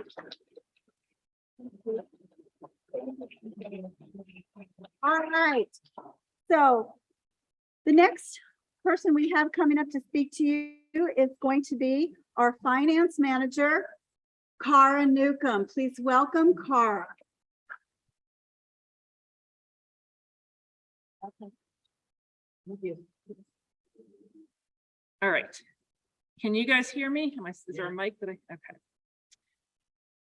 So what we have on the screen here is the reports that I ran. Now I'm going to preface this by saying it's going to be very brief because I don't know how to enlarge that. There we go. Apparently, Toastmasters International has not posted any of our expenses or revenue for August and September yet.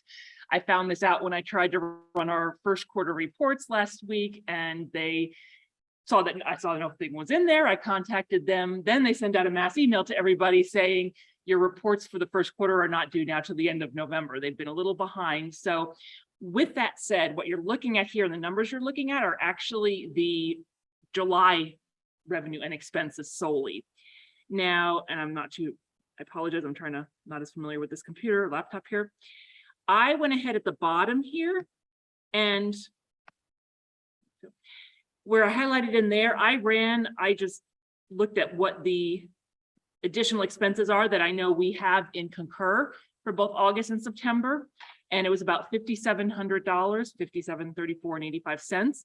If you look at what we were under budget for, highlighted here in yellow, it's $10,555.04. But when you take that into consideration, we're actually under budget in expenses for the first quarter, about $4,800. So it's a little hard to give you up-to-date numbers, and I apologize. We're waiting to get those finalized. We only have our July revenue posted at $2,800. We're doing very well. If you look down the list, and again, not having everything up to date here, the only reason we're $3 off in public relations is because I rounded up when I put the budget number in, but we did know the exact number. So we have a $3 variance. Are there any questions on the financials?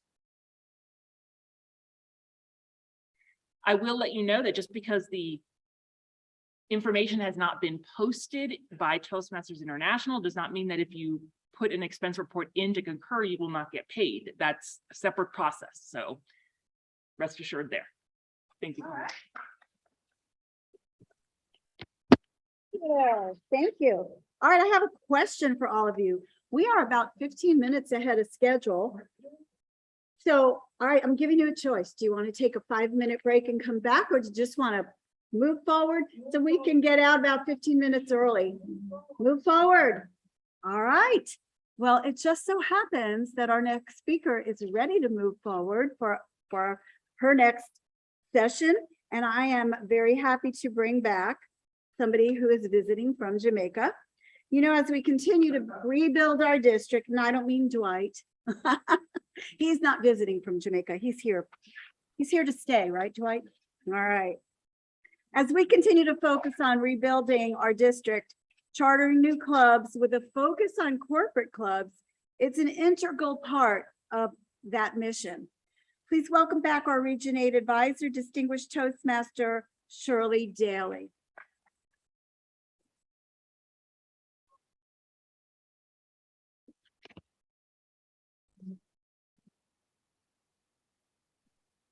We all know to keep clapping until they get to the left one, right? All right. You need help hooking up? Okay.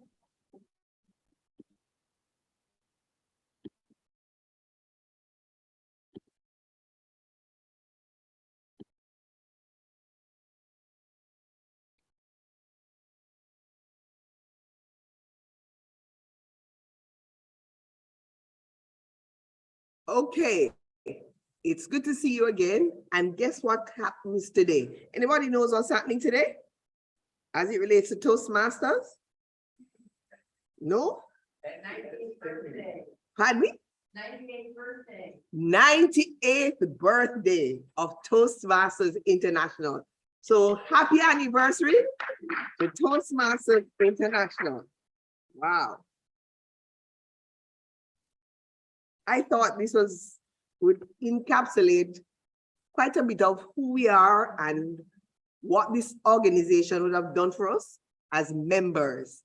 And I am going to ask you to turn to your neighbor and whatever comes to your mind, coming out of your heart, to express some amount of gratitude to the Toastmaster God. She has done whatever, but some form of gratitude as we celebrate and recognize Toastmasters International 90th anniversary. You have 1 minute.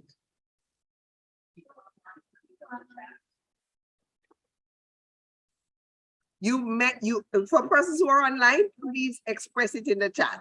Yes. Thank you for the reminder. And I'm going to ask our after the persons in the room are through, I'm going to ask our Zoom master to just read 5 of the comments that are online as you express your gratitude.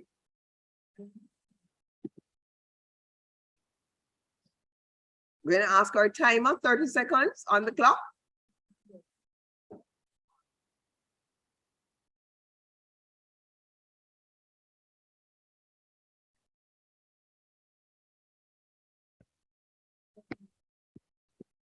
Okay.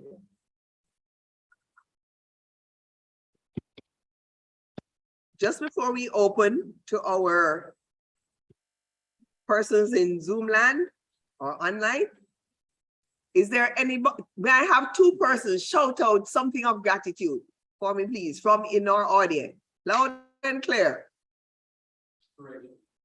Congratulations. Inspiration. All right. So we thank Toastmasters International for the inspiration that we have all had. Anything else? Commitment. Commitment. It has caused us to become very committed persons as we build our relationship and serve. Wonderful. All right. Can we hear some of the comments from online, please? Sure. Fellowship. Thank you for the opportunities to meet people. Opportunities, inspiration, diversity, and pushing out of my comfort zone. Right. Wonderful. Let's give Toastmasters International a round of applause. Everybody, you can open your mics and do that for me. No virtual claps, no. After 2, 1, 2. Let me do applause, applause. Yay. Wonderful. Thank you so much. And this morning, our president from my club wrote a letter, a quick gratitude to us, and I believe it was applicable to all of us here. So I just wanted to read it for you. Please embrace every word as yours. Toastmaster, today is Toastmasters International Day.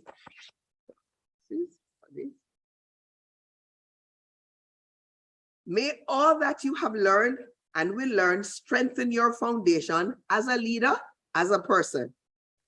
As your listening, thinking, and special skills increase, emulate Rav Smedley and mentor someone else to grow in any area you are able to help. May the tasks assigned to you and those you have volunteered to do make your club community a fun, learning environment. What skills will you boast about learning through Toastmasters? What skill will you hone or learn this year? As much as we share how much we need Toastmasters as individuals, never forget that Toastmasters needs you. Thank you for your partnership. May you have fun along your journey. Thank you, everyone. And continue to serve, to lead, and to grow. Give yourselves another round of applause. And that is really very important, ladies and gentlemen. Toastmasters needs us.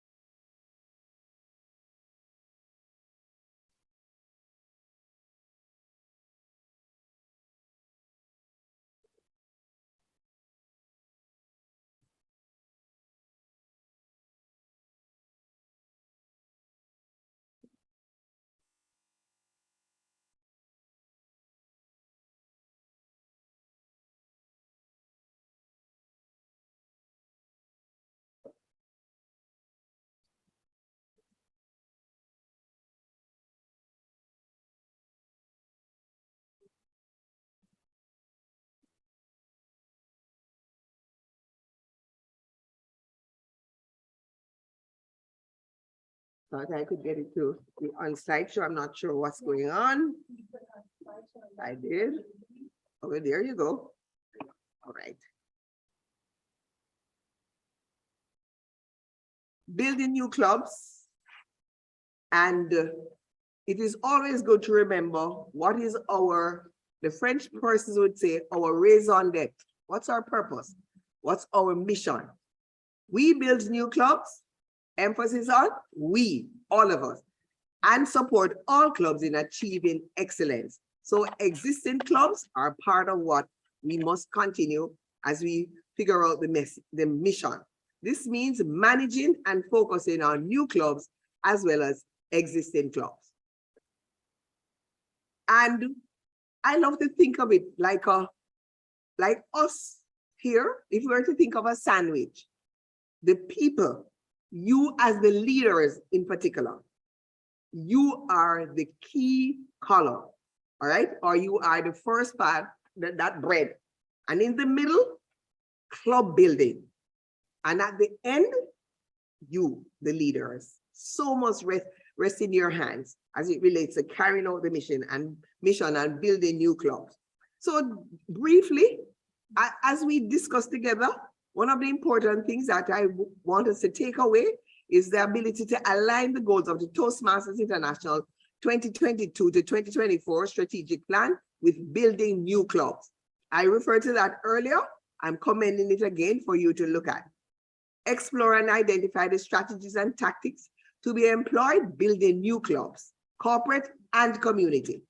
Work as a team to expand our efforts into the corporate market, and of course, share the knowledge and tools with fellow district leaders.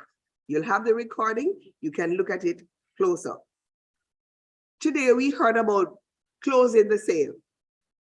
And club building is a sales activity. Believe it or not, it's a numbers game. I sell life insurance. I manage people who sell life insurance.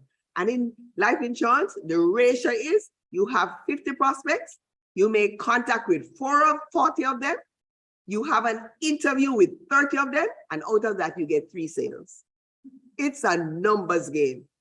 And in Toastmasters, the ratio has been 100 leads, 10 prospects, can you imagine? 2 attend the introduction meeting. And so we have to work those numbers. And remember that it is low because some persons will say no. And it's not that they are not thinking about it. Some people might say later we will look at it. Or some persons might say, tell us more. But it's important for us to sow that seed and to go out there and get it done. As I said, it's a numbers game. And there's a saying, figures never lie, only liars figure. Some guiding principles in club building, and this is really just to whet your appetite and to refresh you to remember, all right? What club building does is that it helps people to understand how Toastmasters will bring them value. And we heard about that again. People buy because they see the value. And no pun intended, but the next thing is that we have to value the process. Building club is a process. We have to follow the steps. Each offers the opportunity to get more information on the prospect and the lead when you're building club. It's important that we listen more and talk less. I'm sure you have heard it said already that we are given 2 ears and 1 mouth. That means that we are to listen twice as much as we speak. Understand what the needs of the prospect are or whatever the lead is. And that is going to be done when you talk with the prospect. And building clubs is a working together effort. We have to work together. It's a team effort. The resources are right within the district. And of course, that would be the area, the division, the club. The resources are all there.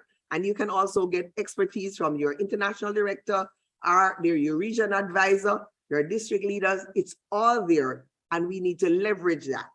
We don't need to go outside of that. A couple of other guiding principles is that the persons who we speak with need to be the decision makers, the key stakeholders. And they are the ones that you want to attend the demonstration meeting when we get to that step. Toastmasters International has some templates that we are encouraging you to use. And you are to use those only as reference. So it has to be tailored to the need that you would have identified when you're making your presentation. So the goal is to engage the lead and the prospects, to build the rapport. It's not a forcing down on persons, but to build the rapport. Club building, guiding principles again. If it is that you're looking to a community group, fellow Toastmasters, fellow leaders, the focus is individual development. That's all the needs that you are meeting and covering. In a corporate group, and we need to be very clear about the distinction.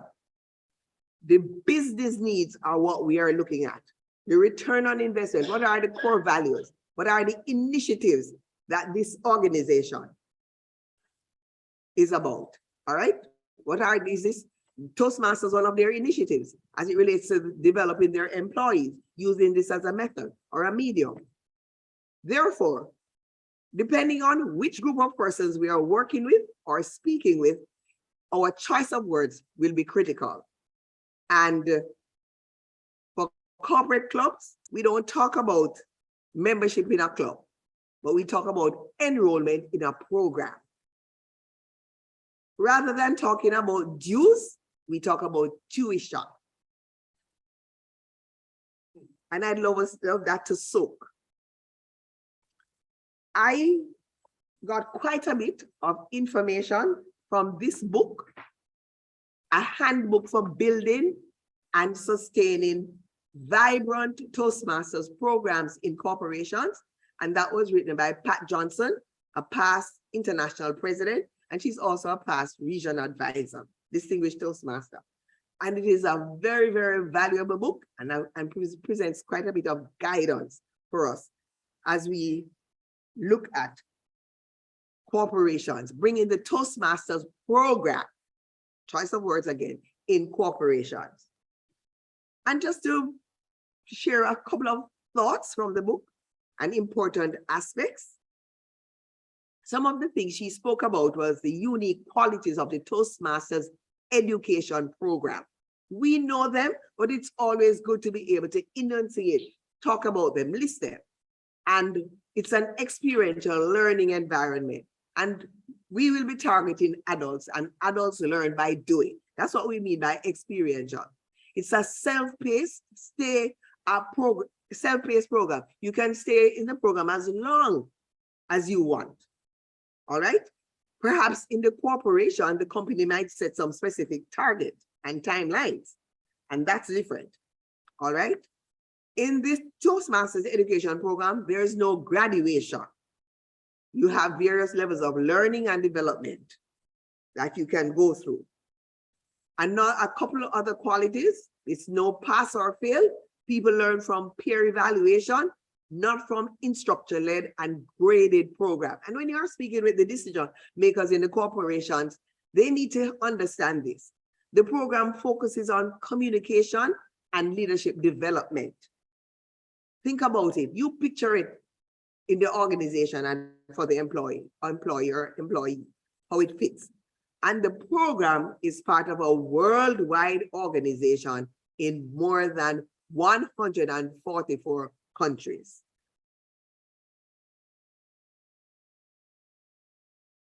And it's very important that we set the stage early for the corporation to understand this point that I'm going to be making now, that our curriculum is the property of Toastmasters International. And the corporation, when signing the agreement to bring the program in-house, is agreeing to the conditions for its delivery, the conditions of Toastmasters International. And that needs to be said upfront because we want to continue the way we started. Some corporate club buildings marketing tools are available from the Toastmasters International website. And you can just go there in the search engine and look for them on the corporate club building. There's an introductory letter. So it's very professional as an approach. And we must be willing to do the work and do the preparation.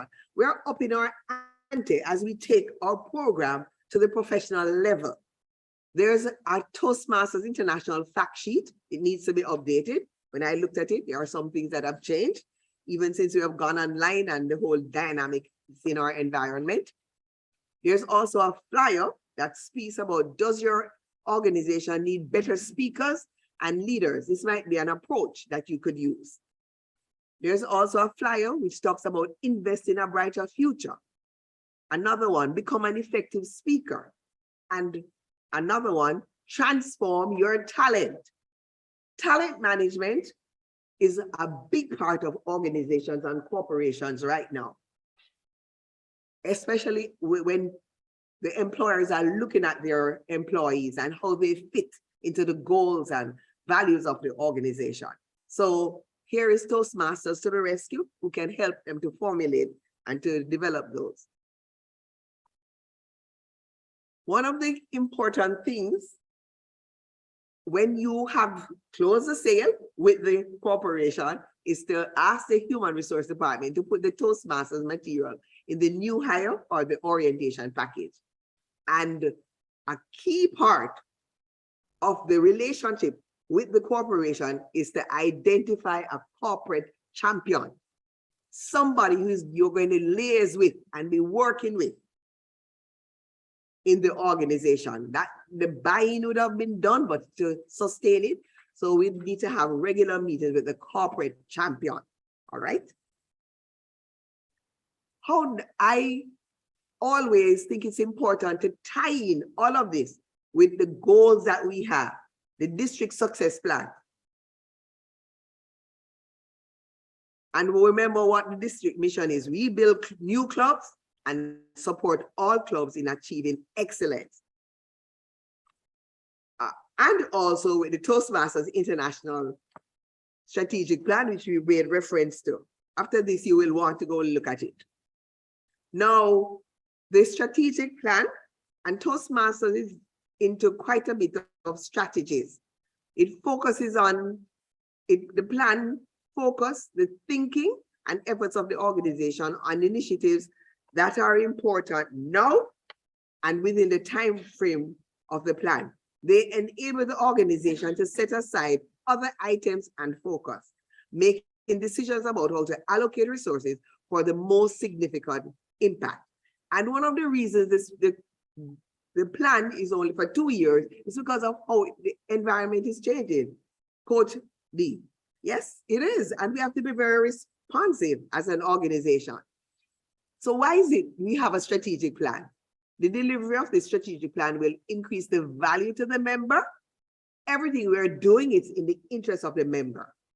It will expand the organizational brand awareness, and branding is a big thing for Toastmasters International. Just like how we have the Coca-Cola brand, the Nike brand, our brand is big. And I'm sure that we have been engaging like that, but we can continue to engage more by looking at the Toastmasters brand manual. Make sure we stay on brand. Why a strategic plan? It helps us streamline and enhance the member experience. And it promotes member and club sustainability. If you look at those 4 things, you notice that the word member came in 3 of them. The member, the member, the member. Remember the member. That was one of the taglines for a past international president.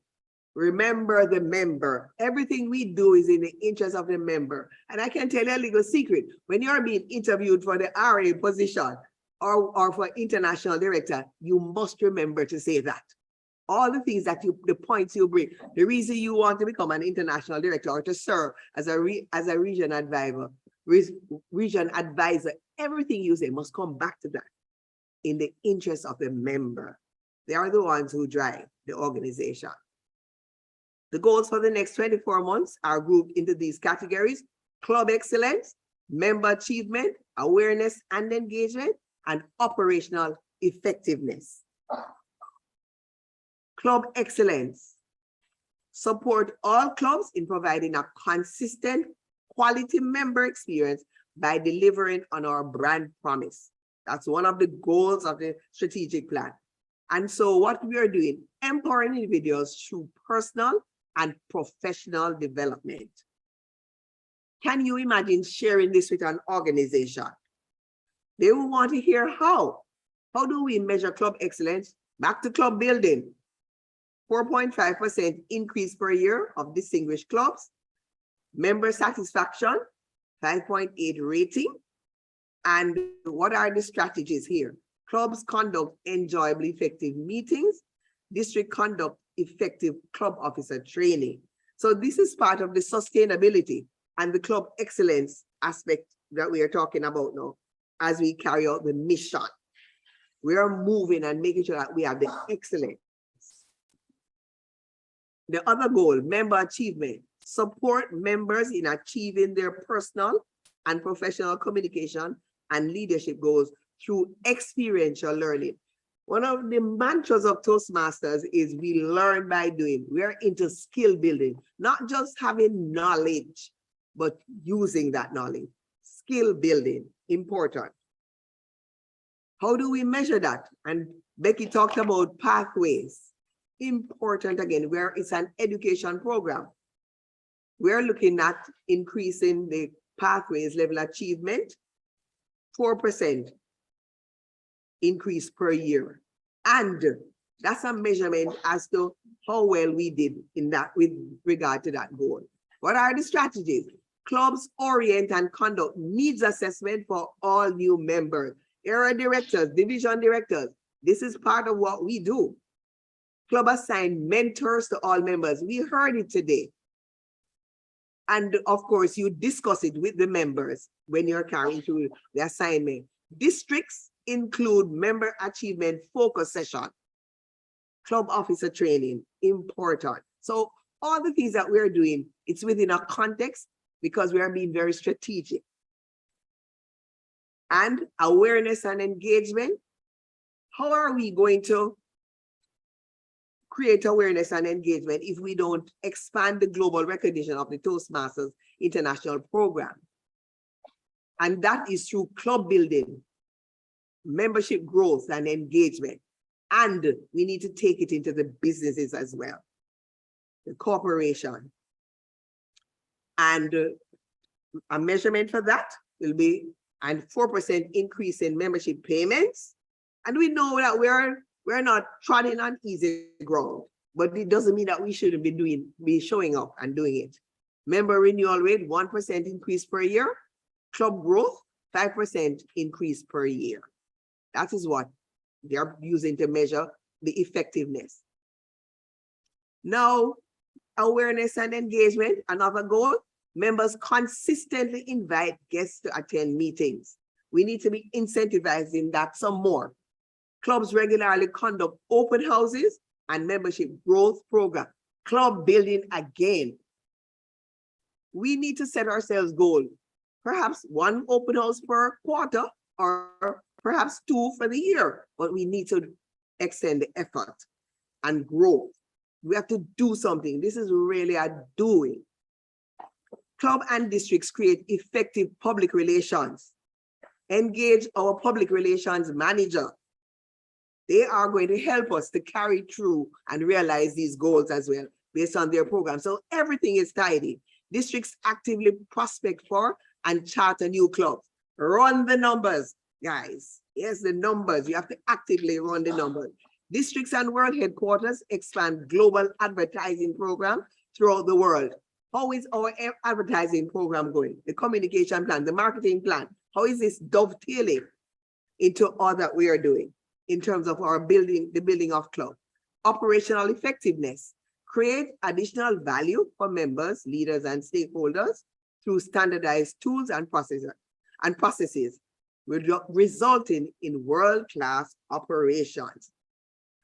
And you area directors, again, we spoke about this morning, your own effectiveness, conducting your club visit, all of those things. And the district success plan, these are the goals: membership payments growth, club growth, distinguished club, additional goals, district club excellence, club building rests on all of this. And we can see that the goal, membership payments growth, that's a district success plan. Awareness and engagement, that's a strategic plan goal. And we talked about that again.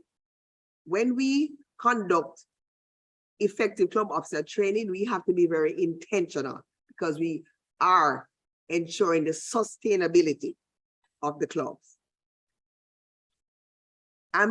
We talked about the marketing plan, and just quickly, that advertising strategy that a business will implement to sell its product or service, we have to do that too. So let's look at the marketing plan. How well does the marketing plan align with the goals of the club, the goals of the district? Revisit it. And one of the big parts of the district marketing plan is, I have highlighted it in green, market and industry analysis. In order to determine who the prospects are out there, we have to do this analysis, all right? For the corporations, for the community. What is the research telling us as to what the needs are? And so some of the club building resources are the Club Growth Director Handbook, how to build a Toastmasters club, you know that already, but revisit it. All about Toastmasters, develop your leaders from within, the features, benefits, and value chart. Those are key resources. Find your voice, uncover your leadership potential. And again, I highlighted in green, Toastmasters Club Building Guide, very valuable piece of resource. I'm recommending it to you. And of course, the book that we talked about, a handbook for building and sustaining vibrant Toastmasters programs in corporation. I want to, as I commend to you to ensure that we fulfill the district mission, I just want to share with you my story in 2 minutes. And I remember many, many years ago, I have been a Toastmaster now for half of my life, and that is for 32 years. And how did I start? My boss at the time, he gave me the Dale Carnegie book, and that book was The Quick and Effective Way, rather the quick and easy way to effective speaking by Dale Carnegie. Becky is shaking her head. Do you know that book is so old that is now only in audio? It's available in audio, but it's good and important to read it. And he said, babe, this little book helped to increase your potential as a public speaker. And shortly after that, that was in 1990, shortly after that, I realized that my organization had a club, and that was a corporate club. And so I joined the corporate club. That club is now, it was 1989, so 32 years old. Now, it was a corporate club, but it's now a community club. As the evolution and the years took place, and we had to respond to the changing environment. But what is important is that it has produced many of us who have gone on to form other clubs. And what the lesson for me and what I wanted you to take away is that don't worry about whether this club is going to last in the business environment. Once you see the potential and you have done the checks, go for it. Because out of that will spin many, many other clubs. All right. And not to mention the Toastmasters themselves who will come out of that, and who each Toastmaster can impact 250 other persons. So your job is to sow the seed and to go after it.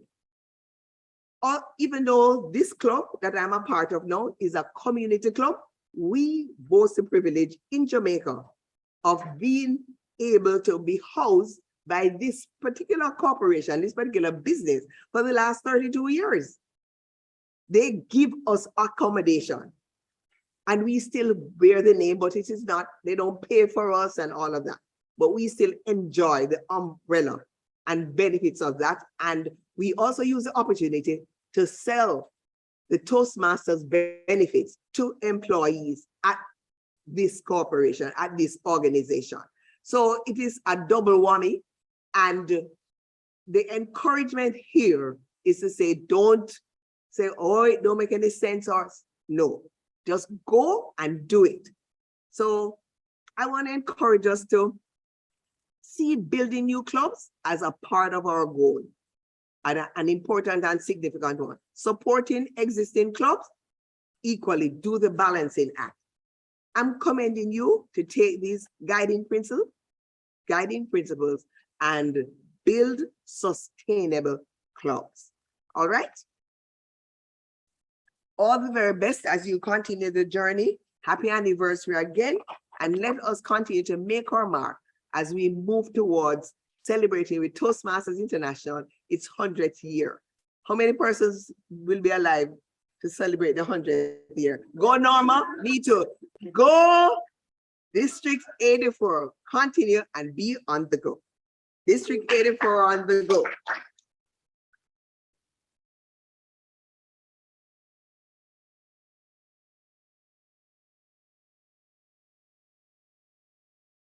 Thank you, RA Shirley Daly. Woo! All right. All right, ladies and gentlemen.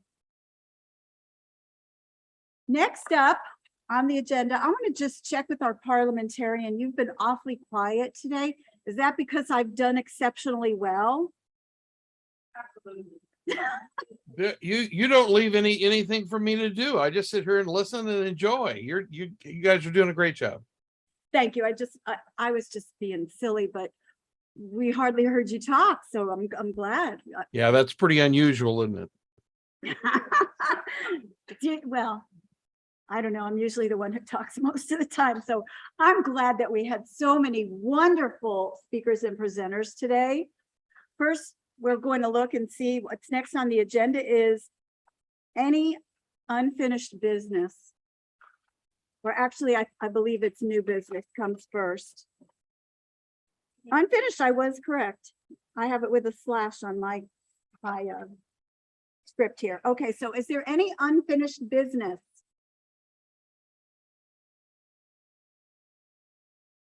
Okay, with no unfinished business, we'll move on. Is there any new business? Gail Hill Smith. Come up here to the mic, please. So everyone online can hear you as well. Thank you. I actually don't know if this is new business, but it's really directed, I think, to our club growth director, and that is with all the open houses that are going on, submitting receipts for reimbursement is, I know that there's a process, but can you tell us when those will be processed and reimbursed? Those funds when you receive receipts? Okay, thank you. All right, Felicia will come up and answer that for you.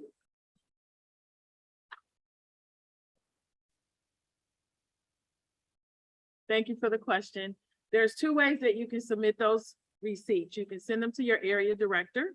The area directors do have access. I believe most of you do.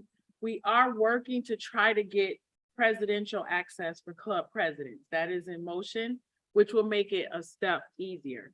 You can also send them to me and we'll work out a way to get it submitted, and then I will reimburse you through a check or PayPal or whatever will be easier. So those are the steps you can take. If I have missed one, let me know if I did not receive one.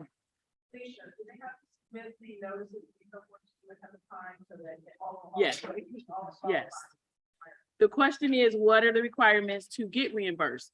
You do have to advertise ahead of time. So you need to send me the flyers, the web, Facebook advertisements, whatever it is. Send all of that. Preferably send that beforehand. Once you create the flyer, send it to us so that we know it's on the advertisement and it's being published as well. And then also attach the receipts, any supporting materials when you submit those for request. Any, yes.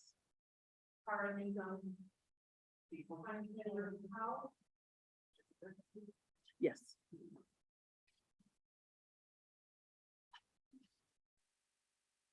Ara Newcomb, District 84 Finance Manager. How far in advance do we need to submit the receipts to you? Thank you. I believe it is 2 weeks. I need to check that in our guidelines. I believe it is 2 weeks in advance.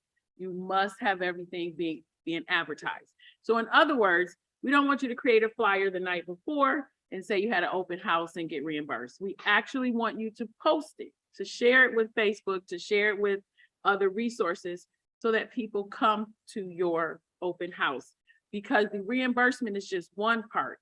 If you get members from those open houses, there's superstar points and there's incentives that are also built in, but you have to do the 2-week lead time.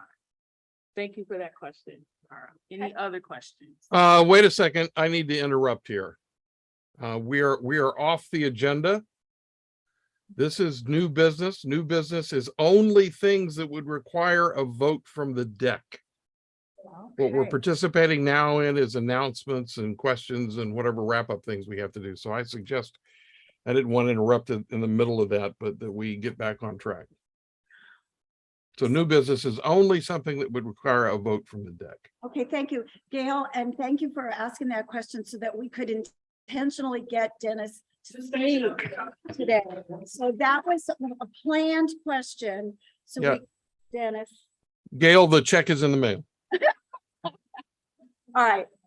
As our parliamentarian stated, right now, anything that would be considered new business is something that would take a vote by the council. So is there any new business? All right, with no new business, now we'll move on to announcements and questions. So first I want to thank you, Dennis. First, I would like to, Sue, if you would put up the screen that I have with our upcoming events and our things that are part of our announcements today. And this is, some of it is a little bit repetitive, but please save the following dates. DEC meeting is going to be March 11th, 2023. And that will be an online DEC meeting. Initially, we talked about doing it in person, but because this one is in person, the next one will be online. The next business council meeting will be April 29th, 2023. Again, that will be online. You will get invitations as the time gets closer. You've already been told about our contests, but we wanted to just put it on the screen for you so that you would have a little reminder that October through December are club contests, and they can be online, in person, or hybrid. Area, as we indicated earlier, hybrid January through February. Division online only, March through April 15th. And remember, it's only through April 15th because our conference and our district contests are going to be held at the end of April. So you still have about a little over a week for the winners of your division contest to prepare for district. District, again, is going to be held April 22nd. We'll have more details regarding the time frame, and that will be online only. And I'm seeing a question. I'm going to go get to the question in a second. And of course, the annual conference, as we heard, May 4th to 5th. And go ahead. It is. I put 4th and 5th. Thank you. All right. Thank you for the correction. As we used to say in Jazzercise, I did that on purpose to see if you're paying attention. Absolutely. So it's good to see that you're all paying attention. All right. Do we have any other things that anybody wants to bring up, discuss, questions? I recognize Dwight Dillon. Please come up here and indicate your name for the record. Good afternoon once again, everyone. Dwight Dillon, Division 8. Huh. It's been a long day. Division D. I would love to invite everyone that's in Central Florida, or if you want a reason to come down, who would have ever heard of the Fusion Fest? Okay, so we participated in the last several years. I'm looking for speakers, someone that's interested in telling a story, a 3 to 5 minute story. John Morrow, and I think you did it before in the past, right? All right, boom. So you're signed up. Anybody on Zoom would like to? It's going to be November 26th. It's the first Saturday after Thanksgiving. It's a great way to get back out and walk off some of those calories while still celebrating for something good. I need 5. We'll talk to Dwight up. Okay, so I just, See Dwight? quick announcement, speaking opportunities is available. And last but not least, I did mention the raffle for the winning Powerball ticket. And I do want to give it away because guess what? Whoever I give it to is going to be my friend, right? Yeah. So I have to figure out a unique way how to raffle the thing on. Okay. Talk to Vicky or you figure it out. I'll figure it out. Well, before you leave. So, and this goes for people online as well. We can send it to them. So people online, you're in with that raffle too, even though he was earlier saying you weren't, he was just joking. All right. So the website, I just saw something in there, but I don't know what it said. Okay. All right. So I want to make a few announcements. Don't forget, there's marketing materials on the tables. So please take that home with you, especially area directors who are visiting clubs that meet in person. That's a great tool for you to bring with you and share with your clubs. I want to also thank our assistant area director, Norma's assistant area director, for being here. I'm not going to actually give you, I don't think I'm allowed to give you the opportunity to speak, but I just want to thank you for being here, and hopefully you will be wanting to be an area director next year. So if you do, speak to Vicky, because Vicky will be interviewing for area directors next year. All right, I'd want to thank people who have been so helpful. And I know Fred is not here right now and he's probably not online, but Fred Bergeron came all the way out here in the morning just to help John set up. So wherever you are, thank you, Fred Bergeron. We'll make sure that I send him a thank you email. Thank you. And John Morrow, the man in orange, so awesome. Thank you for everything. He's been running around back and forth. He's ours. Not only is he a division director, he is our podcast chair, and he's in charge. He did all the AV here with help from others. Yes, thank you for those who helped. But John, you're our angel. Thank you so much. I want to thank Sue Lightoff, who is our Zoom master, our Zoom manager, our Zoom angel, our Zoom everything. She's awesome.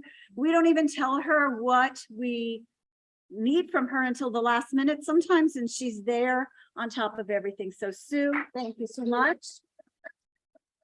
Right. And as those things, Bobby does have his hand up, so that's one of my jobs. Hey, Sue, see, she's still on the ball to the very end. Bobby, I recognize Bobby Blackman. Yes, sir. What? Bobby Blackman, Area 81, Division H. I apologize. I believe maybe I vegged out for just a minute, but did we announce when the TLIs, the next TLIs will be taking place? We actually have not announced those yet. Okay, so I didn't veg out. Thank you. We're working on them. They will probably be in January, February, and we will get those dates to you as soon as we have them set.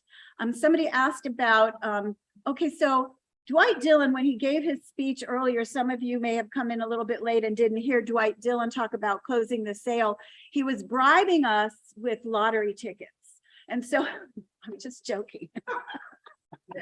He wasn't bribing us. He was very serious. Yes. He loves giving things away. And he shared a great message to us about closing the sale and how it relates to Toastmasters with starting new clubs and gaining membership, and of course ads for our ad book for our conference book. And he said that he bought some lottery tickets and he was going to do a drawing and hand out a lottery ticket to how many people? Four people. Okay, so he's figuring out how to do the drawing. It's going to include everybody who's present, who's online and here in the room. If you're online and you win, we'll send it to you. We'll put it in the mail. That's legal, right? We can do that. And it's not a raffle, so it is allowed. And he said that there's a Powerball ticket, $580 million drawing. Okay, so, and if you win, you have to give 2/3 of it to Dwight. No, wait, 1/3 of it to Dwight, 1/3 of it to the trio. No, donate some to the district. No, I'm kidding. Good luck. I hope somebody wins it. I really do. That would be awesome. All right, a real quick update, everybody. We have an order ready to be sent to TI for your badges. Some of you have received your badges, and those are the ones who I knew were going to be area directors or other chair positions prior to our election and prior to the district store closing. If you have not received a badge, I'm hoping that we get them before your term is over. And I have a list and it's ready to go to TI. So as soon as the TI store opens, I will be sending that order in. And actually, I don't know if this is true. Shirley, you might want to correct me if I'm wrong, but I heard a rumor that they were shooting for the end of October.